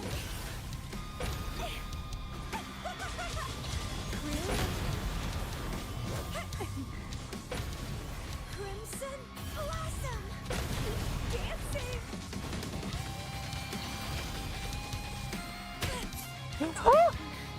Well, that was good for a first run. That was pretty good for a first run. If you try to double intro on this, you're just gonna end up burning all your concerto, and you won't be able to ephemeral. You won't be able to ephemeral once you swap back onto her with Sanhua, and you're just gonna be like, all right, I just griefed the fuck out of my rotation. That's what's gonna happen, without a doubt. Stay behind me. Shackles be gone. Not worth mentioning. Bloom from ashen shell.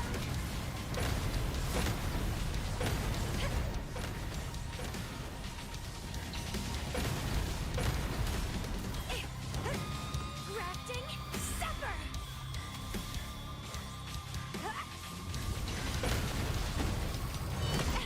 Entwine. I mean, Camellia feels pretty good against this boss.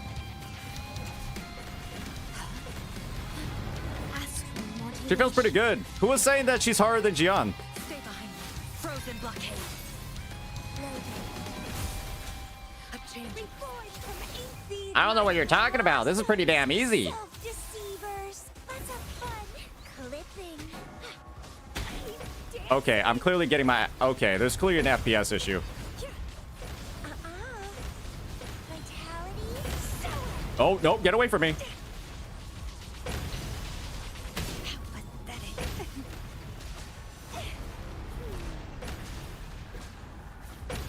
Oath from the heart. Iron graft.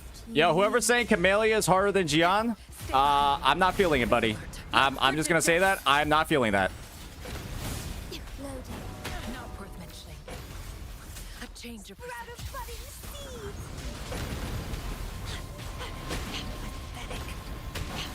seeds. Okay, I'm in a bit of an issue here. I'm in a bit of a situation. Oh, we got the Shorekeeper passive right on time. Nice. Okay, doesn't matter because this guy's beating my ass. We were really close on that run. We were really close on that one. If I had broken him, he's completely fucked. If I had broken him, he was completely fucked.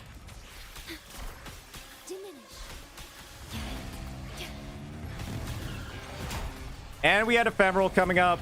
It was almost there. Stay behind me. Frozen blockade. Yo, Plasma Slayer, upload a clip of you beating it with Jian with your support on fallacy, or you will be banned. You're typing way too much shit. You're typing way too much shit. Good luck, Plasma. You will be banned if you do not upload it within 1 hour. Gian, with the fallacy of no return, no Bellborn. If you don't have the clear, you are banned. You're talking way too much shit. Put your money where your fucking mouth is, buddy. Iron graft you knew. Stay behind me. Lotus pervade. Get to work, buddy. A change. Get to work, buddy, or you won't have a chat to fucking type in, buddy.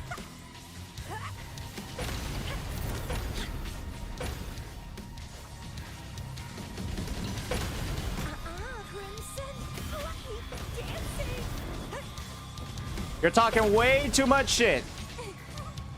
Oh, now you're gonna backtrack. Oh, look at you, little sackless motherfucker. Sackless motherfucker. He's just typing for fun.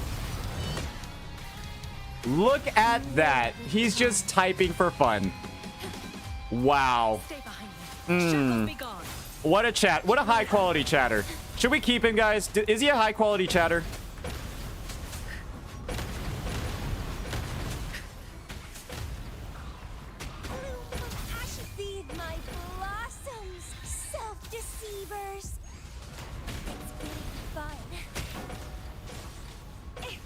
I mean, that's the thing. When the chatter hasn't even unlocked Hologram 6 and they're typing this much. And they're typing this much when they haven't even unlocked the boss that I'm fighting. What are we doing here?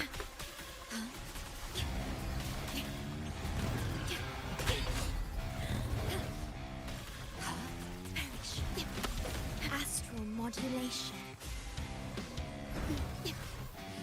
Bro is now scared. Like frigid death. No protection. Sprout of budding seed. Keep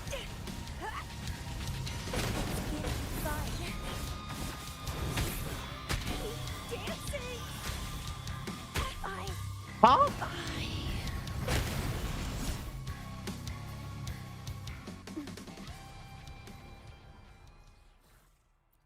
Maybe I should take some time to actually build up Kamelia's energy.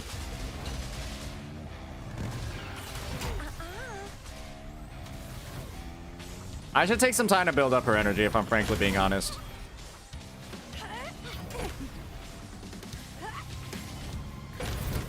Leave it to me.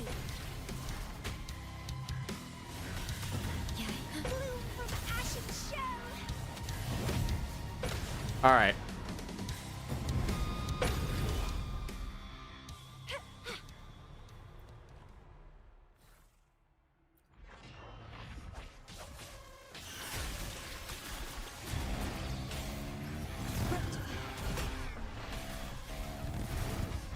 In war with time. Stay behind me. Shackles be gone. Be alert. Sprout of budding seeds. Don't run. Keep the dance going. Let's have fun. Keep dancing.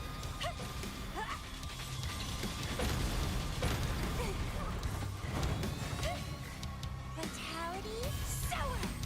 How pathetic.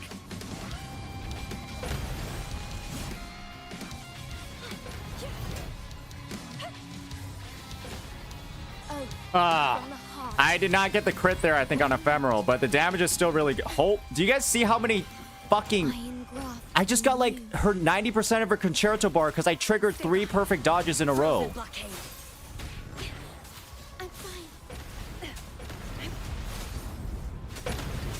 I can keep going. Reborn from ancient roots. Feed my blossoms, self-deceivers. Let's keep dancing. God. Oh, yeah. Jesus Christ. Pain. All right. This will be the run.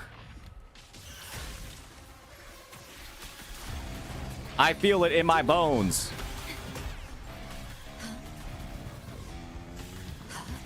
Astral modulation. Stay behind me, like frigid death. Bloom from ashen shell.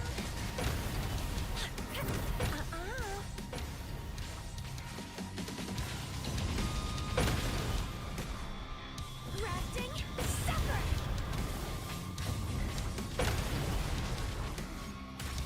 Keep dancing. Ordained.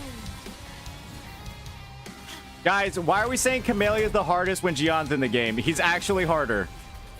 Like, he's actually harder. Stay behind me. Lotus pervade. Loading. Physical damage detected. A change. Reborn from a struggle harder. Entertain me. Like, Camellia can just dodge and then go into, like, a more damaging rotation. Gion's over here. Oh, my fucking god. Oh, it's a disaster.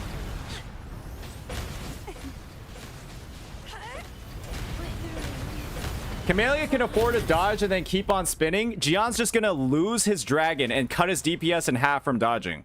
He's genuinely, like, actually worse.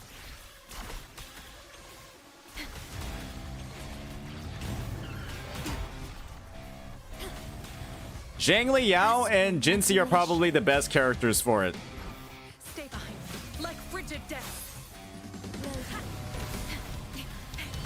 Not worth motion. Be alert. Sprout of budding seeds. It's getting fun. Stemming.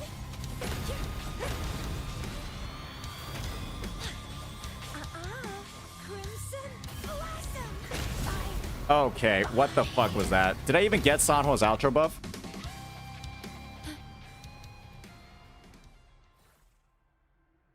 Doesn't... What iframes? When does Gion get when does Gion get these mythical iframes you're talking about? Does he have any iframes? Stay behind me. Shackles be gone. A change. Wait, there we go. Faster rotation. There we go.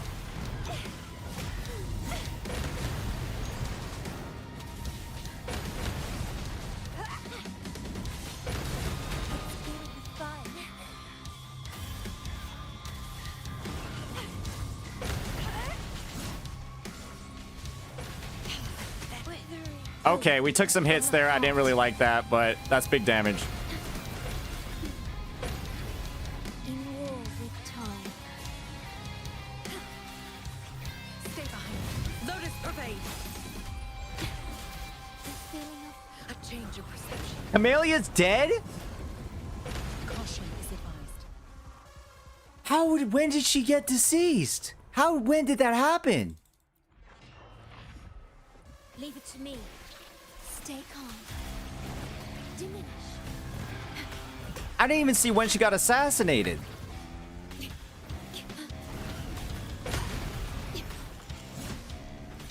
Alright, might as well just fucking build up some shit right here.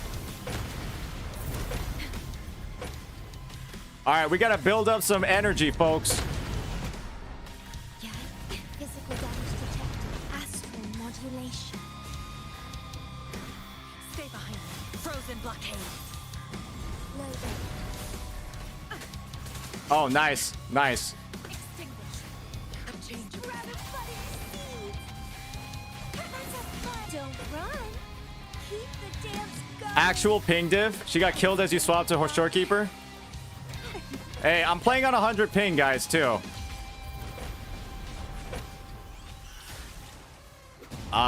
Where's my ephemeral? Did it cast? It didn't get canceled by anything. I was fully... Okay. Alright.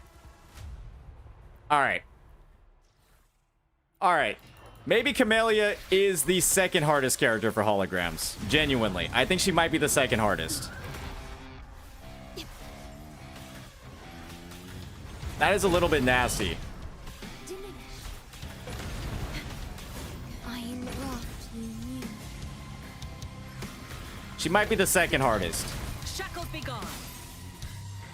Like, I'm pretty sure Camellia is like fine against like like the Memphis or something, but yeah.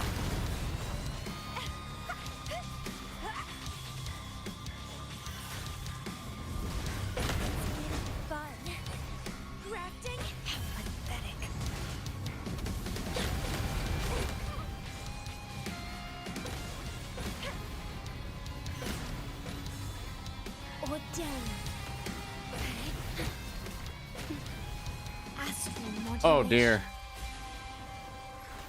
Stay behind me. Frozen blockade. I mean, and the thing is, Inferno Rider will just run outside of Sanoa's icicles, and you won't get the concerto from, like, you know, using Sanoa's rotation. So there's just a lot that can go wrong with playing this fucking team, if I'm frankly being honest. There's simply a lot that can go wrong.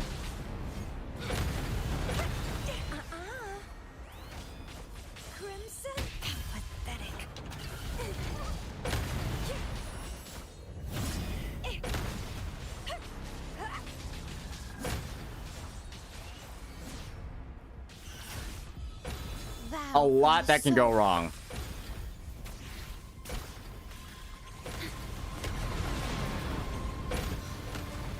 Physical damage detected. Woohoo! Woohoo! What is he doing? Stay behind me. Lotus pervade. Okay, like, why is my Sanhua at, like, negative concerto right now? That's what I'm saying. He just dodges the attacks by accident. Even when he's off his bike, he dodges them by accident.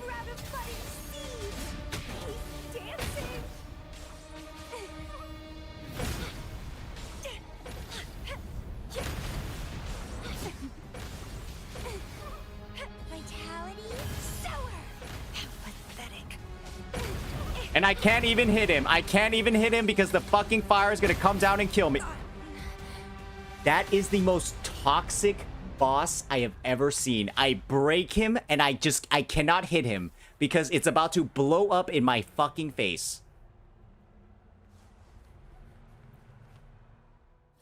He's just camping. He's fucking camping. He's literally camping on his own, like, explosion zone. That's just not okay. That's actually bullshit. I break him and then he's just sitting there camping. Like frigid death. It's like, just don't break him, bro. Break him, bro, so he moves out of his own zone. I see why people complained about the design of this asshole. Yeah, because that's not very good.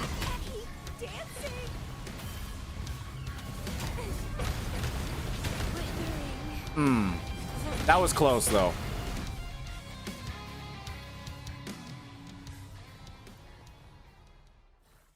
That was close. We hypothetically should get the fastest clear on this boss, though. In my opinion, this boss should have one of the Camellia should have one of the fastest clears on this guy.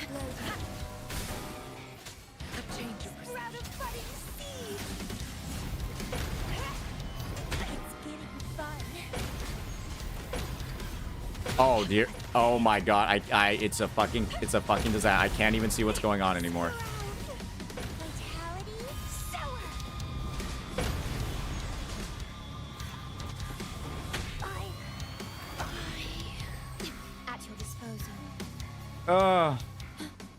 Yeah, so there's a couple of things.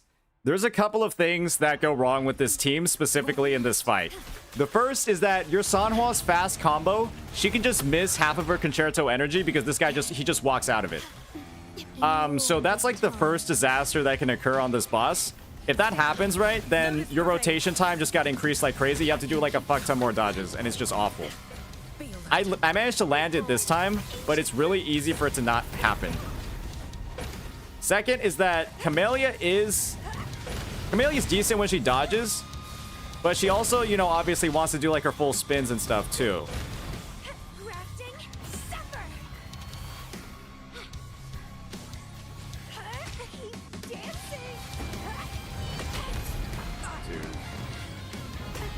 And then Camellia can also end up in the air.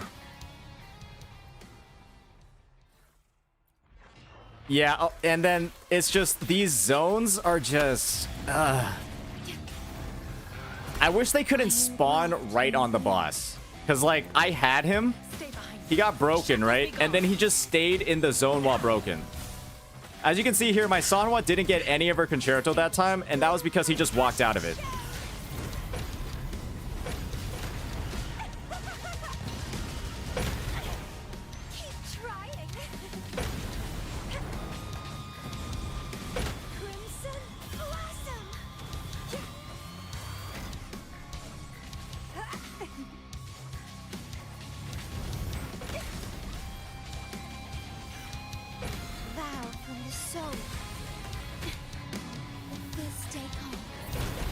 Some could say holograms having a meta is a good thing, but man, it does make some characters feel like dog shit to fucking play.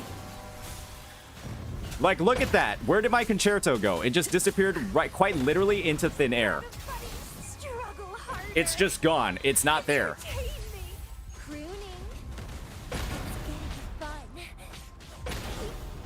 Oh my god.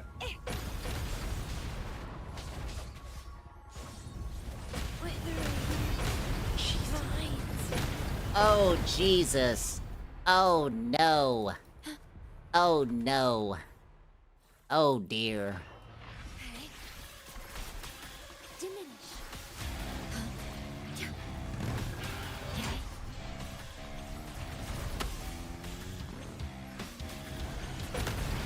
Yeah. Maybe... Is this worse or better than Jian? I simply think due to the fact that Sanhua can just be griefed in this fight is kind of... It's a little nuts. It's kind of crazy how much Sanhua can be griefed in this fight.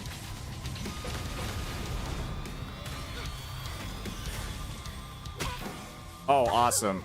Nice. Okay. Where's my ultra buff? All right, it's gone.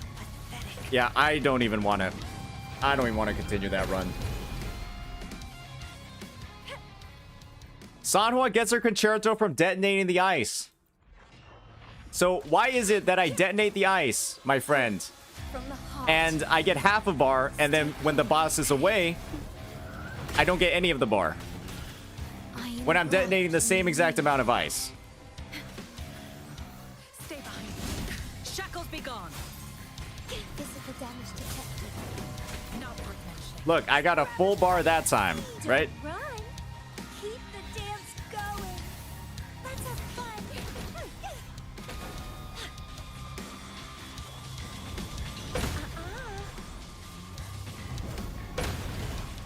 Vitality. So Oh, no crit. Whatever.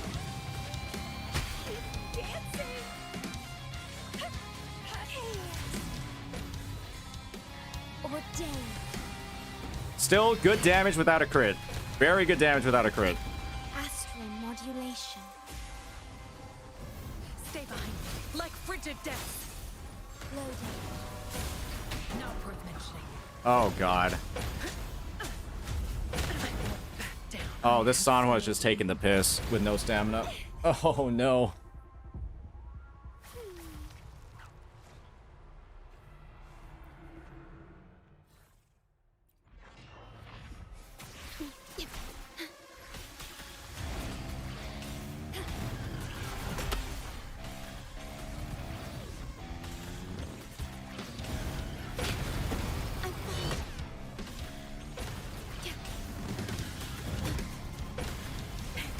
I'm gonna be honest, Sanhua's like a D- for this boss.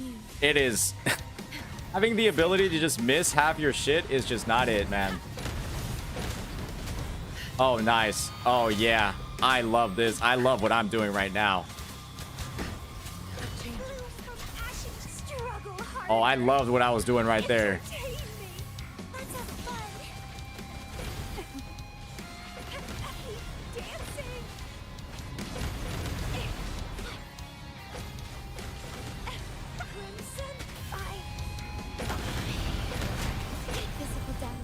Oh my god. Oh my lord. This is... Hey, who said Camellia was power creep? Who said was power creep? Who said she was power creep, bro? Oh, dearie me. Who said she was power creep, brother, man? You're on crack. In war with time.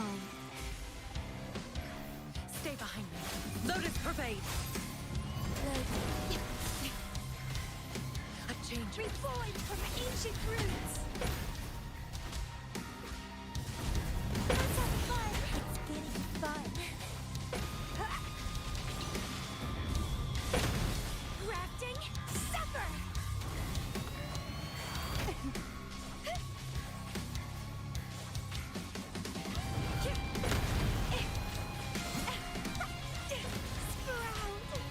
Vow from the soul. Astral modulation. Stay behind me. Like frigid death. Okay, we didn't get griefed by Sanhua there. Nice job, ladies and gentlemen. Blossoms, self-deceivers.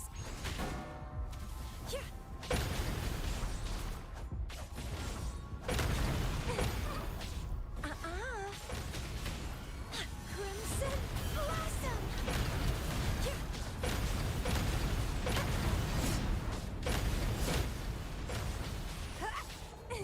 How pathetic.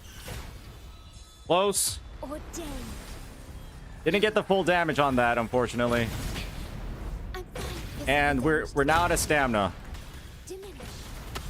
Iron grasp. Ugh. Renew. Stay behind me. Frozen blockade. Oh, whoopsies. Oh, I just canceled myself there. Oh, that was a mistake. Oh, I did not mean to press that. Oh, that was a little rough. I did not mean to echo skill there. I think I had that too. Imagine this with the fallacy. YouTube chat said something based. What could YouTube chat have said that was based? What's so based from YouTube chat?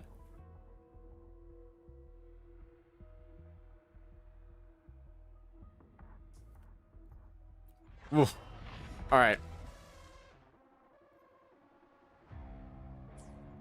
Yeah, I hit the goober cancel there.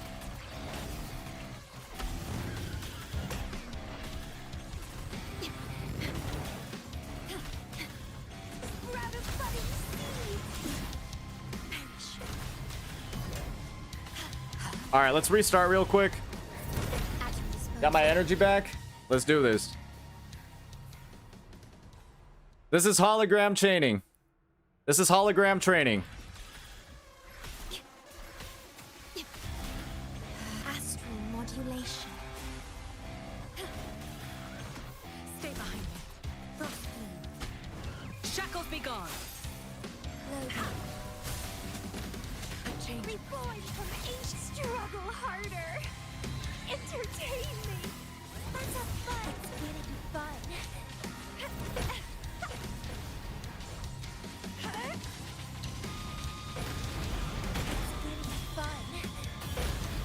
Nice, no crit.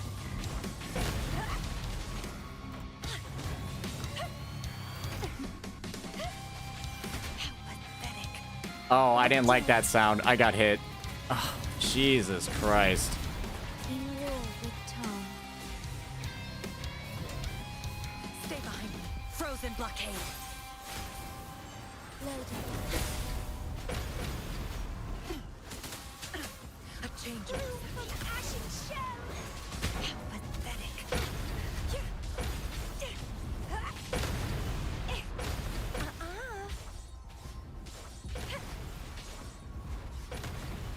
Okay, hey, let's go, bro. Oh, I don't have any energy.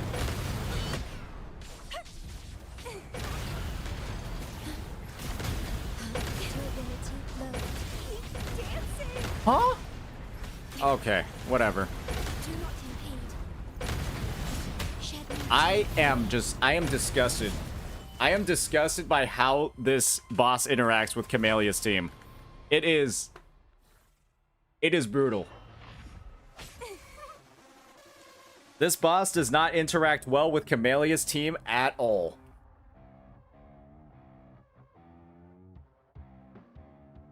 It is something else. Vitality, Oh, Jesus. Oh, sorry. Oh, sorry. My headphones just got unplugged. Give me 1 second.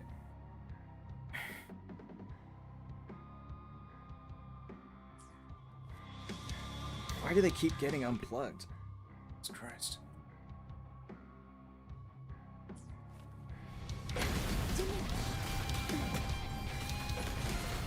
Reborn from ancient roots.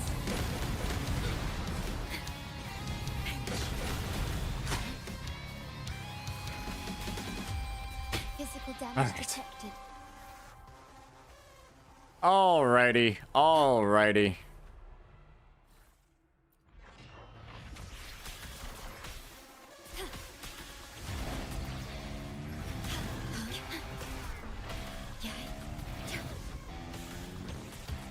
Astral modulation. Stay behind me. Shackles be gone. Yeah, Sarah, you are, in fact, there's a reason why I call you a succubus, Sarah. There's a reason why I call you a succubus.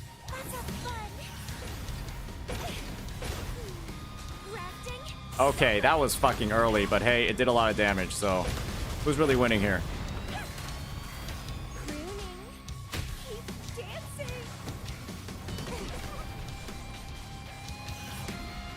Vow from the soul. Concubine is still not even the right word there to use in that situation. If you want the male version of an incubus, it would be, or male version of succubus, it would be oh my gosh, I can't even use Sanhua's negative edge because I don't have stamina. I could not even use Sanhua's heavy attack. Wow. That's another thing where you can just get fucked in this fight. That's crazy. That's actually crazy.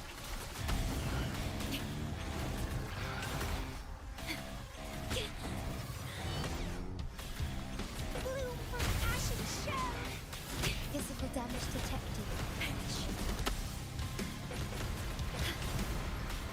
Stay calm. Iron graft you knew. Stay behind me. Lotus pervade.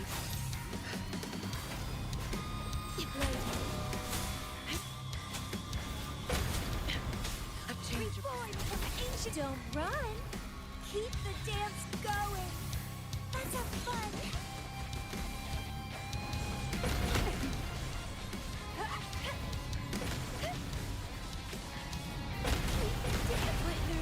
All right, Mazarin. If you're trying to tell me that I'm wrong, can you explain to me why half of my Sanhua detonations do 1/3 of my concerto and why some of them do 1/2? When I'm using the exact same abilities. Because that seems like a little bit stinky, right? If they're supposed to just work without it. Stay behind me. Frozen blockade.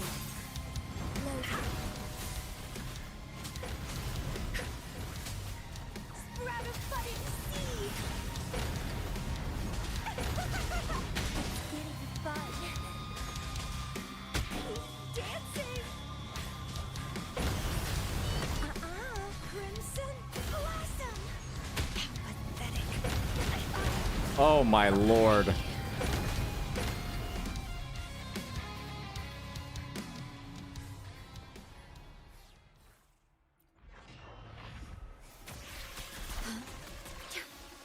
In war with time. Stay behind me. Shackles be gone. Loading. A change of perception. Ashen shell.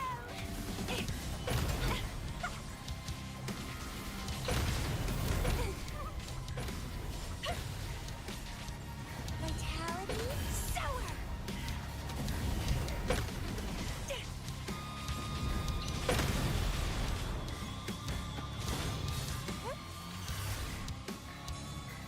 Ordain.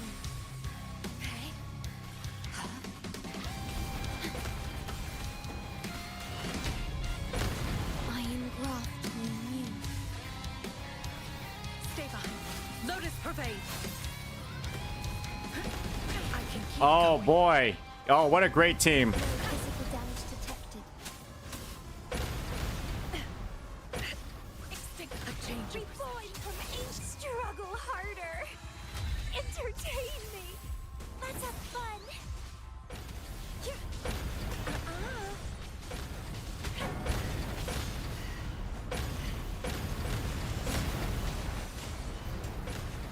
Crafting, suffer.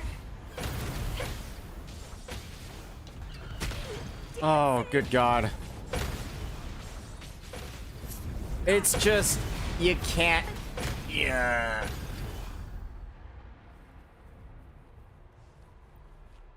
This boss punishes proactive gameplay. Yeah, that seems like right. Yeah, like the aggressive type of gameplay that's promoted in like all the other content in the game, you kind of get screwed over doing that here. Hey, maybe we need a little bit of yang yang, ladies and gentlemen. You know what she's got? She's got stamina generation. Oh, I guess we did not use our resonant skill there.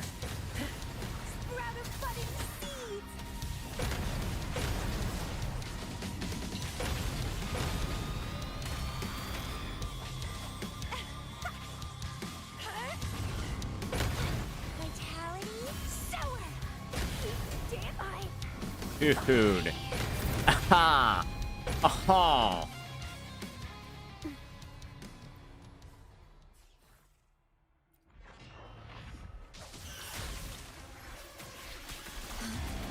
Astral modulation. Stay behind me, like frigid death. A change. Reborn from ancient roots.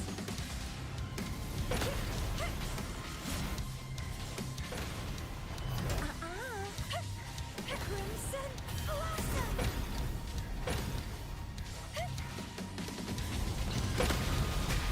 Dancing withering. Fine. Close. Close. Okay, I might lose my mind playing this character Feel against my this guy. wrath. I might actually lose my mind. This is one of the worst experiences in gacha gaming, if I'm frankly being honest. Holy moly. Just, I am not using this character against Inferno Rider. Let me just say that. I am not. There's a 0% chance of that happening. Or maybe I do. That would be good content, but...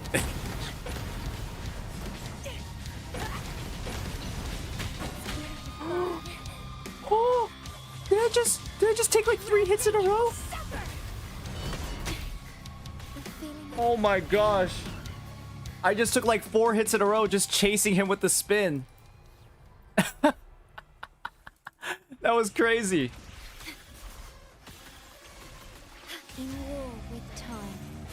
You should just quit the game if you can't play this team. Same, bro. Hey, upload the video. Upload the video. Ah, shit. Upload the video, bro. Show me the video.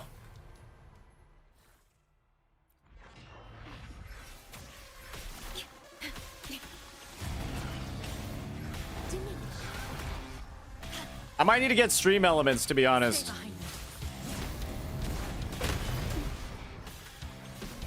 I probably should get stream elements. Oh dear, I'm already 0 stamina. The Discord verification is not working? RIP. I'll check it out later. Sometimes it needs to be like reset. Sometimes it just starts working again. My favorite hologram to fight? It's probably the Mephis. Because it feels like most characters work against it.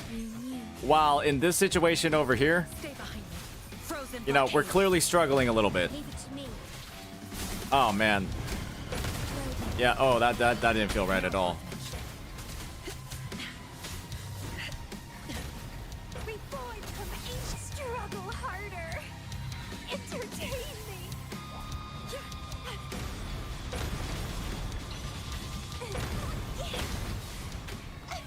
Keep dancing. Vitality sour.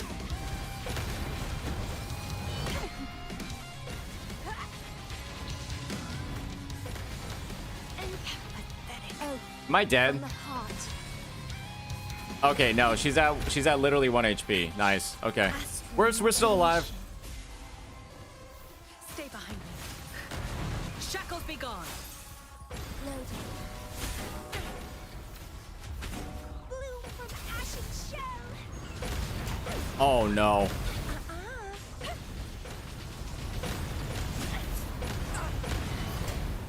Guys. Camellia might be the worst DPS in Gacha gaming, everybody. She might be the worst DPS in Gacha gaming. Oh, how do you do this fight? Does somebody have, like, what do you need to do this fight? You need, like, the patience of a monk? The willpower of, like, fucking Gandhi? And the skills of Faker? I engraft you new. Stay behind me. Lotus pervade.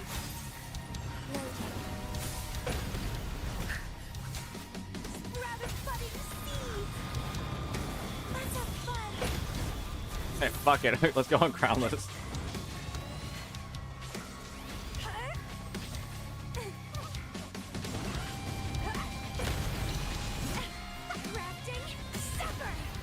Wow, my ephemeral quite literally did not do any damage at all. I definitely want to keep playing after that. Vow from the soul. In war with time. Stay behind me. Shackles be gone. A chain. Reborn from ancient. Struggle harder. Entertain me. Let's have fun. Keep dancing.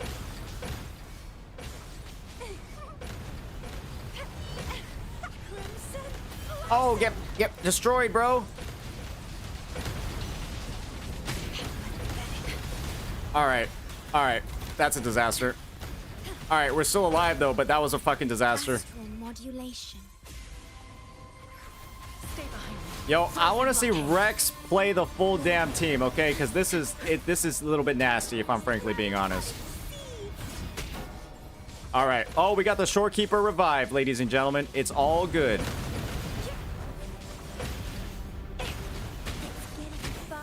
Oh, he's... Oh my lord, the second phase is arguably worse. The second phase is arguably worse for Camellia.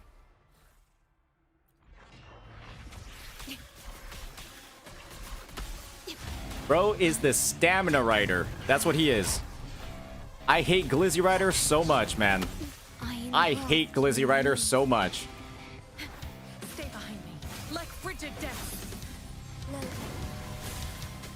Not worth mentioning. Be alert. Bloom from ashen shell.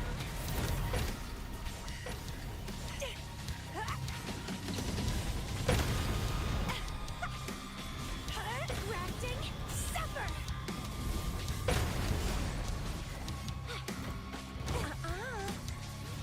Keep dancing. Calyx. Ordained. Guys, solo clears are a lot different than the full team clears for holograms. Like 1000%. Way different. I think solo clears are like, in a sense, quote unquote, like easier. Keep the dance going.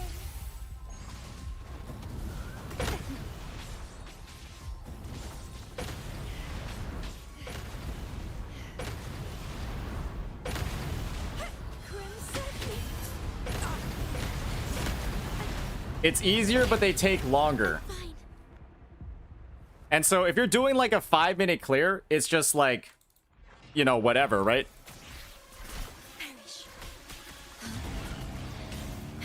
Because it's like, you know, certain characters like Shorekeeper, right? They need to use stamina to regenerate their concerto. Like her heavy attack, right? Uses stamina. Sanhwa needs stamina to use, what's it called? Her negative edge, right? She uses stamina. That's a heavy attack.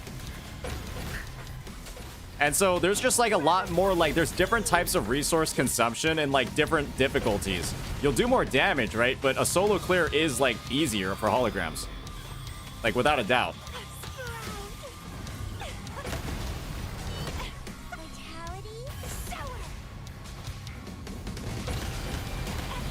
Dancing.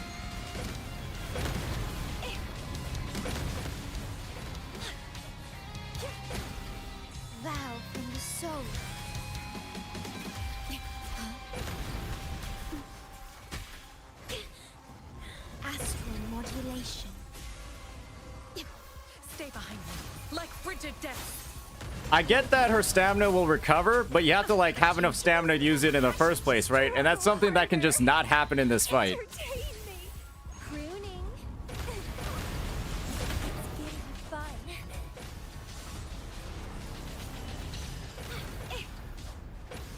Crimson Blossom.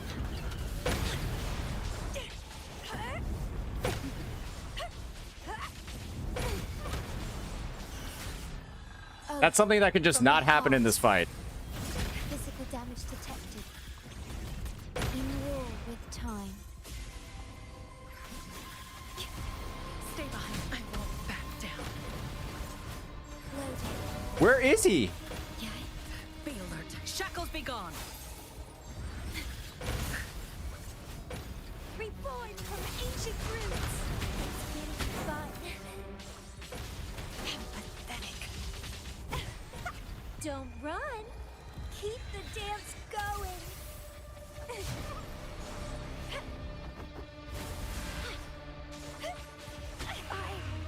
Oh, Jesus Christ. Oh, that's a nasty move.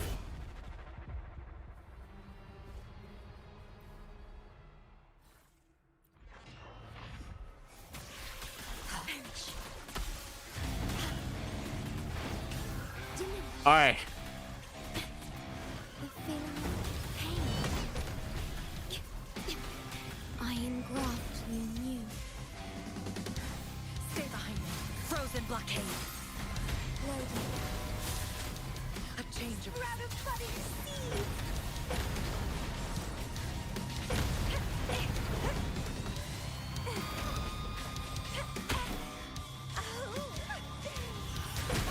Dancing.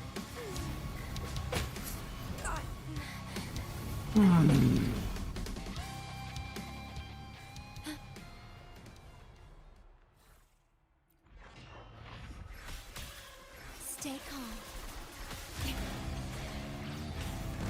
In war with time. Stay behind me. Shackles be gone. Loading. A change of Bloom from ashen shell. It's getting fun.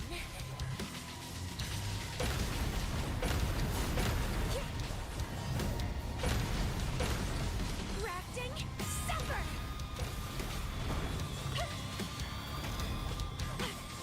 Keep dancing. Withering vines. Physical damage detected. I think we're exceeding the Gian attempts now. We might be exceeding the Gian attempts at this point. Iron graft you knew. I feel like I have just been like... I'm hard stuck at the moment. I am actually hard stuck at the moment. But I guess what I've done is I've done basically every character except for Camellia. So there's really nothing left to like practice on this guy for.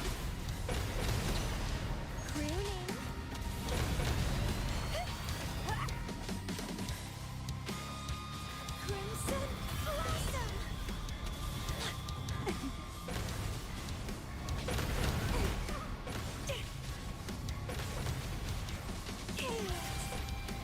Vow from the soul. Astral Hey, I got modulation. pretty close the first time I did it. I was getting pretty lucky on the dodges, and then I ran into the disaster of whatever the hell the stamina consumption of this team is. And oh my, I am not having a good time. Entertain me. It's getting fun. Oh, good God. She just moves so much on the ground by herself that like her basic attack chain will sometimes just like end up with you running into the landmines.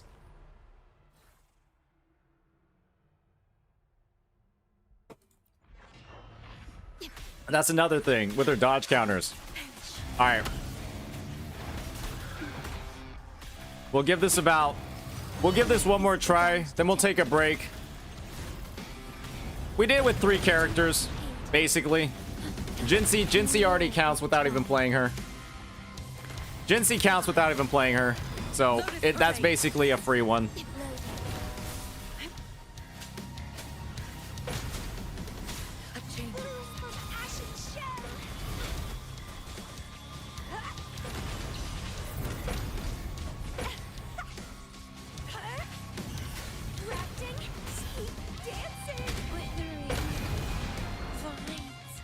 All right, ladies and gentlemen. All right, ladies and gentlemen, it is time for us to do something else. So I'm going to take a quick break. I'm going to take a quick break, get some refreshment, and what I think we're going to do is simply, instead of frustrating myself too much with this,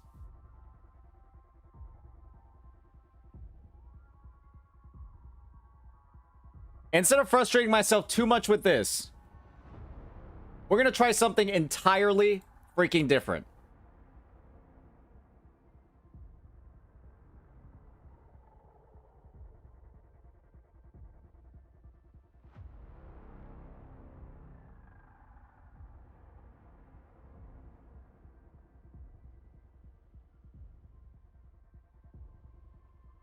We're going to try something entirely different, ladies and gentlemen.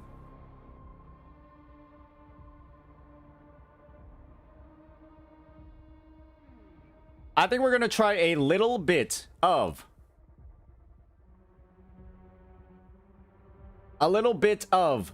Zenless Zone 0 version 1.4.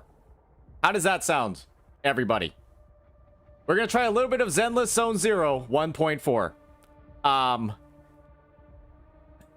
We'll see if it's worth coming back to. It's not out yet? It's not even out yet. Never mind. I just baited you all. It's not even out yet.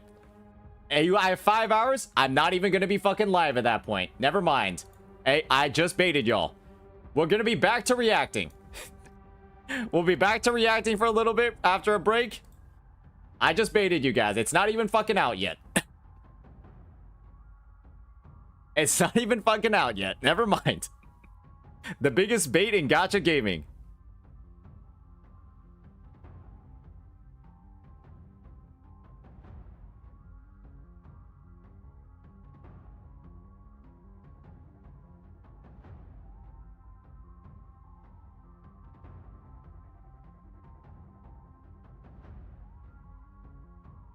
Oh my gosh.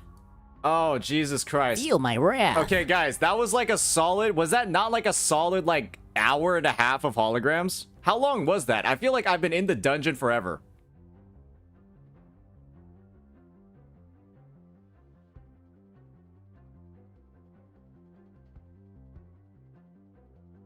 That was at least like an hour and a half, right? 2 hours on holograms. Holy shit. I'm actually kind of dizzy after that. Oh my god. That Camellia team actually made me like not want to play the game. Holy shit. All right, I'm going to go take a break.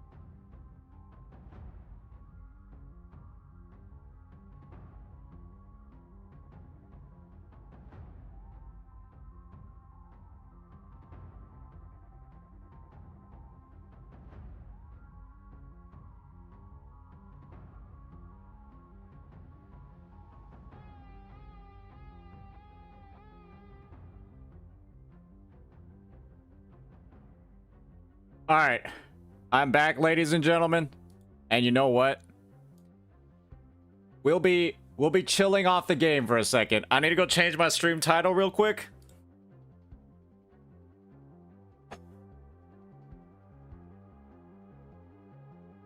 Maybe we'll get back into it.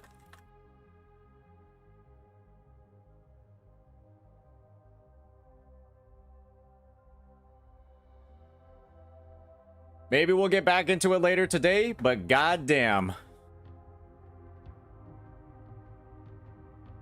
Goddamn, that was rough. That was rough, ladies and gentlemen. That was rough. Holy moly. I've got a little bit of food. I'm just gonna be grabbing a bite to eat. I think we'll be doing some reacts, and then we'll actually, ladies and gentlemen, after doing some reacts, we'll actually be talking to Styx. We'll be talking to Styx live after doing some reacts. Styx wanted to have a bit of a conversation with me, and I guess we're both gonna try to turn it into some content. So that's what we have coming up for today. Later today. So I've still got some things. I've still got some things up my sleeve. Don't worry. I'm following a schedule.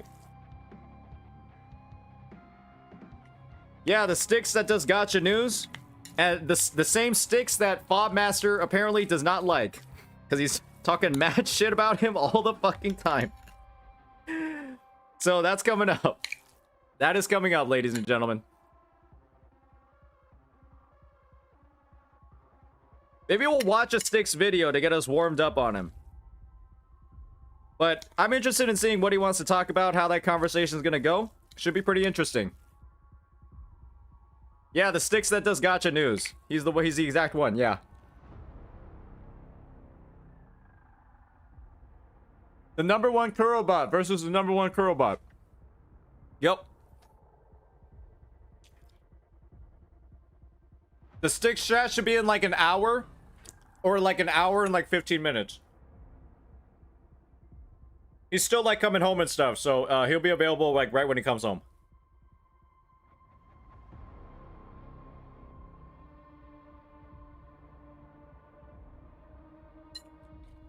Styx guy just does news on everything. Alright. I can add a lot. Let's just go ahead. Let's close out the game for now. Of things. So Chameleon's face disgusts me at the moment. So, this might be a good opportunity to turn this into just like a react. What I've been starting to enjoy doing,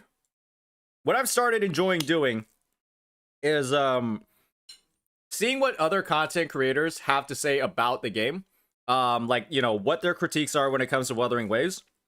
Stjorg is somebody, we just saw their video, and they were talking about how a lot of the critiques that they've had have been publicly or have been well received by the player base.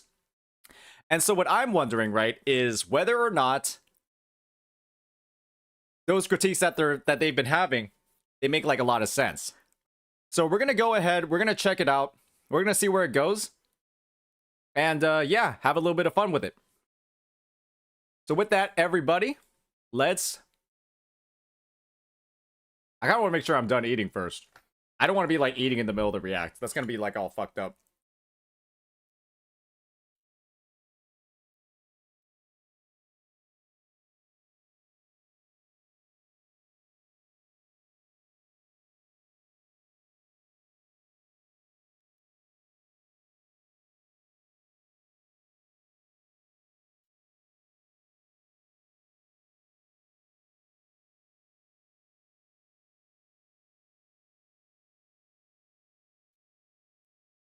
What did I do to you, man? What did I do to you? Oh, here we go. I'll let you guys see some of my amazing... This is what we have in store. This is what we have in store, ladies and gentlemen, for the League of Legends tournament. Are you guys ready? This is what we have in store for the League of Legends tournament. Alright? This is my Cassante gameplay. Are you all ready? This is what whoever is top lane on the opposing team This is what they're gonna have to deal with. Oh shit, I need to turn the volume low because it's Heavy as the Crowd is playing in the background. I'm not trying to get DMCA claimed. Or fuck it. I guess it'll just play. That is my Cassante right here.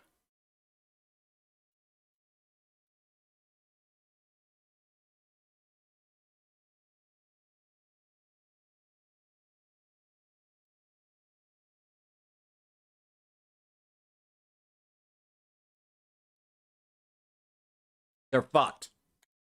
They have no chance. They're banning Cassante beforehand?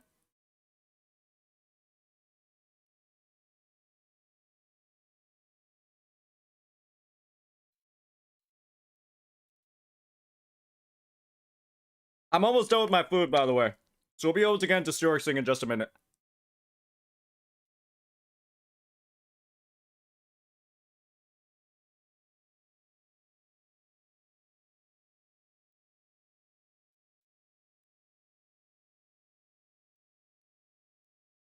%40 win rate, by the way.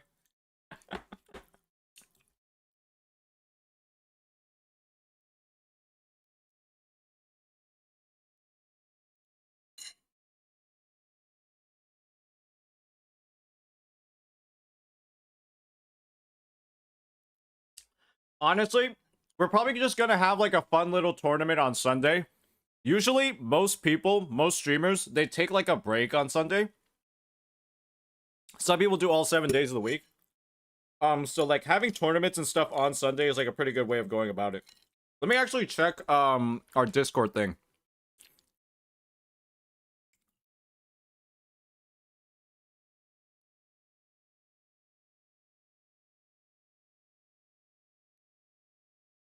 Hmm.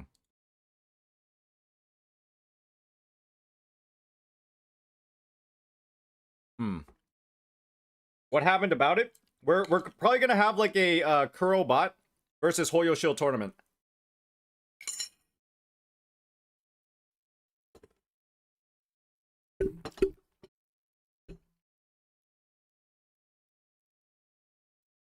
Captain Cabinets has a new video.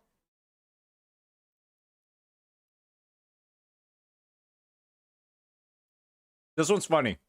What's good, everybody? So, recently, well, a couple of weeks ago, we had the drip marketing for Zanny, or Zany for Wuthering Waves, and she looked hella cool. But just a couple of days ago, we also got some new Zella. She did this. And as you can see, this one went a little bit viral. It went a little bit viral. And you can imagine, right? What the response was across the player base. Zone Zero drip marketing for Evelyn. And you know what I did? I thought this would make a great tweet. Subscribe! Yo, who wants to have sex? Be an amazing community. I hate her intro. I hate her intro. I saw an opportunity and I took it. This will be an amazing tweet. All I literally did was I put Evelyn next to Zanny and I put the I didn't even say anything. I went And do you think that people would have a reasonable response to this obviously joking tweet? Obviously, this tweet is just a bit of a joke. It's a bit of a giggle. It's a bit of a laugh, as we'd say. Chat, type 1 if you prefer Zanny. Zany, type 2 if you prefer Evelyn. B.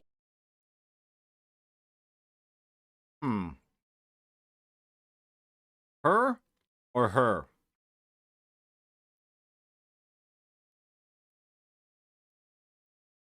Which one's 1? Which one's even 2?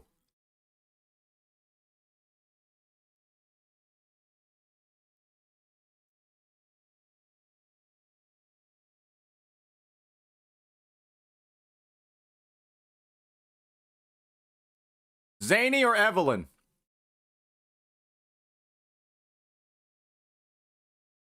Four, 3, 3, 1, 1. Nice. They're both hot. Nice. I think Zany won, to be honest. I think the horns kind of do it for me. The extra factor. The tie, I also like the tie being red. I also like the fact that she has sleeves that she's actively rolling up. All she got is the coat. It's extra. It's extra. It's a bonus. That's better. Who wouldn't choose a succubus? Exactly. That's why Sarah's in everybody's chat. That and the white hair is a little bit different. All right, we might watch the rest of this one later. But I did actually want to get into the whole Stjork thing. Right. So, thankfully, I finished my food. I am feeling refreshed and refueled and ready to go. Who knows if we'll get back into holograms. But until we do, what we're going to be doing instead, to just take a bit of a quick break from the hologram grind and the Brax tournament, is take a look at some of the critiques in Wuthering Waves. So with that, everybody, Stjork is back at it again with some more quality content for Wuthering Waves. And this time, he's talking about the worst side of Uwa. And he has in the past done a little bit of what people might call glazing when it comes to what Kuro's Games has done for this game. And so now we're going to see what the flip side of that situation is from this man. So with that, Stjork, please go ahead and take it away. Let's see what is wrong with Kuro Games. Okay, it's been exactly a week since I made the Wuthering Waves is a wake-up call video, and it got pretty good traction, and of course, that video actually did really well. So editor, maybe just pop up the stats a little bit. That video did exceptionally well. Of course, it was a mostly positive video about the game, and as I did this with Honkai Star Rail before, today we have to talk about the worst side of Wuthering Waves, the problems with Wuthering Waves. Now, I'm aware that Ryuko-sensei made a video about this, so I had to watch it and see if I can add to this, and yes, I can add a lot of things. So without further ado, let's start, and let me summarize the most obvious points first, and then we'll talk about other important ones. So first, we have the game introduction. The game introduction blows, okay? I think if a new player gets into Wuthering Waves, the game will not attract them for the story and the voice acting, so the only chance is the gameplay and the world, but it's gonna go for like 5 acts of suffering. Really? Well, I do hear that they've actually improved the voice acting in the early quests, like in version 1.0 and like some of the stuff that goes on over there. So maybe it might be worth like revisiting that, trying it again, and then giving like an adjusted point of view, because that is what a new player would experience, right? Some of it, but not all of it. I'm seeing from chat. Bad plot, and this is with adding the problems of voice acting like Yang Yang. Now the good thing is the game gets better with voice acting with more versions, but there's still minor problems with voice acting sometimes, and it could always be better. So the start of the game isn't the best. Did he just say it could always be better? Oh, Stjork. Oh, Stjork, you don't know how much I hate the term, it could be better. Because anything ever of life could be better. There is not a single thing in the world that can't be better. So why is that a criticism? Yes, there's some characters that... Let's play back a little bit. Problems with voice acting sometimes, and it could always be better. So the start of the game isn't the best. There's some characters that don't have story yet that are already in the game, and that's because they changed the story before the second closed beta, and that's why a character like Galcharo or Dungeon don't have a story, and they should make a story for them or include them in the world, because I don't like this. I really don't like when a character is existing in a game and has no story. I had this problem. Character is existing in a game and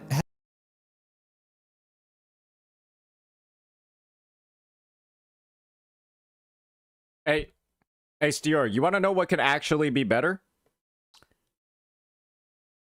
This crit rate. This crit rate could be better. Oh my god. And like with an attack like this, I think you do have a weapon. S2 plus Shorekeeper. Wait, his Changli is S2? If it's Changli's S2, I would hope the crit damage is better. Holy shit. If it's Changli's S2, I hope the crit damage is better. God damn it, bro. This Changli sucks. Oh man. Oh boy. Come on, man. We could do better than this. We could do better than this 7 months into the game. Come on, man. Has no story. I had this problem in Tower Fantasy at the start. There's a character called Shiro or something like that. She had zero story. I was like, who is that? I hate when a character is just disconnected. You have to know the importance of characters, and especially fun characters like Kalshara or Dungeon. Dungeon is very powerful and popular between 4 stars, so if they add stories, it's not gonna be bad. Now, other than the stories, I think that 1.0 and the introduction to the game should change, and it should change before PS5 release, and the problem is this, like, in 2 weeks. But I hope that they have this in their mind, that they have to make the start of the game a little better to attract more players. Because yes, the game gets way better after that, but we have to make the start a little better. Remove some things, change some dialogues, and it will probably be good. Now moving on to the other. Okay, so I'm assuming that might involve like streamlining the story, perhaps like cutting out some unnecessary tasks or cutscenes, and then potentially maybe adding some more. But overall, it seems like the critique here is like, let's make it better. And he did offer like some solutions, but I think it would have been nicer for at least this critique in particular. It would have been a little bit nicer if he pointed out like some specific scenes that are like just kind of jank, that are kind of bad, and then use them as examples of like optimizations that they could make in the story. But I can see where he's coming from, but I did hear like a lot of just, you know, like make it better. So maybe like some more specifics here would have been nicer as a general critique. My point of view. Other obvious thing that a lot of people are talking about, which is the lack of 4 stars. Yes, it's good they added 2 4 stars lately, but they still have to take this into consideration because we still lack 4 stars. If we're not talking about the characters, we really lack 4-star weapons. Like, we need way more 4-star weapons and even 3 4-star weapons because, yeah, the choices are not that good. You can feel sometimes forced to roll on the weapon banner, and yes, the weapon banner is good, but you're not just gonna roll on every character or a lot of characters. Even though it's not that hard, but we really need more 4 stars. To be fair, weapons are pretty much universally shareable across any type of endgame content that would require them, as long as you're not on the same team. The 4-star thing to me, at least at this point in the game, if you've been like a day 1 player, well, if you're not a day 1 player, it's obviously not as applicable. You probably have had enough rolls to get 3 standard weapons, right? You probably have had enough rolls to get 3 standard weapons. And if you got the sword, which you get for free, which you can get for free, right, from the box, or the gun as well, the sword and the gun kind of fill out whatever you're going to need in those 2 slots. And when it comes to like the other standard weapons, you know, we've had Zhang Liao's signature come out, we've had Jinxie or Jian's signature weapon come out, and for the rectifier slot, we've had String Master, which is currently on banner. So there are a lot of like high value ones you can just share and things like that. If you're ever rolling on the standard character banner, you're kind of just griefing your account. And so pretty much every standard pull goes into the weapon banner at this point. So we've got 2 crit rate weapons. Would have been nice if more of the standard weapons had them, but there are some very competitive limited options, and then you can share everything, right? But Pincer Maneuver Warriors is an event where you can't really do that. And I think a lot of people are feeling a lack of maybe like 2 different variations that they could use, especially on their healers. So something to keep in mind. The standard weapons are a lot more accessible. You get one for free, and you can choose which one you're actually pulling for, which makes it a lot nicer. Will help free-to-plays, even low spenders. Like, I can compare this to, I think the best thing to compare to is Honkai Star Rail or Genshin Impact. They really have good 4-star weapons, and yes, I did a comparison with other gacha games now, but we're trying to get out of this league, okay? We have to stop. I think some examples of like how good the 4-star weapons are in those games could have also been nice. Like talking about like how, like, you know, some of these can be considered like biz or really close to biz, maybe looking at like a percentage comparison between the two to kind of like show like the differences, right? Like here is a Wuthering Waves character on a 5-star limited weapon. Here's the percentage difference comparison to like the best in slot 4-star. And then, you know, in Genshin Impact or Honkai Star Rail, right? Looking at the best in slot 4-star versus like a 5-star option. And then kind of like looking at the comparison there. Having like more of those numbers, being able to see like objectively, like literally objectively, which ones are different would be nice. However, you also got to factor in, right? One's guaranteed and the other is, hey, it used to be infinite. Then it was 270. Now it's 180. That is a dynamic that might be worth mentioning when it comes to Genshin's weapons. At least they're 5-star ones. Getting with the gacha formula, so I can even compare to other big games after that. So now if we talk about the combat with Wuthering Waves, I don't think there is a problem with the combat, but of course it can have more depth. We saw the new mechanic in the new event, which makes you have like a special ability when you use more than one ultimate. It made us think that yes, the game can have more things in the combat, and I can still see a lot of other things that can be implemented to make the gameplay better, not only by adding new characters. No, they can add some things that can be connected to older characters, because if they are going to add new mechanics to other characters or new characters, it's not a problem by the way, but if they're gonna add them without adding something new to older characters or making more synergies, a lot of the older characters will be forgotten even more. Now I'm going to critique the B-roll a little bit, because clearly the B-roll was the only thing playing while that was going on. He was like talking about older characters, and then he has Camellia, right, which is the most recent one, and then Zhongli Yao, which is also a pretty recent one. I think it would have been a lot better to have characters like Jian Xin or Calcharo on the sort of breakdown over here, because they're kind of like older, they're kind of considered like not as effective. And so when we're putting like literally the newest character, and then, you know, kind of like a still relatively new character as well, right? That's not as, it's not as impactful for like the discussion. Because we're talking about older characters, and then we have the newest one on.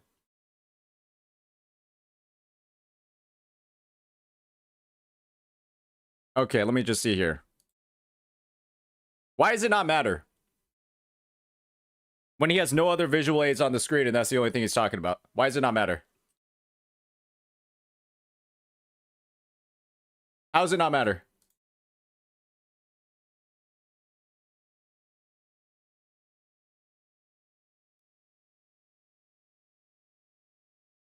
Stone Baby Doll. You do realize that the B-roll is quite literally the only thing in this video during that segment other than his voice.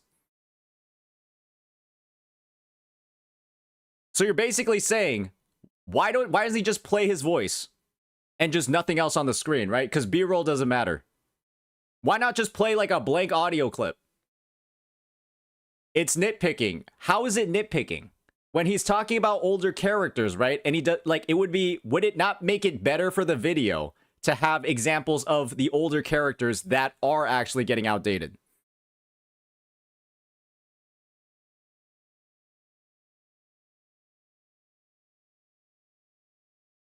Wouldn't that increase the quality of the video and make it easier to follow what he's playing? What he's saying? For somebody actually watching it. Like, you know, we are right now.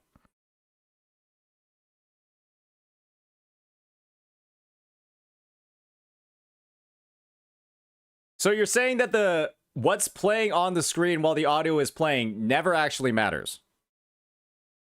You can just have whatever the hell you want on the screen while you're listening. Making a comment like that for a video is kind of crazy. This isn't just an audio clip. This is the videos, the backing stuff in the video is what's supposed to like support the audio clip. So you're saying if you just had like Fortnite playing instead, right? Like 90 is saying, if you just had Fortnite playing, it would have just been a fine B-roll. It's just B-roll, bro. It's just B-roll.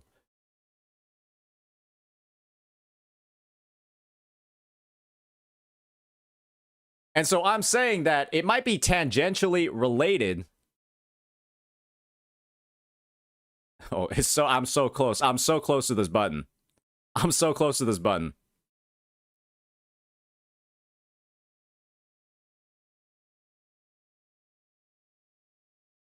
All right. So we're going to just replay that part real quick. To make the gameplay better, not only by adding new characters, no, they can add some things that can be connected to older characters, because if they are going to add new mechanics to other characters or new characters, it's not a problem, by the way, but if they're gonna add them... This is what I'm saying, right? He put up like Zhang Liao, which I can understand as like, I guess he is an older character. But somebody like Calcaro, right? Somebody that Zhang Liao in a lot of senses literally power creeped. Or a character like Jian Xin, right? Who is kind of like falling out of the meta due to her field time. That would have been, just in my opinion, right? Feedback for Seorg, a stronger way to present his argument. And a stronger kind of like emphasis. A lot of people have memories of Calcaro kind of like sucking now ever since Zhang Liao released. And everyone talks about how Jian Xin, right, isn't maybe as high tier, doesn't have as much use cases anymore, now that we've gotten better at clearing stuff in the tower. And now that we have like other groupers on the roster. So a lot of like these older characters are kind of like replacing the older, or a lot of these newer characters are replacing the older ones. And so kind of putting more and more of those older ones on here, especially for somebody that might not be as knowledgeable about the game. They might not be as knowledgeable about the game, right? And they're watching this. This is going to be even more of a visual aid. It just increases the quality of the video and increases the quality of the critique. And denying that and saying that the B-roll doesn't matter is simply brain dead. Without adding something new to older characters or making more synergies, a lot of the older characters will be forgotten even more. Now, another obvious problem with the game is that we need more male characters in the game. We need more badass male characters. And I think Ryuko touched on the fan service thing. I also think it shouldn't be too much. It gets to be immersion break. And this is the other thing, right? If we're talking about fan service and we're talking about characters who are considered the most fan servicey in the game, I don't think Jeja is the best example of it, right? You would maybe want something a bit more like Chang Li or Shorekeeper in this instance to drive home that point a little bit more, right? Camellia, Chang Li, or Shorekeeper, potentially as a better example here, because Jeja is probably like one of the most conservatively like non-fan servicey characters in the game. Honestly, right? Compared to like what she's wearing compared to the rest of the roster. But now let us talk about the more important stuff that aren't really touched on by a lot of people. First of all, we have the shiny system. Now, I made an in-depth video that you should really see about how we can change the shiny system in the game. Because, you know, the shiny system is like a cosmetic thing, but it's currently not enough. We don't have a lot of them. And of course, the way you get them isn't that fun. And they don't give that much value as we thought. We can make them more farmable in other ways. We can make them give some stats. We can give them better looks than they have now, or make the open world even more fun with using the shiny system and adding a pity system with it. So you can see the video that I made about it. It's really gonna change your view about it and probably change the game forever if it's added. And talking about the open world, let us talk about the open world experience. I think that Wuthering Waves or any other open world gacha game, even Genshin Impact, in terms of open world experience, they are mid, okay? I'm not talking about how the world looks, because the world in Wuthering Waves is beautiful. No one can deny that. But the experience is just nothing new. It's just nothing crazy, okay? It looks good, but it's not something that you wanna really go to again and again other than the beauty, because you can add a lot of other things to do or even more details that can be fun. So when I'm talking about details, let me give you an example of Red Dead Redemption. I know that it's really focused on open world. So did he mentioned shinies, right? Did he? I want to see how much he expanded on them. They don't give that much value as we thought. We can make them more farmable in other ways. We can make them give some stats. We can give them better looks than they have now, or make the open world even more fun with using the shiny system and adding a pity system with it. So you can see the video that I made about it. It's really gonna change your view about it and probably change the game forever if it's added. And okay. I would have rather that he summarized the video or summarize the main points from his video and then put them in. And just put them in here, right? Now I'm kind of just like, all right, you brought up a point and now I'm like, okay, shit. Now do I have to like, do I just stop watching this video right now and go watch your other one to get the full message on the shinies? I think just summarizing the main points would have just been, you know, obvious. I think it would have just been a little bit better, right? Now I'm just like, okay, I got some of it, but What do I do now? I guess we're just gonna go into the open world. Open world experience, they are mid, okay? I'm not talking about how the world looks, because the world in Wuthering Waves is beautiful. No one can deny that. But the experience is just nothing new. It's just nothing crazy, okay? It looks good, but it's not something that you wanna really go to again and again other than the beauty, because you can add a lot of other things to do or even more details that can be fun. So when I'm talking about details, let me give you an example of Red Dead Redemption. I know that it's really focused on open world, and that's why we should chase something that is good in open world, okay? So I think the main point that he said was that the open world doesn't have like a lot of replayability or a lot of things bringing you back to it. Kind of like there's not like any like unique interactions, unique sort of like dynamics that make it more than just like something to look at and something that looks nice.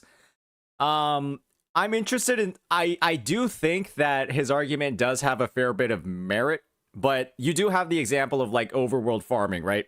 Going out, infinitely grinding echoes, gathering materials, that sort of thing. You don't actually need to do a lot of those anymore now that you're able to do things like the elusive realm to farm up all of those materials, including echoes, level ups, all that stuff. You can just farm it for doing the elusive realm. But it's kind of like alternative options for what to do. when I was playing before, I stumbled upon somebody that was fighting thieves or something like that, and he was in big danger, you know? So I had the ability to just not help him and go in my way, but I chose to help them. I didn't get any reward, the guy just was thankful, and he went away. I was like... We have, what's it called? We have like the random couriers though, that you can talk to in the overworld that are just like stuck in the middle of the road, and they'll give you like a mini side quest or like a mini task to do, and I think you actually do get asteroids for helping them.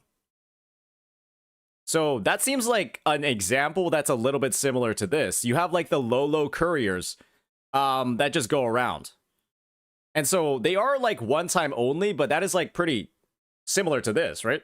Whatever we're seeing here, that's pretty similar, right? Yeah, that was cool. But then, after a week of playing Red Dead Redemption, and I was like next to a store, the same guy was sitting next to his friend. Yo, I saw this guy. He was the guy that saved my life. Hey, thank you, man. I'm gonna buy you a free weapon from this store now. This I couldn't thank you enough before. That was good. That was a really good detail. So there's actually a quest in an area where I think you like help out some exiles. It's in the starting zone, or like you help out, like capture some exiles. If you return to that area later after like a daily reset, or after like you just wait 24 hours, there'll be like a chest there, or there'll be something that you can claim. So there is that level of, there actually is like that level of like delayed interactivity or like delayed reward for like completing a task. It is present in the game. Perhaps it could use more of it, but it is there. Oh shit. 1 second.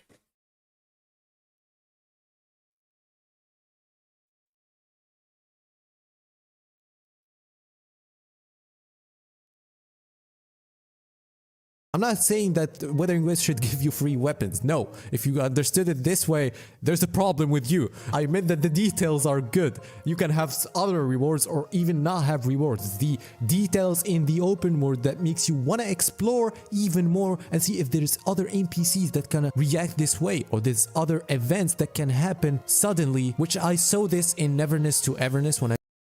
Well, so like we just mentioned before, there is stuff like this in the game. So what I would have liked to have seen a bit more is maybe like the comparison and like how they're not as fleshed out, but the hidden quests quite literally are there.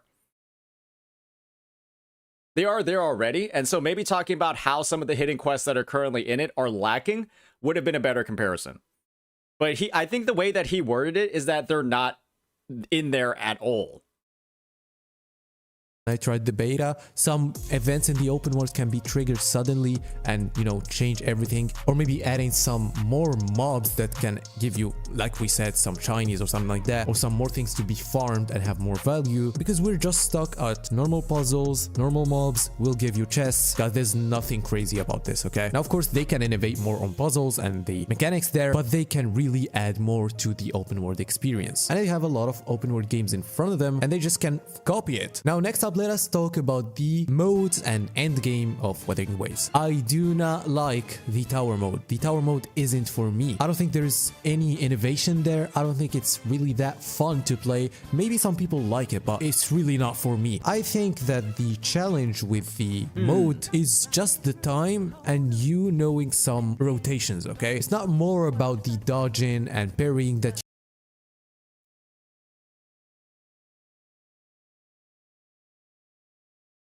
But dodging and parrying makes you perform better. Dodging and parrying increases your rotation or decreases your rotation time. When you dodge and parry, you gain concerto and can rotate through your team faster. You know what I mean? You know what I mean? And so when you interact with all the game's mechanics perfectly, you get a faster clear. You know what I mean?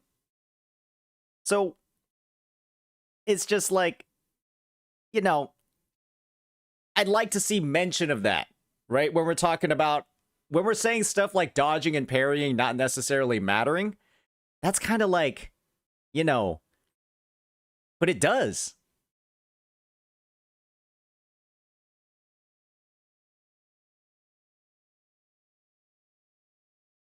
Are you just typing for fun? Are you just typing that dodges don't grant concerto? Gian loses a Ching Long when you dodge. Okay, you're just trolling. Goodbye. You're just actually just typing random shit. Unfortunate.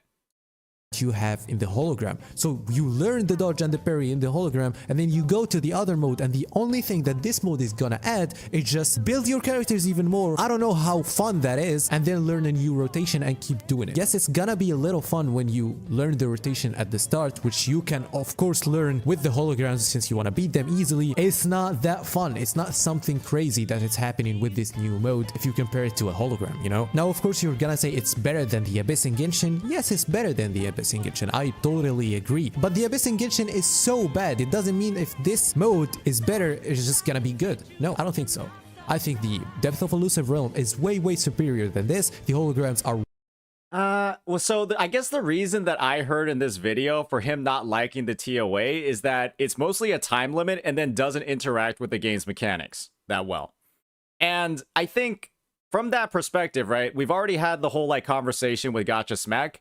It does interact with the game's mechanics because the time limit means that if you use all your mechanics properly, then, you know, feel my wrath.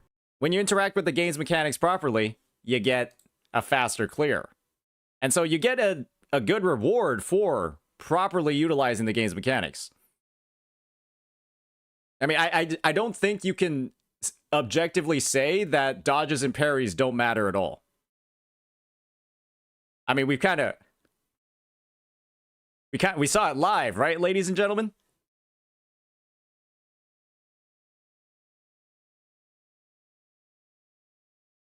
way more fun. Now, when we're talking about the holograms, I think there is a very cool thing that they can do with the 1.0 holograms. We know that the new holograms peak at level 100. They can make the older holograms with a 7th new level that they peak at the level 100, and they add like 2 more moves to them, or they change some of the patterns that they have, a little more damage, and yeah, we will have a little good update. Oh, we need other modes, okay? Talking about modes, let us talk about the events. So I guess the suggestion for holograms was to have a level 7 mode. I assume that that means like these dudes are like just like straight up one-shotting you. The Chisha Yinlin team is like not awful because like Chisha's Liberation does do quite a bit of damage. So, I mean, it's not like the buff is just going off into outer space and not doing anything. Some events in this game are good, but we really need more permanent event. If we take Honkai Star Rail, it's a very good example here. A lot of the older events, you can just play them again. You can just go to these events and make the FOMO way less than any other gacha game. And especially the events that have... Wait, but 1.4 is permanent.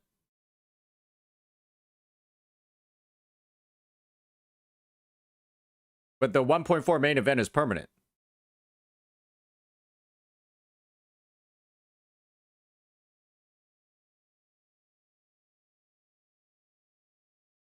Am I hearing this point wrong?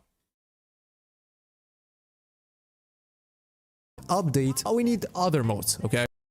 A lot of the older events Honkai Star are good, but some events in this game are good, but we really need more permanent event. Oh, that's not good.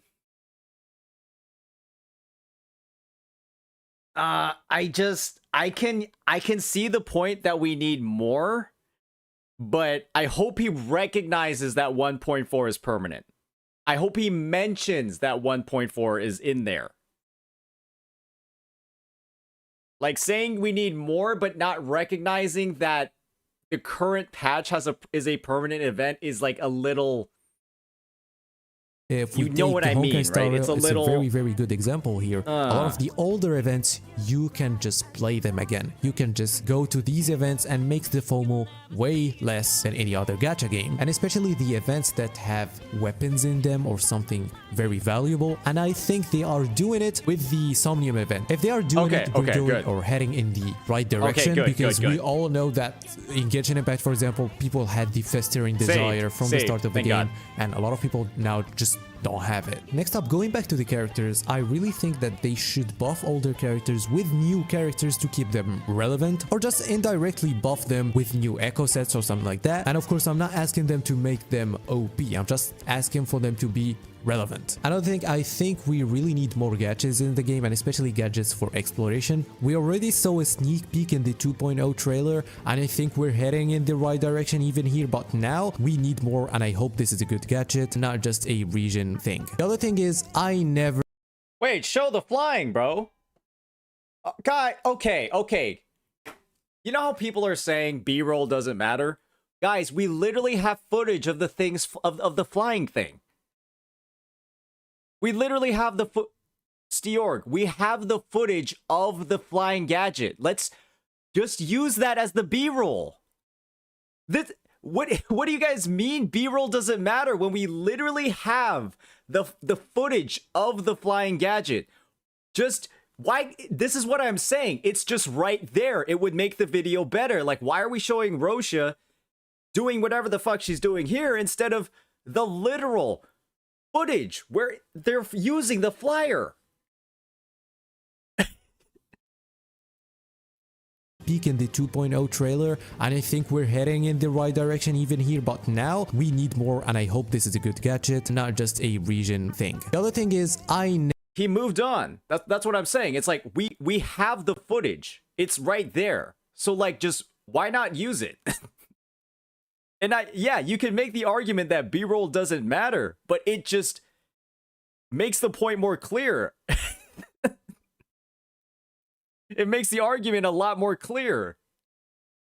Never like dailies in gacha games. I think if we have weeklies that have the same amount of rewards that you get in a total of 7 days of dailies would be way better. So having weekly challenges that you can do in B-roll is basically, when you're making a video like this, oftentimes you'll just be like talking, and then you'll have background footage.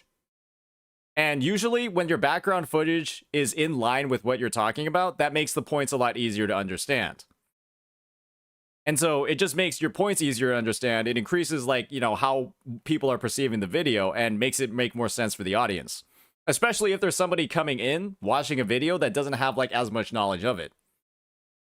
Probably 2 days is way better. I take Tower of Fantasy as an example here, and I already talked about this even more in another video in depth. So if you want to see how dailies could be way better and... Oh, come on, man. This is... Hey, you did...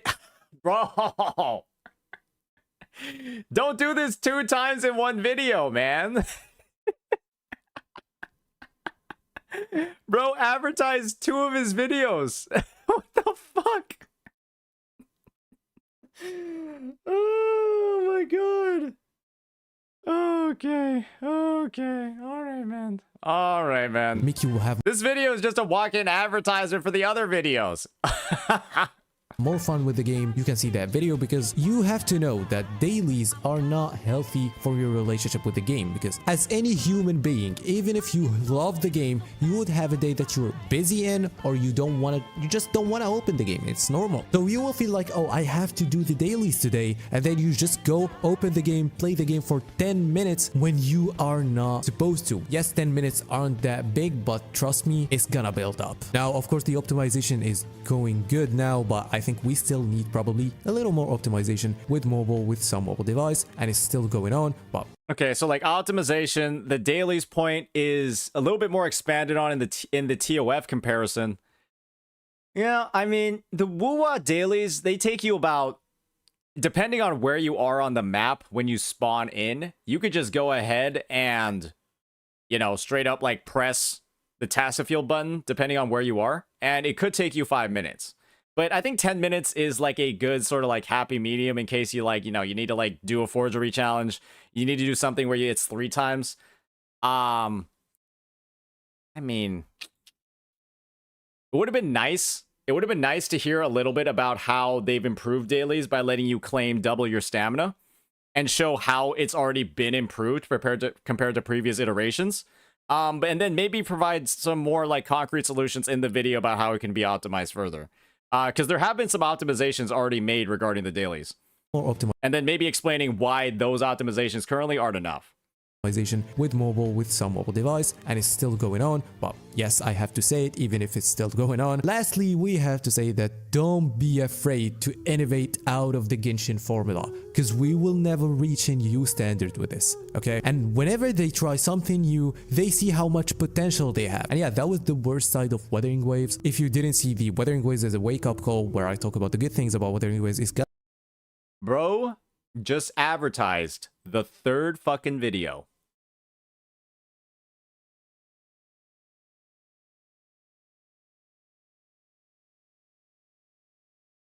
gonna appear in the outro after this. And if you like this content, if you like this video, don't forget to like and subscribe, and yeah, bye bye.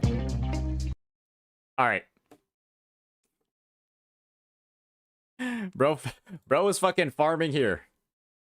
Bro was fucking farming here. A 3rd video has hit the tower, sir. All right, bro was fucking farming.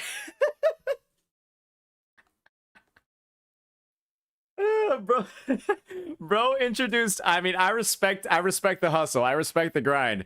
Bro like mentioned a point, and it was like, yeah, it's expanded on in one of my other videos. It's expanded on in one of my other videos. Go check that one out. I want to see if he linked all 3 of them.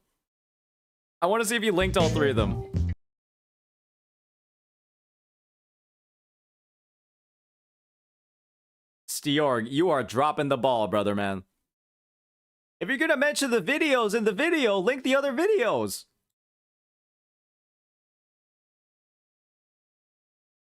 Right? Wait, what if I was interested? Oh, come on, man.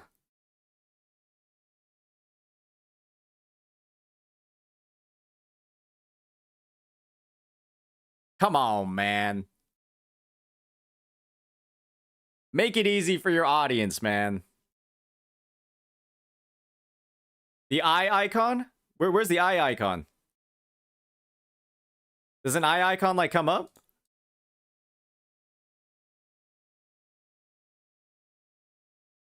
Yeah, I mean, I don't see it, ladies and gentlemen. That's unfortunate. You are a new target to St. Tontus. All right, let's check out some of the comments. Nothing too crazy over here.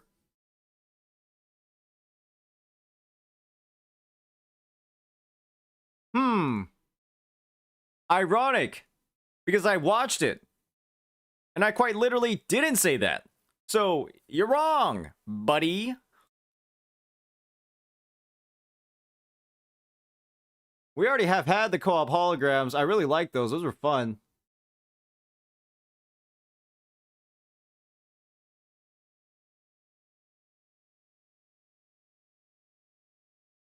What is this? So this is what led to start beef with you over your opinions. I wasn't following dramas. What the fuck did Saint do?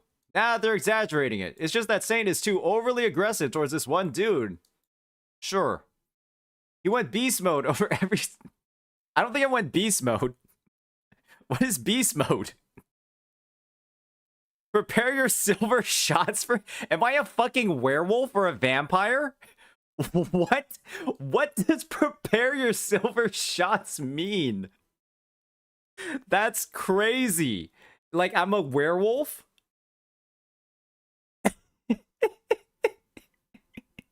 That's insane. So, he's no different than people who blindly defend Genshin for criticism. This is crazy. When you reduce somebody's argument like this, I think you can quite literally say whatever the fuck you want. What is this? Bro, this is like, I think this person has to be banned in my chat. This person, like, has to be banned in my chat. There's pretty much no other way they're not, right? I'm 99% sure they are actually banned from my chat. No joke. No lie. They have to be.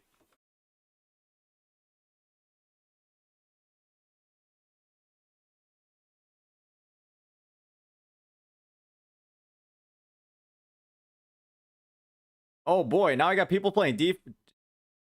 Steorg, looks like your comment section enabled PvP.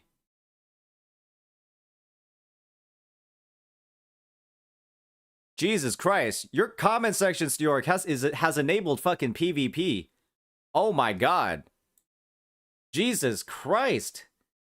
I guess we're giving these people something to do. If they're gonna argue on behalf of like other people, holy shit. Argue on behalf of other people in a YouTube comment section that's not even related to any of the original parties involved. Holy moly, these guys need to find a fucking hobby. This guy wrote this comment just to start some shit. And then he just responded to his own comment like 40 times. Jesus Christ. Just go play a game, dude. Literally, go do anything else. This is not a productive use of your time. Go do anything else, man. Why am I even being mentioned in this video?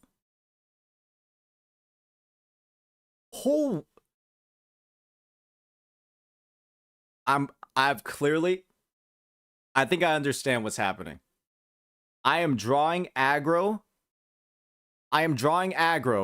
from the unemployed. Jesus Christ. I'm actually living rent-free in these guys' heads. These guys need hobbies. Holy shit. These guys genuinely need hobbies. Oh my goodness.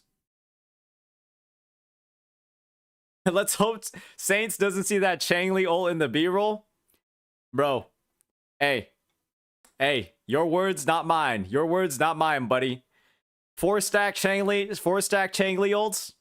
Hey, that's that's something else, man. That's something else, man. Hey, what if he just wanted style points? You ever think about that one? Hey, at least you have style points.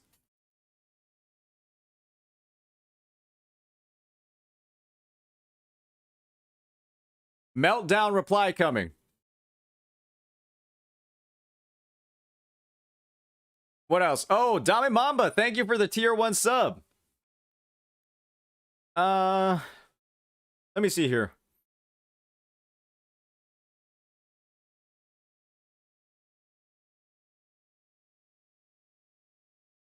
What is Jesus. My opinion on CC. What? Who asked? Where does this even come from? Steorg just opens and like makes his new video, and then it's just like this dude just comes in like with a schizo post. My opinion on 3 other CCs. That's not actually the person that made the video. Are you? What is? What? What? This is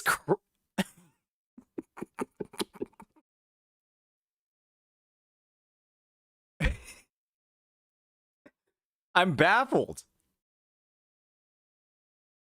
I'm baffled. What's going on? Why is this happening? Who does this?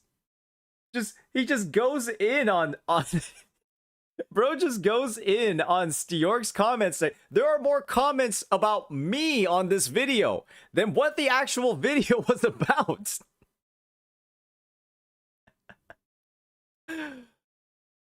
Somebody help these people. They need help. These are the people saying that I have a problem. This is insane. I don't actually know what to say. It's like funny. It's like funny and sad. I mean, this guy's just saying hi. This guy's saying hi. So, hello back, Ra from Yeti. Blah blah blah. I see this guy in my comment section all the fucking time. This guy just stopped commenting completely. All right. Okay. Yeah, I mean, this is pretty chill stuff. Nothing too crazy here.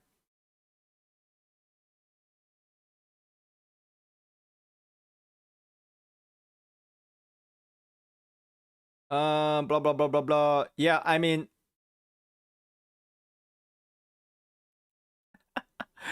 what's wrong with these guys, man? What's wrong with these guys?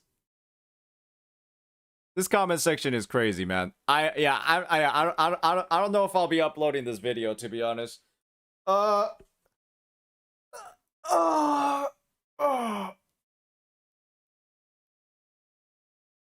I guess I find it funny that nobody actually mentioned the lack of links to the videos that he's mentioning you should look at to reinforce his points. Because I'm like, that would be like, that's kind of just like it's like a thing, right? That's like my biggest takeaway from the video. Stjork, where are the fucking links? Where are the links to those videos you were mentioning? Put them in there. Put them in there. Make it easier for your viewers. Get more eyes on your other content that you're mentioning in here. Can you control F to see how many times they mention?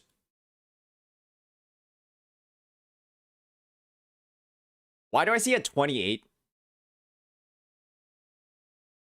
Why do I see a 28? Oh my.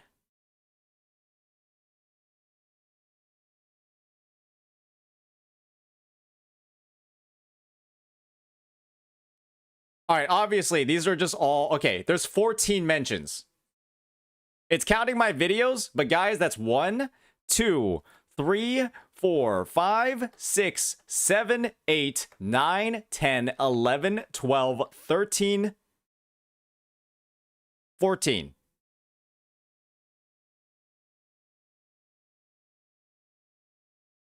I am wondering if any of these people actually play the game.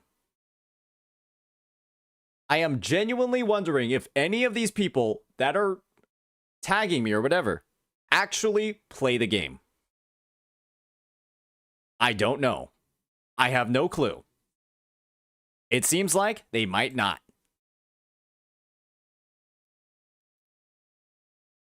That's crazy. Refresh page. I think there are actually comments about the missing vids. Exactly I wonder why. It's probably because I just fucking watched it. It's probably because I just watched it.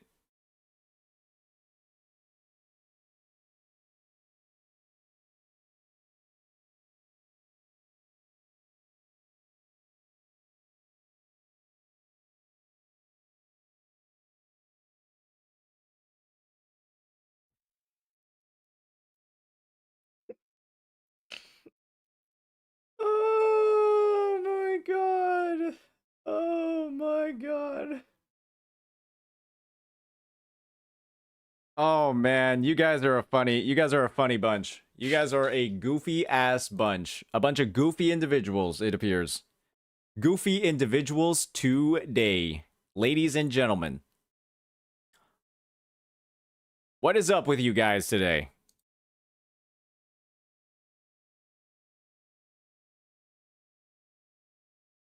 What is up with you guys today? Jesus Christ.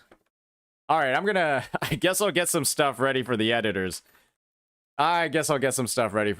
Give me a minute, ladies and gentlemen.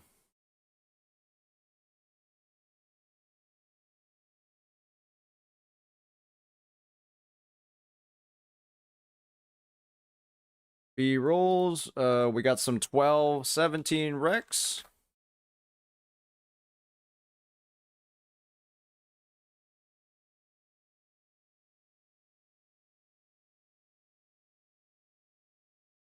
More. Yeah, I'll do some more new video. Nope. Stream Rex. And right, we got that 1 hour shebang from today. And that might be it, actually.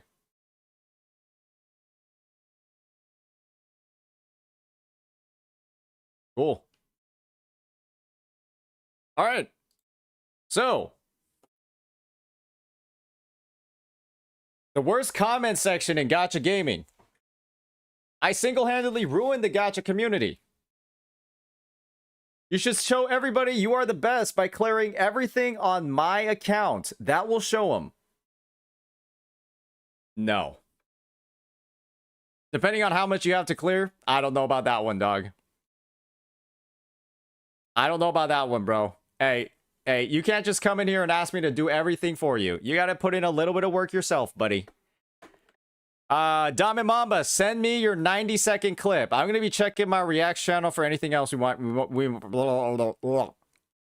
be checking the Reacts channel for anything else we might want to look at. Okay, this guy cleared the tower with one character. This guy is about to cry because he's playing Ling Yang. Will I be covering ZZZ 1.4? I guess I'll be doing that tomorrow. You should be able to link it in. Twitch chat. Links should be okay in Twitch chat.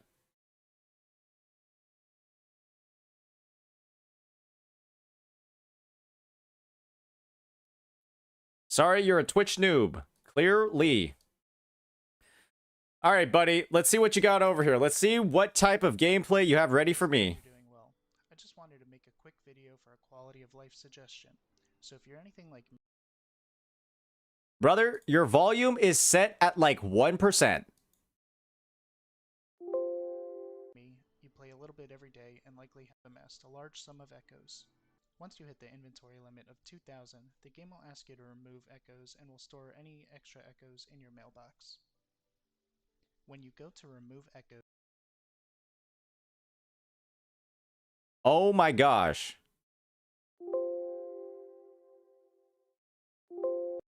you can filter for rarity, cost, and attributes, but there is no option for echo set. So for instance, if I want to remove one cost defense percentage echoes,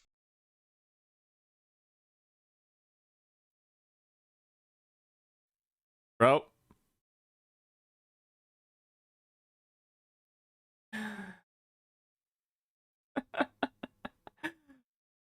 I feel like there's a better way you could have. All right, let me take your video and just break it down. Kuro Games, please let us sort our echoes by the Sonata set. That's the video. Please let us sort echoes by the Sonata set. That's the video.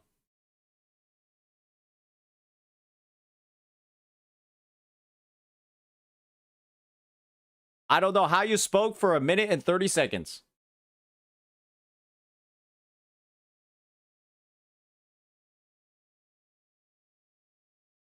You can sort by the Sonata set in the equipment menu. You can sort it by Sonata set in the equipment menu, but you can't do it in this area. You can sort by like stat and stuff, but you can't do it by Sonata set in this menu. So yeah, that's the critique. Please let us sort echoes by Sonata set in this menu. That's the video. Nice job, man.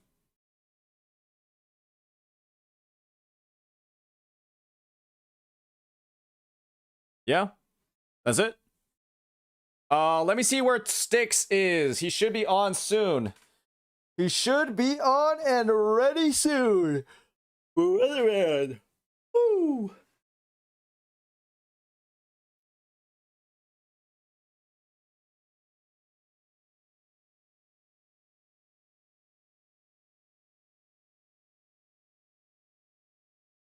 Nice job, buddy.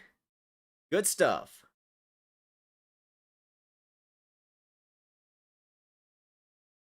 Woo!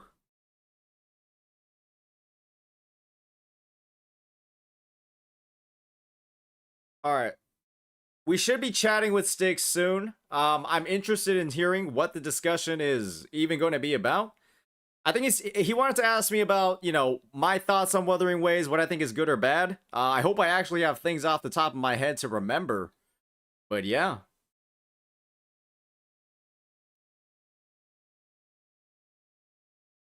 We got a bit of hologram practice in. That was all good. Pretty good time. Snack time? Shit, let me see here. I think I got some of the bunch on real quick.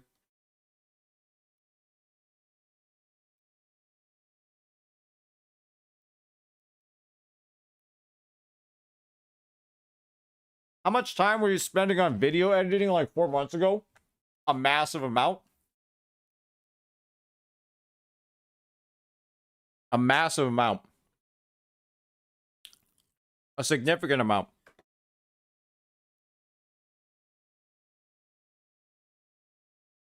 Have tea with the snacks. There's nothing wrong with my voice. Ugh. How much does it cost for dedicated editors? Depends.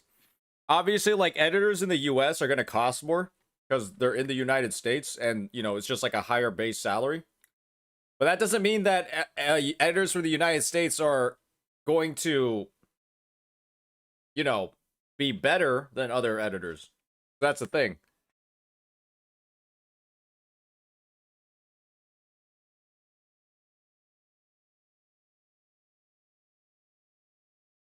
Let me see here. I know Wuwa already has a ton of content for you ahead, but do you ever plan on doing PGR? Probably asked a lot, though. I actually do plan on doing PGR at some point. Yeah. I do have time for viewer-submitted gameplay if somebody wants to throw something in. Yeah, viewer-submitted gameplay. Where's that, though? Link it. Link it.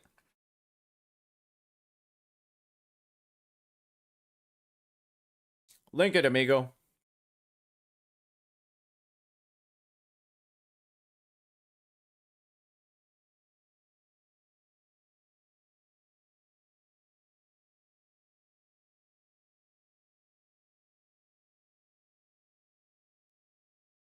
If you believe in RNG manipulations on Echo substat rolling, I have a cryptocurrency that I would like to sell you right now. I have a cryptocurrency that I would like to sell you right now. So please go ahead and just PayPal me. Just donate all of your money, and we'll get that coin to you as soon as possible.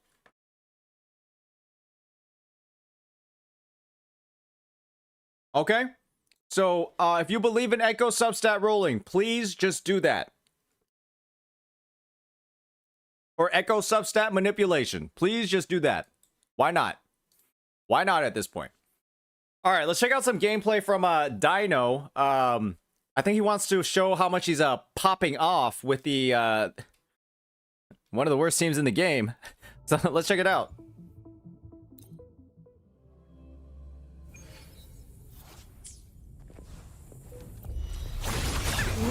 Whoa! Whoa, what a guy!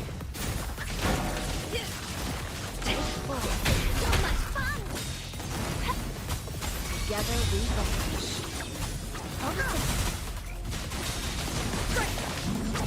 Who's the king? Oh my goodness. Here we go again. Into Woolly's belly you go.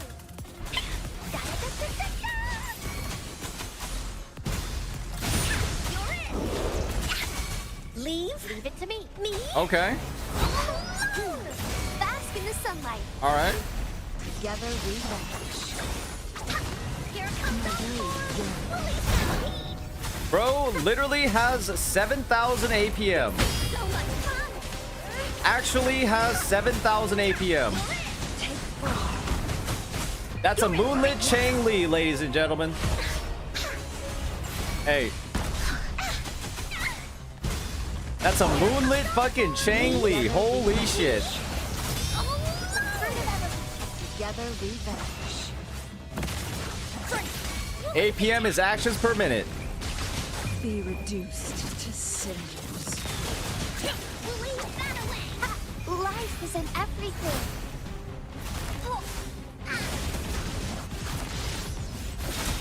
I mean, this is pretty solid, man.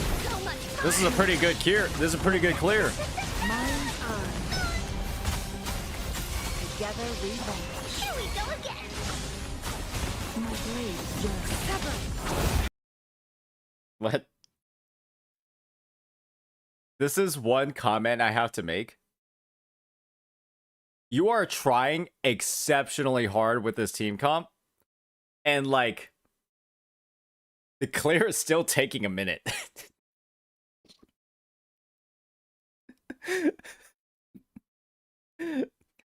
That's the problem with this Chang Li character, man. You are like sweating so hard. You are sweating so hard to do like all of these combos, to do all of these cancels, like having 3 characters on the field at the same fucking time. And you're just like, the clear isn't like something that's like world shattering either. It's just like, holy fuck. His gear probably sucks. I've seen a 40-second clear. I hope you show your gear in this dino. Oh, you don't. You don't. Beckon the You don't show your gear. How much does that hit? Damn, can I even tell with the quality how much it did?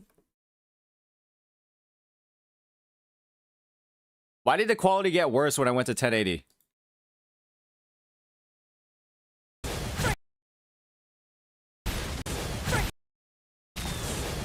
$88K liberation. I literally can't fucking see what you just did here. I literally can't even see. I have no idea.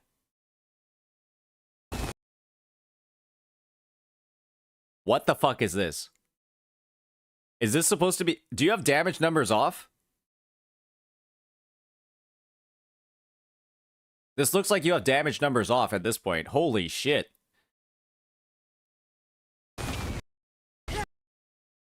I think that's 17K. Oh god.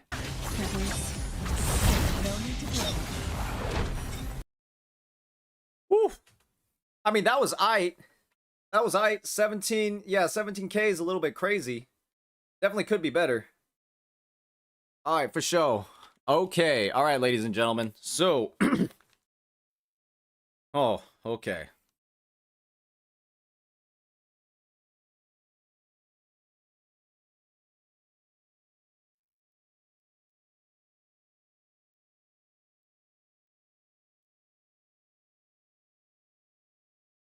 Alrighty, ladies and gentlemen. So, we've got our chat with Mr. Sticks coming up in just a few minutes.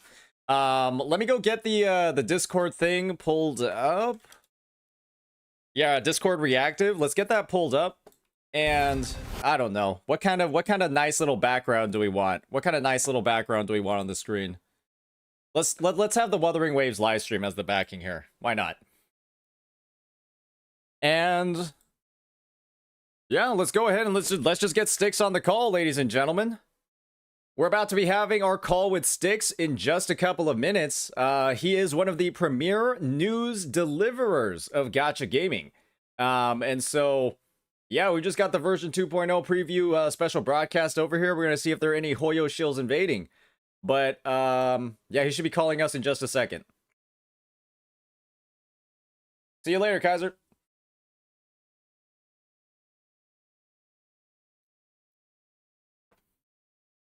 A lot of people do refer to Sticks as the masturbator. And so we'll be seeing whether or not he lives up to that name. I think he quite literally puts that he is one in his Twitter profile.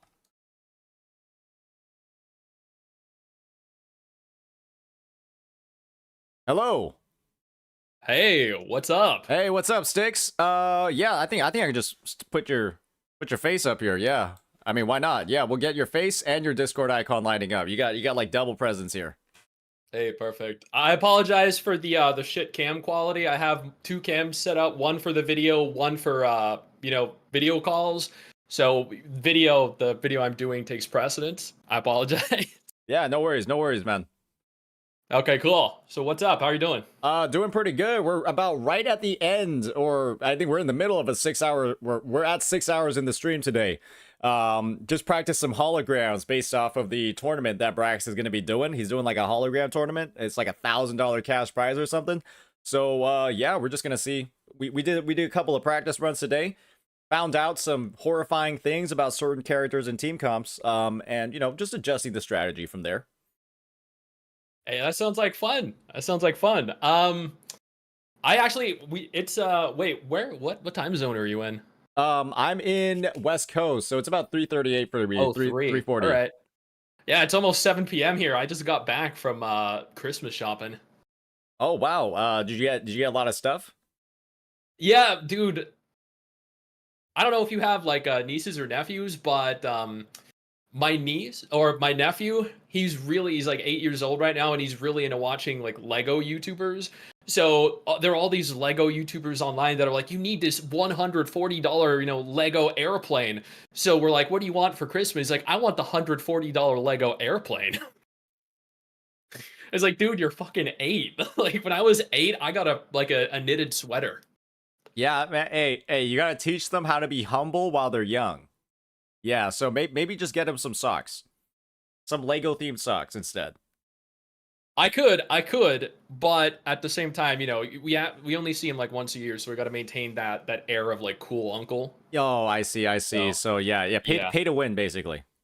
There's a reputation you need to uphold. Yeah, gotcha. Okay. Yeah. So basically, what this call? I don't want to take up too much of your time. I know you've been going for 6 hours. That's already a lot longer than I typically try to stream for. I do like 3 to 4 hours and only 2 days a week. Mm-hmm. So I don't want to take up too much of your time. I got a bunch of different content creators. Some are Wuwa, some are Zenless, some are Genshin creators that are going to be coming on over the course of the next like 30, 40 days to discuss their games, then also discuss Wuwa, the things that the game does right, the things that the game does wrong, things that it can improve on. Everyone kind of like giving their own unique perspective on the game. Evidently there's going to be some contention between content creators and opinions. Yeah, obviously. I mean, like you and I'm assuming based off of your videos, you like me are a big Wuwa fan. I've been covering it since like it was first announced. Absolutely. And so we're both very positive about the game, and although we're positive, like, no game, no developer is infallible. Absolutely. So I hate when people are like, this studio can do no wrong. Like Hoyo, they're like, Hoyo is perfection, and you just like. So, I basically wanted to have different creators like yourself on to give your unique perspective on what the game does right, what the game does wrong. Like it could just be one thing, or if you have numerous things, that works too.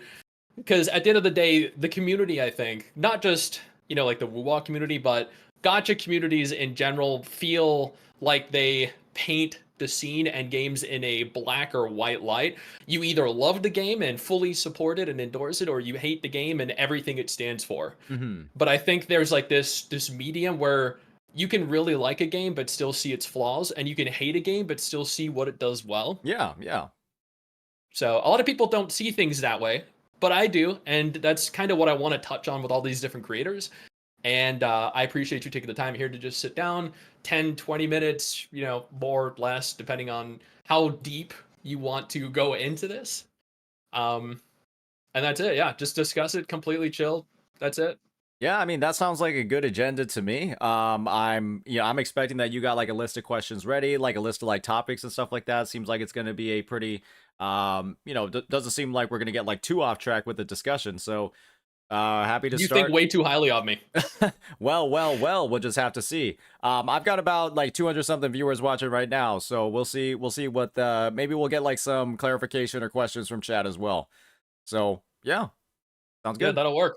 So basically, I just want to kind of condense everything down into a video so I can upload tomorrow on the channel. So, you know, I want to keep things as concise as can be. So like, you know, don't want to stray too far off topic or like drag on for too long. I have talked to a few creators where I did like we touched on a topic and the call that one singular question went on for 2 hours. So I'd like to avoid that happening if possible. Yeah, if it's getting to 7 p.m. over there for you, and you know, this call does end up being 2 hours, that would be yeah, pretty diabolical, pretty devilish. So let's avoid that. I think I know when we're diving a little bit too deep, and obviously, right, me being at the end of a 6-hour stream, that probably will make that discussion or making that discussion concise a little bit easier. Oh yeah. All right, so if you want, we can just go ahead and jump right in. Yeah, let's do it, man. Let's do it. All right, what is your history in the gacha genre? Like, when did you start? What game got you introduced into it? Like, for me, as an example, I've been in gacha for about 2.5, 3 years. I got into it back when, I think a couple months after Genshin launched. A friend of mine, Cry, and we were two of the original people that covered Genshin. Our videos got hundreds of thousands of views like week one. And then we played it. And then I got into Arknights a couple months later. And then after Arknights, like, I fell in love with the genre because I saw that there was a lot more to it than it just being like autoplay mobile games. So that's my history with the genre. Like, when did you get into it? What made you get into it? Yeah, totally. So I actually started off my gacha journey. I think it was actually probably during COVID, right? And like during COVID, but before Genshin Impact, because it came out like kind of like in the middle of it, you know, September 2020, right? That's the release date of Genshin, or maybe like somewhere around that range, right? I started out with 7 Deadly Sins Grand Cross. That was like, okay, like this is like a pretty cool game. I like the whole like daily aspect, blah blah blah. Spent a little bit there. Then I didn't really actually move to Genshin Impact. I kind of like quit gacha for a little bit just to like focus on other stuff, focus on other games. I came back for Tower of Fantasy because I was like, oh wow, it's gonna be an MMORPG. This thing's gonna be great. I played that quite a bit, and then I was just like, this game sucks balls. And then we just moved forward from there. Ended up getting into ended up getting back into, or ended up going into Genshin Impact. And from that point, I was just like, okay, like, you know, I'm progressing my account. I'm doing some stuff, kind of getting everything going. It wasn't really like the most committed player. Like I did the Abyss and stuff, but I wasn't like, you know, making content, doing anything crazy with it, or, you know, like monetizing anything at that point. Then moved on to Honkai Star Rail, kind of just like playing it on and off over time. And I got to a point, right, where during HSR, you know, like the early stages, it was all like great stuff, good fun. Bellabog was awesome. Janzo Lofu was like a little bit, you know, okay. And then by the time we got to Penacony, I was like, okay, I'm kind of like deep into gacha at this point. And I got this desire to start branching out. I was getting really tired with Genshin Impact. I had also dabbled in other games like Counterside and stuff on the side while I was also playing Genshin. So I was never playing more than like 1, 2, or 3. I was never playing more than like 3 games at once. And then I got to a point where, you know, Honkai Star was releasing. I played that for like a year. That was a bunch of good fun. And then I got into, you know, what's it called? Then I got into the tail end of Honkai Star Rail, then into Wuthering Waves. Because Honkai Star Rail for me, like kind of balancing with Genshin Impact, it was like a good blend, playing just those 2 games. And then once Wuthering Waves kind of got added to the pie, I saw like all the time that was being spent on like the story, especially in Penacony. I was just like, shit, I need to like take one of these games off my plate. I need to stop playing one of these games. And it turned out that I just stopped playing Genshin Impact. I stopped playing Honkai Star Rail because for me, the time commitment to like actually keep up with those games, actually do the stories, all that stuff was kind of like getting in the way of like Wuthering Waves and obviously, right, the content creation space that I was joining for that. And so I kind of just decided in like either June or July to just go full time. Try to pick up Zenless Zone Zero as well. Drop that too because of the TVs. I remember one time in the Hollow Zero thing, I had to do like 5 runs with the TVs.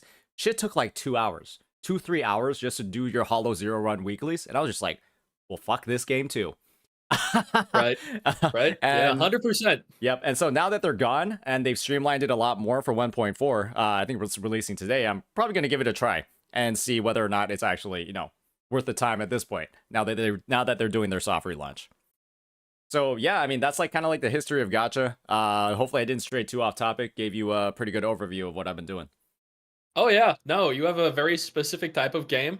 I appreciate that. I typically tend to dabble in a lot of stuff. Like I've been playing, like my favorite gacha game right now is Nikke, and then my second favorite is Arknights. My third favorite is Wuwa. So they're all very different kinds of games. Yeah, you know, absolutely. Nikke is an idle game, and then you have a tower defense tactical game, and then you have, you know, an open world action game. They're completely different. You know, tend to gravitate more towards a specific kind of story driven game, and that's awesome because I love like story driven JRPGs are my favorite video game, like, you know, subgenre.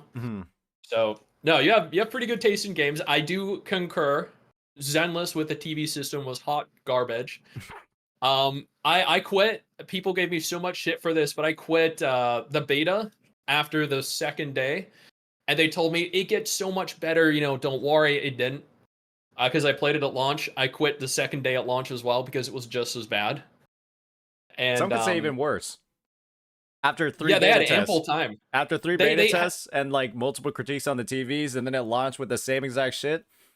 Rough one. I know. Yeah, no, exactly. They did not learn from any of the mistakes or any of the criticisms or the feedback that was given to them. Unlike another studio which has learned and has implemented a lot of quality of life improvements after listening to the feedback that they've received. Absolutely. Kuro Games, Wuthering Waves. Exactly. So what is your favorite gacha game? Like, if you had to list your top 3, what are they? So, I mean, my top 3, they probably... I mean, I don't really have a big list to play from, right? Because I don't want to necessarily list games that I haven't played, because I don't think I would know. I guess from what I've played so far, it's probably like Wuthering Waves is number 1. Then number 2, it's going to be Honkai Star Rail. And then number 3 is going to be Genshin Impact. Right? Just from the ones that I played. Counterside to me was just like, oh shit, this game is fucking boring. Tower Fantasy is just like bad. It's just bad. Out of curiosity, why didn't you like Tower Fantasy? Like, I get so much shit from their community because there are so many areas of it that I think they absolutely dropped the ball on. But I'm curious, from another content creator's perspective, what didn't you like about it? So for me, one of the most devastating things about it was like the exploration. I know a lot of people say, oh, but the gadgets, they're so good. But it was like, you had chests that were locked for 72 hours when you found them. And you're just like, cool, it's in the starting area. So does this mean I just need to like go back to pointlessly sort of like grab these chests like 72 hours after I've seen them when I'm grabbing like 60% of the map? I was just like, what kind of absolutely brain dead design decision is this? Then you had like all of the crazy lag. It was like absolutely unplayable when it came to world bosses. The gearing system was just like cheeks, if I'm frankly being honest. Like, it was just like, oh yeah, like you have like this baseline set of equipment that you have to like upgrade. And I was just like, honestly, this all combined with like the PvP, like all these other systems, like, oh, it's just like a character check at this point. I was just like, this game seems expensive if you want to have fun. And I was just like, I don't know if I'm about that. No, it is. And the power creep present in that game is the worst I've seen in any gacha. Every time a new character is released, it literally destroys any kind of previous meta that existed. And this is like the most common sentiment across social media.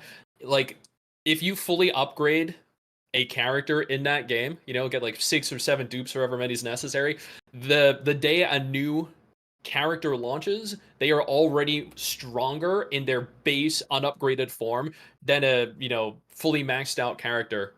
It's unreal. Oh, that sounds like a slight exaggeration, but you know, like it can't be like your level 0 character is gonna be stronger than like the, you know, like the maxed out. Well, I don't mean like a level 0. I mean unupgraded as in, you know, not using dupes to upgrade them. Oh, gotcha. So like an S6 older character. Yeah, like S6 versus S0. Oh, so like what's going on in Honkai Star Rail? Which is what I've heard. I don't actually play Honkai Star Rail, but I have Mhm. heard the power creep has gotten, absolutely insane in that game too. Mhm. But that is essentially Tower Fantasy. Like, if you're there, level like 90 or 100, 110, whatever the max is right now. Because I just did a dedicated video on it. I spent the last 3 months playing it, and it is absurd how power crept every other character is by every new character introduction. I genuinely hope Kudo with Wuwa does not go that route, because I know Yeah. Honkai Star Rail did. And Tower Fantasy has it. There are other gacha games that have too, and it's becoming a little more prevalent in the genre because whales are just so willing to just throw cash to remain at the top of the meta, the ranks. So Yeah, I mean that's what PvP does, man. Gives more incentives to spend, but it also gives more incentives to fuck the players. Yep. So if with the experience that you have in the game, because I mean you've been playing since launch, right? Mm-hmm. Okay, so you've gone through the highs and the lows with Wuwa, the things they've done right, the things they've done wrong. What would you say are the standout features of the game? Like what if you were to sell this game to someone that has never played the game before, what would you say? Like, what stands out to you the most? I would say the biggest standout feature to me when it comes to Wuwa is the diversity in how pretty much every playstyle or character actually works or actually plays. Because you have so many different limited DPSs on the roster, so many different characters, a lot of different supports, right? And they all play in a very unique way.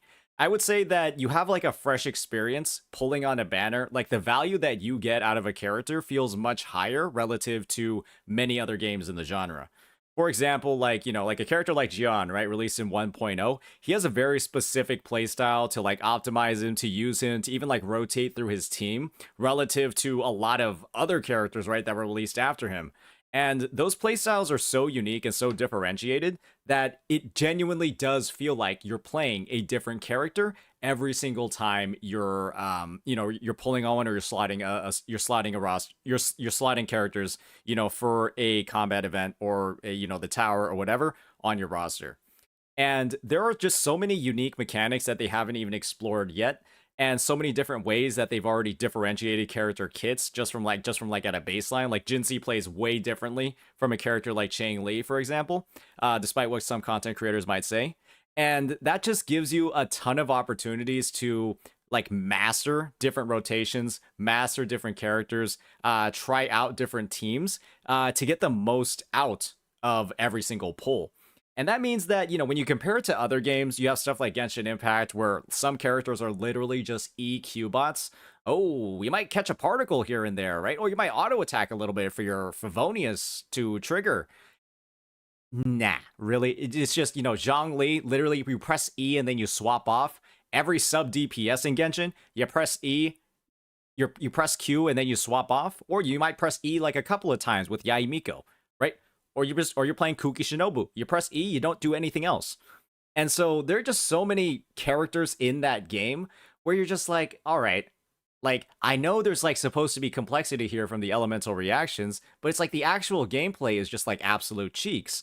And then you have characters in Wuwa, right? Like Shorekeeper, her on-field rotation, if you're trying to like optimize it and make the most out of her, is way different from Verena, where you're doing like jump attacks, you're doing like, you're switching onto her without using an intro skill to advance into her basic attack chain and gain a forte stack faster. And then, and then rotate through your team faster using that. There are all of these like slight optimizations, slight differentiations in your playstyle that make every character feel fresh, feel unique, as long as you're willing to like invest the time into learning how they actually play and what those nuances are in their kit. And it just makes every character feel more complex, more rewarding, but still usable at a baseline, right? If you aren't using those advanced mechanics, but they are there if you want to ever tackle them in the future. I completely agree. Having played Genshin a lot myself and having played Tower Fantasy, like I feel like every character genuinely does feel like their own unique character, especially when you compare animations. Like, I don't know if you've seen how many, copy pasted animations there are in Genshin. Oh, the Claymores. Yeah, exactly. Claymores are right? crazy. It is unreal. Like when we get new characters in Wuwa, like even just idle animations, just like heavy attack animations, like everything just feels so different, so unique, and so like I don't even know if we're not allowed to talk about the beta. Never mind. Yeah, a lot of characters are very unique, have very distinct, discernible, kit and animation styles, and I genuinely do think that that is one of the cooler features in WoW. I also, and this is leading into another question. I also think they have made significant improvements in terms of character animations, like newer characters, like Chong-Li looks, I think, a lot cooler than other like 1.0 characters. I think, Shorekeeper looks phenomenal, not just like aesthetically, but also in terms of her kid and her animation. Same with Chong-Li. They all look significantly better, like they were, worked on way down the line. Do you think that comparatively to 1.0, they have made a lot of progress with 1.1 through 1.4? Because a lot of people, a lot of haters, let me clarify, believe that the game has, is equally as terrible now as it was back in 1.0. Chapter, what are we up to? Like, act like, what, 6 or something or dude, I don't remember what act we're up to now in the story, but like 1.3, 1.4's story was equally as bad as like, act 1 through 3 of 1.0, and that no improvements have been made. That the voice acting is still like 1.0 young, like for the first several hours of her talking like an emotionless robot. Yeah. They believe that no improvements have been made to the voice acting. They believe that there have been no quality of life improvements made yet. Evidently there have. We get double rewards for things like domains and tacit fields. Like there have been, I think there have been so many improvements made. Haters clearly don't. But what do you think? And do you think they've been sufficient over the course of the 4 major patches that have come out? Yeah. So I guess if we're looking at it strictly from, I think you mentioned story and like story progression as well as like, as well as quality of life. So I'll try to answer all of them at the same time. When it comes to like story, I would say that there's clearly a bit of like a noticeable shift in how much the main story is progressing by the time we finish version 1.1. Right? Mount Firmament and that whole debacle, Jinsei and, with Jue preventing, the entire region from being frozen in time. That is kind of like the last main story thing that really happens to advance it any further. When we look at like 1.3, we're going back to the Black Shores. We're having like the whole breakdown with Shorekeeper and like the Necrostar, that sort of thing.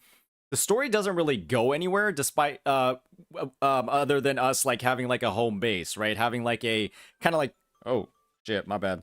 Having like a centralized location for us to like kind of do our operations from. And then you have 1.4, which is about just the Somnoir and like different ways that we can tell the story. So there's not really anything crazy going on there as well. And then a lot of smattering of story quests in between for all the different characters. So when we think about it that way, it's kind of like them laying down the groundwork. It's them kind of like cleaning up a little bit of like the mess that a lot of the story rewrites from the closed beta test up until release created. And it's sort of like setting the stage for 2.0. Sidimar actually had a video where he was talking about how Renacita, the 2.0 region, was actually supposed to be in the game on release. But the fact that the story had to go through some rewrites to just get like the pacing right and everything, and integrate feedback from the original CBTs, that actually made it so that Renacita had to be delayed until 2.0. And that's why the version 1 of the game is so short.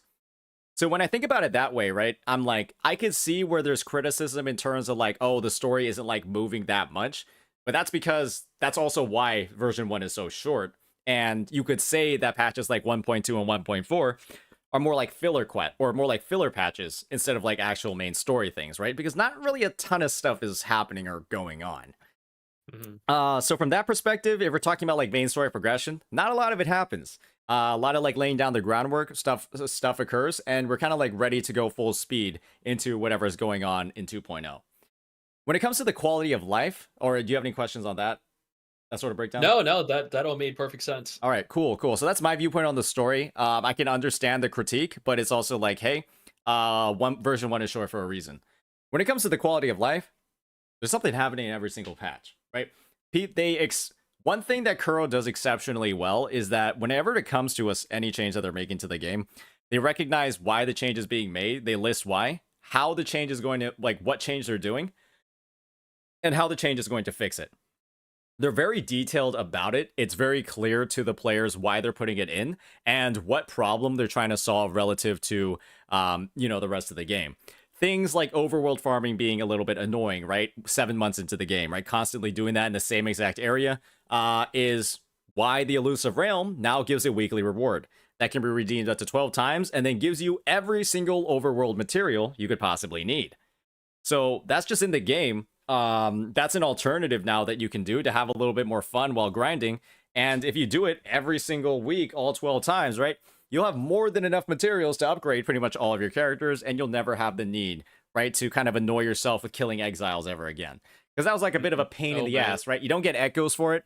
I made like a critique video on it, and people were just like, oh, well, I just go ahead and I just grind the overworld for 5 hours every single day, and I have a blast. I do it every day. But it's like, let's be honest here, ladies and gentlemen. Why? That's weird. Like, that's weird. Like, go play other games instead of just mindlessly killing mobs in the overworld for like 4 to 5 hours. Go play other games. Go do other things. Like you know, maybe do something like productive. Because, sure, you can do that and you will never have a shortage. But it's simply not a productive thing to do with like pretty much anybody's time. Because, you know, echoes are just better in every single way because you actually get equipment you can use. But now we're running into the situation, right, where people have like 2,000 echoes in their inventory at all times. They're like, oh, I can't possibly recycle anything. I've got to save all of my HP and defense pieces. There's a character that's released that might use them. And, you know, people are going to get that feedback. Kuro, I guess at this point, people are building up that inventory, and people are just going to put on the feedback form, hey, we want more echo inventory space. Or, hey, we want like a better way to manage our inventory space when it's full. And you're just like, okay, like send it in. They'll fix it. And so it's not like, oh, we need to make like a big deal out of problems. Just make the problems known. And if a lot of people have them, they'll send the feedback form in, and then Kerr will probably fix it. It's just that, hey, this thing hasn't become like a problem big enough for a lot of people to talk about yet. And that to me is like the only reason why there are like annoying things or annoying mechanics or annoying UI that just hasn't been fixed yet. It's because people haven't gotten that problem frequently enough for it to be an issue that's raised and then put on the feedback forms. It kind of makes sense, right? The whole problems with having a max inventory of echoes, it's not happening until version 1.4 because it just logically wasn't something that affected many, if any, players prior to that, just because it takes a fuck ton of time to even get to that point. So I just view it as like, hey, once a problem gets known and a problem becomes common, it's just something that is raised to the developers and then they fix it. And that's just like a level of consistency that we've seen in every single version. And so a lot of players, right, almost view the game as like guaranteed to fix anything that comes up. It's just, and what that means is that when concerns are raised, players want to make sure that they're legitimate and not like something that's fake, right? Or something that's not researched or like misinformed. Because then, right, then you might have the developers making changes because they're very willing to make a lot of changes that are suggested. They don't want the developers making changes or wasting development time on something that isn't actually an issue. No, I get it. Which is actually one of the things, like, when people ask me what my favorite part about the game is, like, you know, do you like the graphics, do you like the character models, do you like the action combat?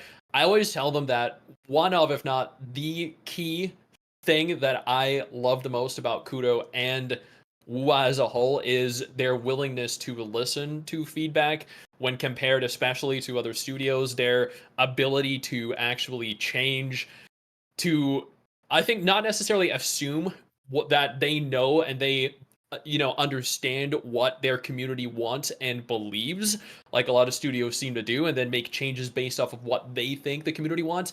Rather, their ability to implement what we want as a community rather than, their weird misconception of what we want. Yeah, exactly. So, they directly listen to players versus thinking that they know what's best for players. If Genshin did that, they'd have a skip button. They'd have artifact loadouts. They'd have a lot of things, right, that aren't in the game currently and probably will never be added. Yeah, because, in spite of everyone enjoying having a skip feature in Zenless, in spite of Zenless actually making sufficient alterations to their core game and listening to the feedback of their community, the Genshin devs, the Genshin community as a whole don't give a fuck, and they just continue to throw money at the game even in spite of knowing that the devs themselves don't give a fuck about them and treat them like an ATM. So, but speaking of, what do you think is the worst part of Wuthering Waves? Like, if there was a thing that you could change because it is so abhorrent that it drives you to absolute and utter insanity, what do you think? Like, what would that be? To me, it's the potential for wasted development time on mechanics, on resources, or interactions that players don't really give a fuck about. For example, the active abilities of 1 and 3 cost echoes. Who is using, like, the little 1 cost boar, the saber boar, or like the purple heron's echo skill? Nobody is using that shit. Maybe sometimes people have like an elite one with like a parry that they'll use for like fun, but it's just like, these could quite literally not be worked on, at least in my opinion, or if they're going to be worked on, fleshed out more to make it worth the development time. Because for me, it's kind of like they almost have this expectation that they put into the game. Pretty much, honestly, everyone pretty much uses the 4 cost echoes instead, right? Because they're just stronger, they give better buffs, they're just better overall. And when you're in a situation where you have like all of these echo skills, all of these like basically a use of development resources, right? And it's just like, it doesn't feel that fleshed out. A lot of it is useless. There's like a couple of like maybe 1, 2, 3 standouts in each class that might be usable. But to me, it's sort of just like, hey, somebody's working on this when they could be working on something else. And it kind of falls in line, right, with making changes that people aren't asking for or making changes that aren't actually legitimate. It's just like, this is all development time, this is all resources, this is all manpower that could be used for something else. And one of the critiques about the game, right, is like not having enough content in XYZ area, not having enough blah in like, you know, somewhere else. And when you're spending time making and balancing, right, 1 cost echoes, there's somebody that's like, you know, running some calculations, right, to ensure that like, oh, we gotta make sure that this one's not too broken, right, relative to the other 1 costs. But it's like, nobody's using the 1 cost in the fucking first place. And so there's all this work being done on shit that nobody fucking cares about. And the end action, right, is we invest more time to actually fully flesh it out and make it worth caring about, and then that might have a payoff, or it might just fail spectacularly, or we should have just never have worked on them in the first place. And to me, it's sort of like, it goes in line with some of the critiques that people have been saying about like not living up to a full vision. The idea is that maybe that vision shouldn't have been like that wide of scope in the first place. And then that would have allowed the kind of like the focus and the discussion, or the focus and the development time, right, to be spent on fleshing out more of like these other things that people are saying lack content. So for me, it's kind of just like, hey, there's like a half-baked implementation on like, you know, in some areas of the game. It's a little bit half-baked, and I kind of view it as like, hey, let's just go all in, or let's just, you know, kind of pull the plug on this sort of thing so that we're not, you know, Renacita's obviously coming out. There are new echoes. We literally have seen them in the trailer, right? And to me, it's sort of just like, hey, like, are we taking all of the steps necessary to make sure that these are getting the full value of the work that we're putting in? Or is it something, right, that maybe shouldn't be worked on as much? Just like getting the most bang out of your buck and then doing like the groundwork and having the systems available to actually make that happen. No, great answer. Am I the only one though? Like, tell me if you feel the same way here, but am I the only one that has an issue with their overuse of like a singular central character during each major story event, as opposed to like I am more than happy. I love Shorekeeper's story and how, you know, impactful it felt, and same with Camellia's story. But at the same time, and I also appreciate how short the stories are, that you can finish it in one sitting, you know, be done with a patch in like 3 hours rather than having to spend multiple days and listen to just, you know, 20, 30 hours worth of talking. You don't like hearing Acheron talk for 4 hours about nothing?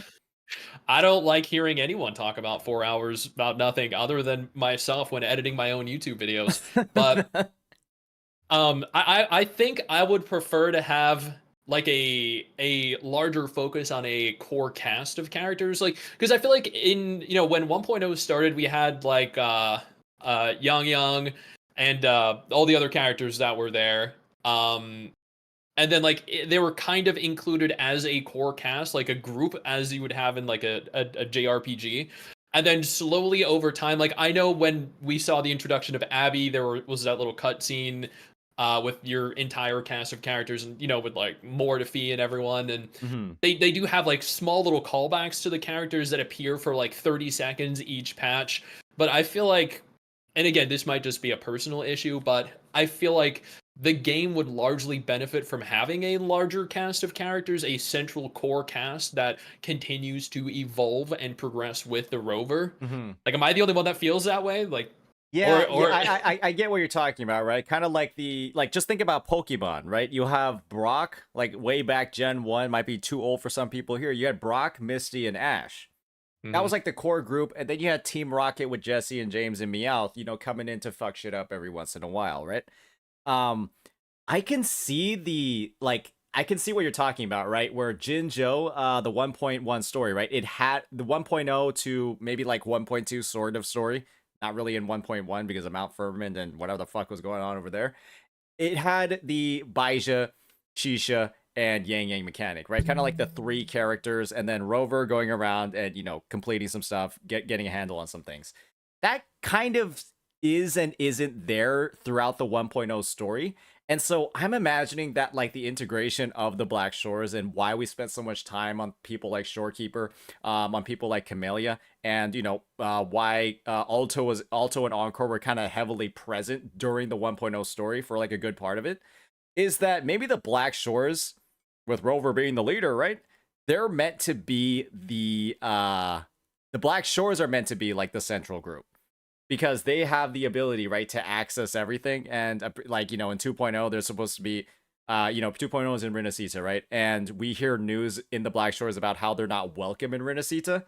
It's like, oh, maybe that's going to be one of the main points of conflict in the story. And that's kind of like where they're brought up again moving forward. And so to me, the Black Shores seem like that potential central organization. It's a pretty varied cast as well, right? You got one guy, Alto. You got the little kid comedic relief, Encore. She's just silly all the time. Then you got Camellia and Shorekeeper. But Shorekeeper's kind of like MIA or idle. Right? She's kind of like doing her own thing, always, relaxing and stuff in that one area. So you got like a lot of stuff going on there. And to me, it seems like potentially a bit more of like a cohesive cast. And maybe that's why there was so much time spent on them in the story. And that's why they have some of the best story quests, right? Shorekeeper has the whole entire 1.3 dedicated to her. Encore's story quest is considered one of the better ones in the game. And Camellia's, right, is probably one of the best story quests in the game. Just from the perspective of like all the different stuff it covered and like, I would say overall impact on the story. So I agree. Yeah. So to me, it's like the Black Shores kind of seems like the central area. And, I mentioned, right, that it's supposed to be like 1.3 establish it as like a home base. And, you got some resources, you got Tethys, you got a lot of interesting plot points going on.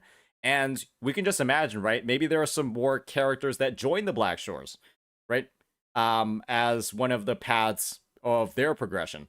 So I see a lot of potential there. Obviously, a lot of it hasn't been approached yet or addressed in the story, but I think it's definitely something to consider moving forward. I would love for Kudo to have a larger focus on that. Maybe, hey, if they're watching and listening, then it would be great to have a central organization or a central core group of characters moving forward into 2.0, 2.x, 3.0, etc. I'm just throwing that out there now. That is just a personal, subjective want and need, but I also don't think it's absolutely necessary because there are a ton of people that completely gloss over and skip the story as well. Even though it's as condensed as it is, every major patch is like 2 fucking hours long.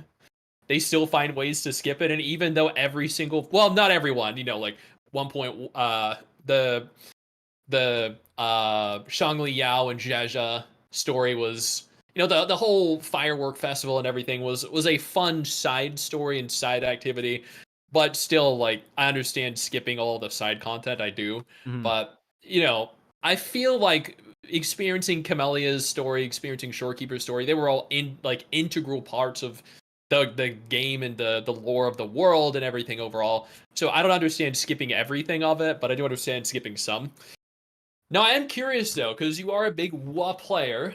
and you have dabbled in, Star Rail, Zenless, Genshin, ToF, what gacha games are you looking forward to in 2025? Because, like, I'm assuming here you're not going to stick to just WoWa exclusively moving into the future, Mhm. and that you are going to want to try out new games, like Enfield, Ananta, Neverness, the Azure Promelia, even though it's going to appeal to a very certain demographic of people. Boomers. Well, I mean, I wouldn't stop there. I'd go a step further, but I don't want to offend them. What else is there?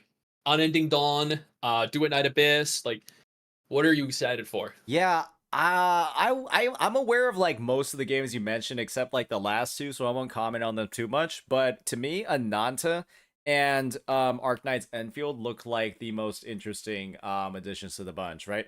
Ananta is a is just a fresh and unique vibe. I don't even want to talk about NTE since Ananta came out. NTE to me is just kind of seems like dead on arrival. I After played the we beta of NTE. Yeah, they had there's a lot of public footage on the NTE beta, and like there's some good parts about it, but just I've seen the footage, I've seen people comment on it.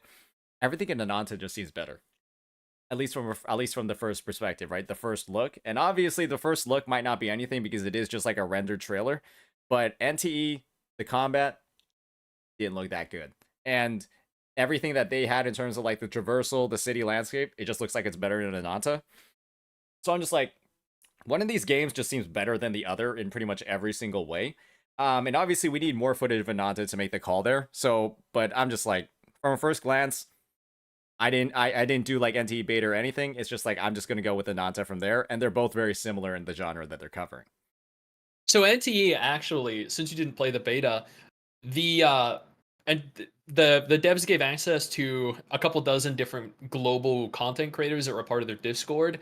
And they did this with the intention of global creators providing them feedback so they could attempt to make improvements and alterations to the game based on like Western gamers' perception of the game and, like wants and needs in a game that would cater to them, because we have very different likes and dislikes to the Chinese demographic of players. And I talked to 14 different creators that got to participate in it. All 14 creators said the combat is one of the worst action systems in any current gacha game. Oh god. And like it makes Tower of Fantasy look like Genshin makes WoWa look. So oh god. We all left lengthy feedback on the combat. It's fucked. Hoping that they would listen, and they gave like a summary, a report of changes that they're making between this beta and the next beta test, and they're making a lot of great changes. They really are. What was missing from that entire like 11-page document?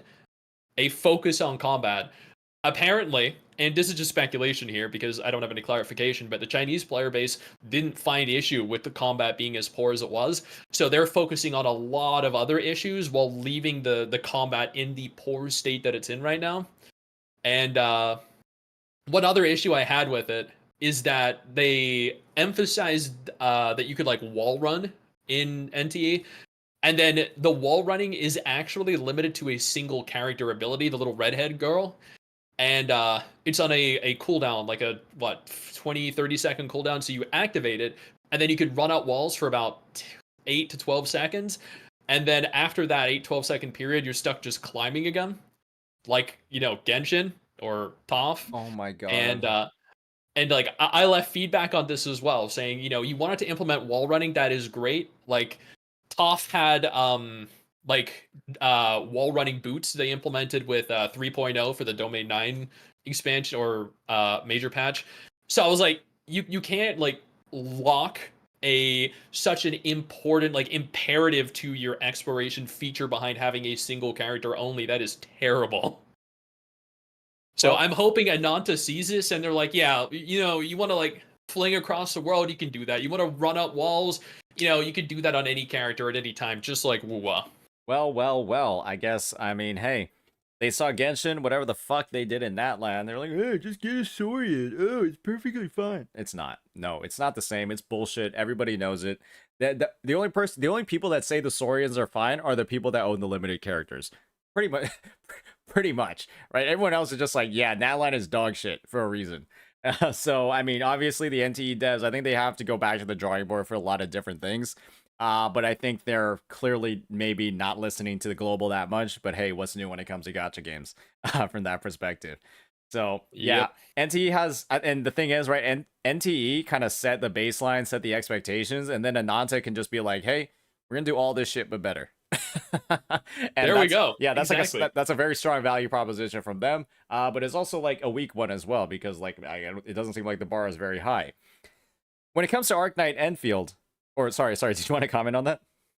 I'm just saying, like, NTE has a lot of room for improvement. It genuinely does, and they are listening to some extent. But at the same time, like, at the end of the day, these are the same people that made Tower of Fantasy.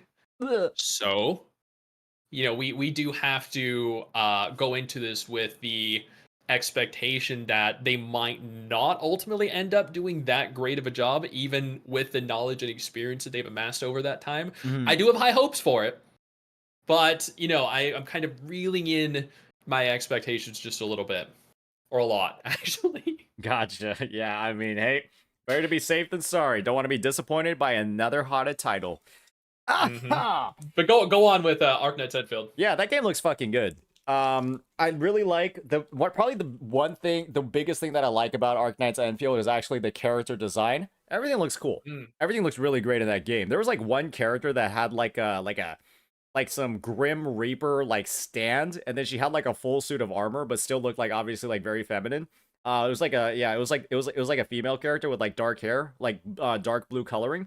And she had like a pretty iconic spot in the trailer. And I was just like, wow, these guys know how to make tasteful designs. They obviously, got stuff that's a little bit on like, like on the, a little bit more on the Coomer side in the game as well. But it was obviously like enough variety. There's also like the presence of like male characters, which is why like I'm just like, hey, I honestly think if your game only has like female characters in it, like, and it's like Azure Premilia, I'm just like, I don't know what the community is going to be like.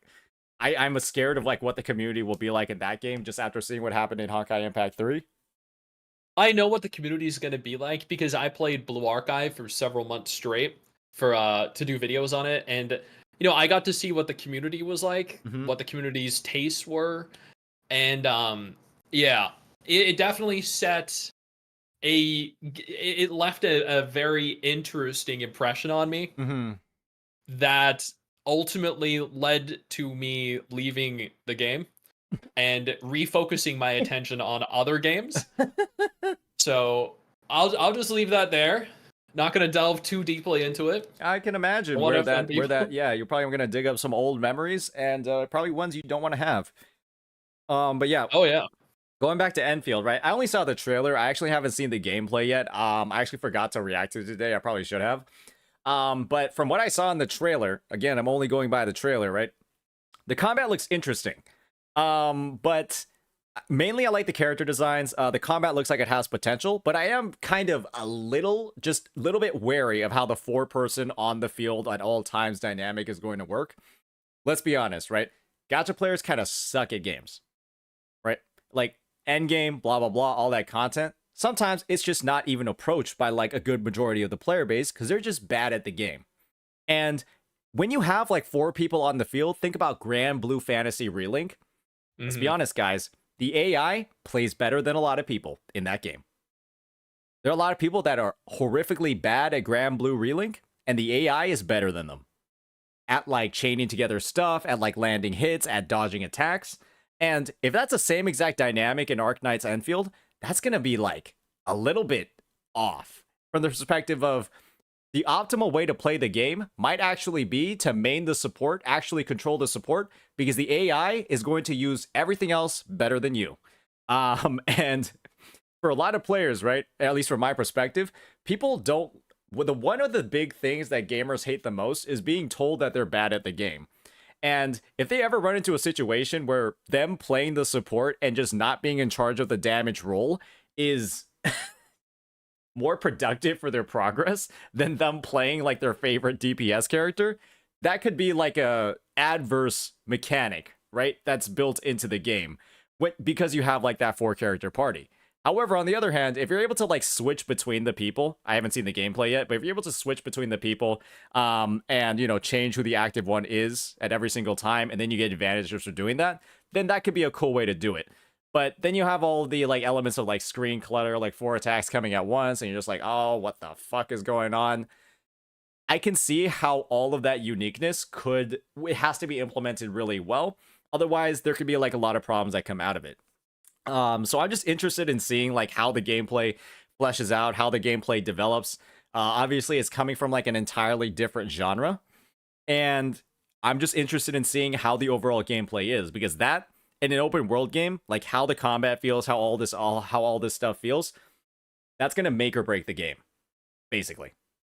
So Enfield is different to like Wuwa and Genshin in so that it is a segregated world rather than an open world. There are a lot of people that were under the impression, for whatever reason, and you can give me your really quick definition of what an instanced game means to you in a second, but they were of the impression that Enfield was an instanced game, and to me, an instanced game is something like Punishing Graven, is something like, Honkai Impact, something like Ether Gazer, where you load into something, right? A zone, and that zone is small, right? It is separated from a larger world. It could be a room, it could be like 3 rooms, but you like move through that, navigate through it, kill some monsters, and then you're done, right? It ends, you move on to the next instanced area, level, stage. I get what you're saying. So it's going to be a little bit like Monster Hunter World.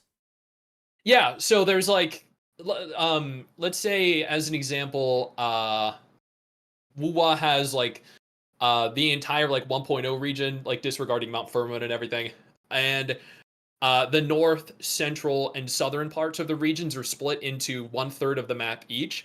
And from the northern third to get to the central third, you have to go through like a short loading screen, right? So that is a segregated world where they kind of have like 1/3 of the world loaded, and then you go through a loading screen, it loads the second third and deloads the first third, like in Final Fantasy 14.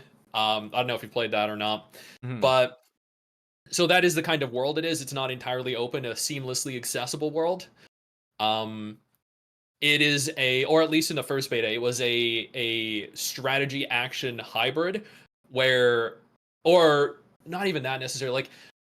Like, they've apparently converted the game a little bit, and it's much more action focused now because of, I think, large emphasis on action gacha games that is now prevalent in the genre. But before, in the first beta, it was like the world would slow down almost to a complete stop and allow for you to issue individual commands, to put forethought into actions and abilities.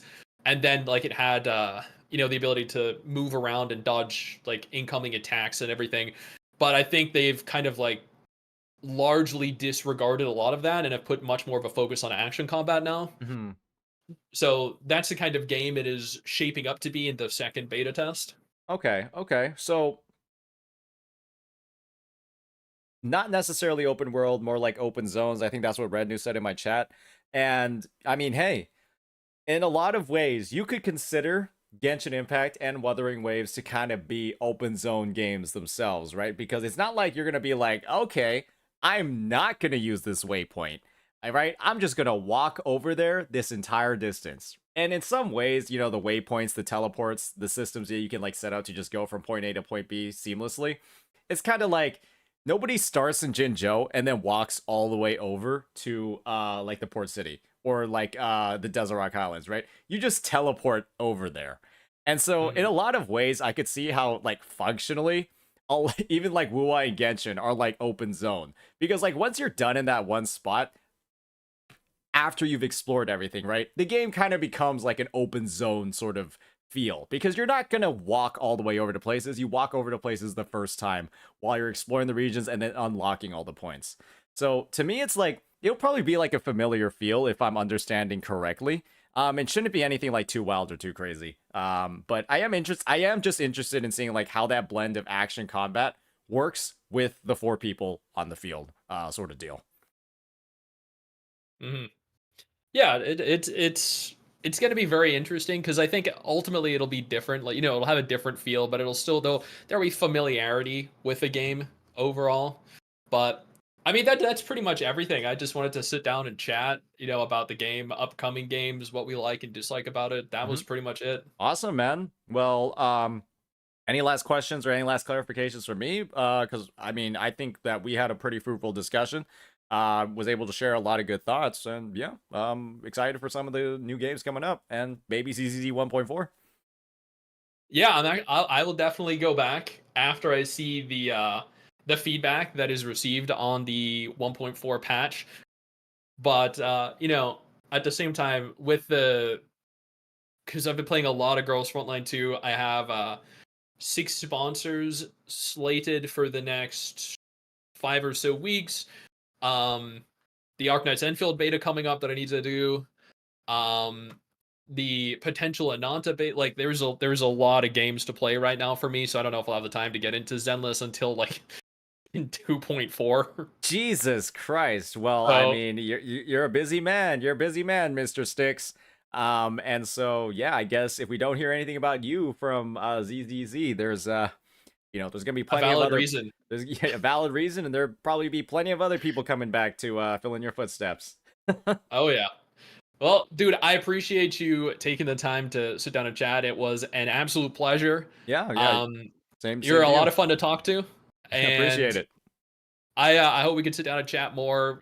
Potentially, after 2.0 drops and we get to play through it and see if it lives up to expectations or not. Love to have you go over your thoughts. Maybe bring in another creator or two as well. Yeah. Sit down and discuss it. Awesome. Yeah, that sounds great to me. I think it'd be good to do like a loop back around and see, how much Kuro has either improved or potentially like missed the mark, right? When it comes to this very promised, this true co-creation between the devs and the player base, right? That they said is gonna be Renacida. So awesome chat.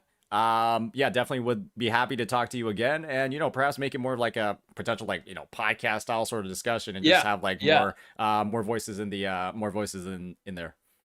Yeah, I'll definitely set something up like January or February if you're interested. Awesome. If you need me for anything, I'm a DM away. Again, sounds good. Appreciate your Hey, time. let me get some of those. Awesome... let me get an ear on some of those sponsors, man.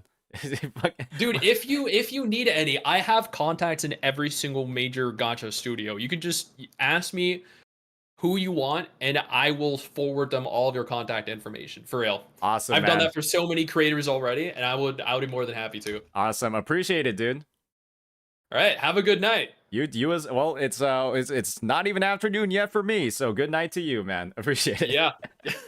All right. See ya. All right. Peace out. Have a good one. Cool. So that was Styx, everybody. He's one of like the more prominent names in the space. Very, very cool guy. Pretty chill, as you can see. Obviously, like a great discussion that we had over there. Just talked about some of the things that are going on with Wuwa.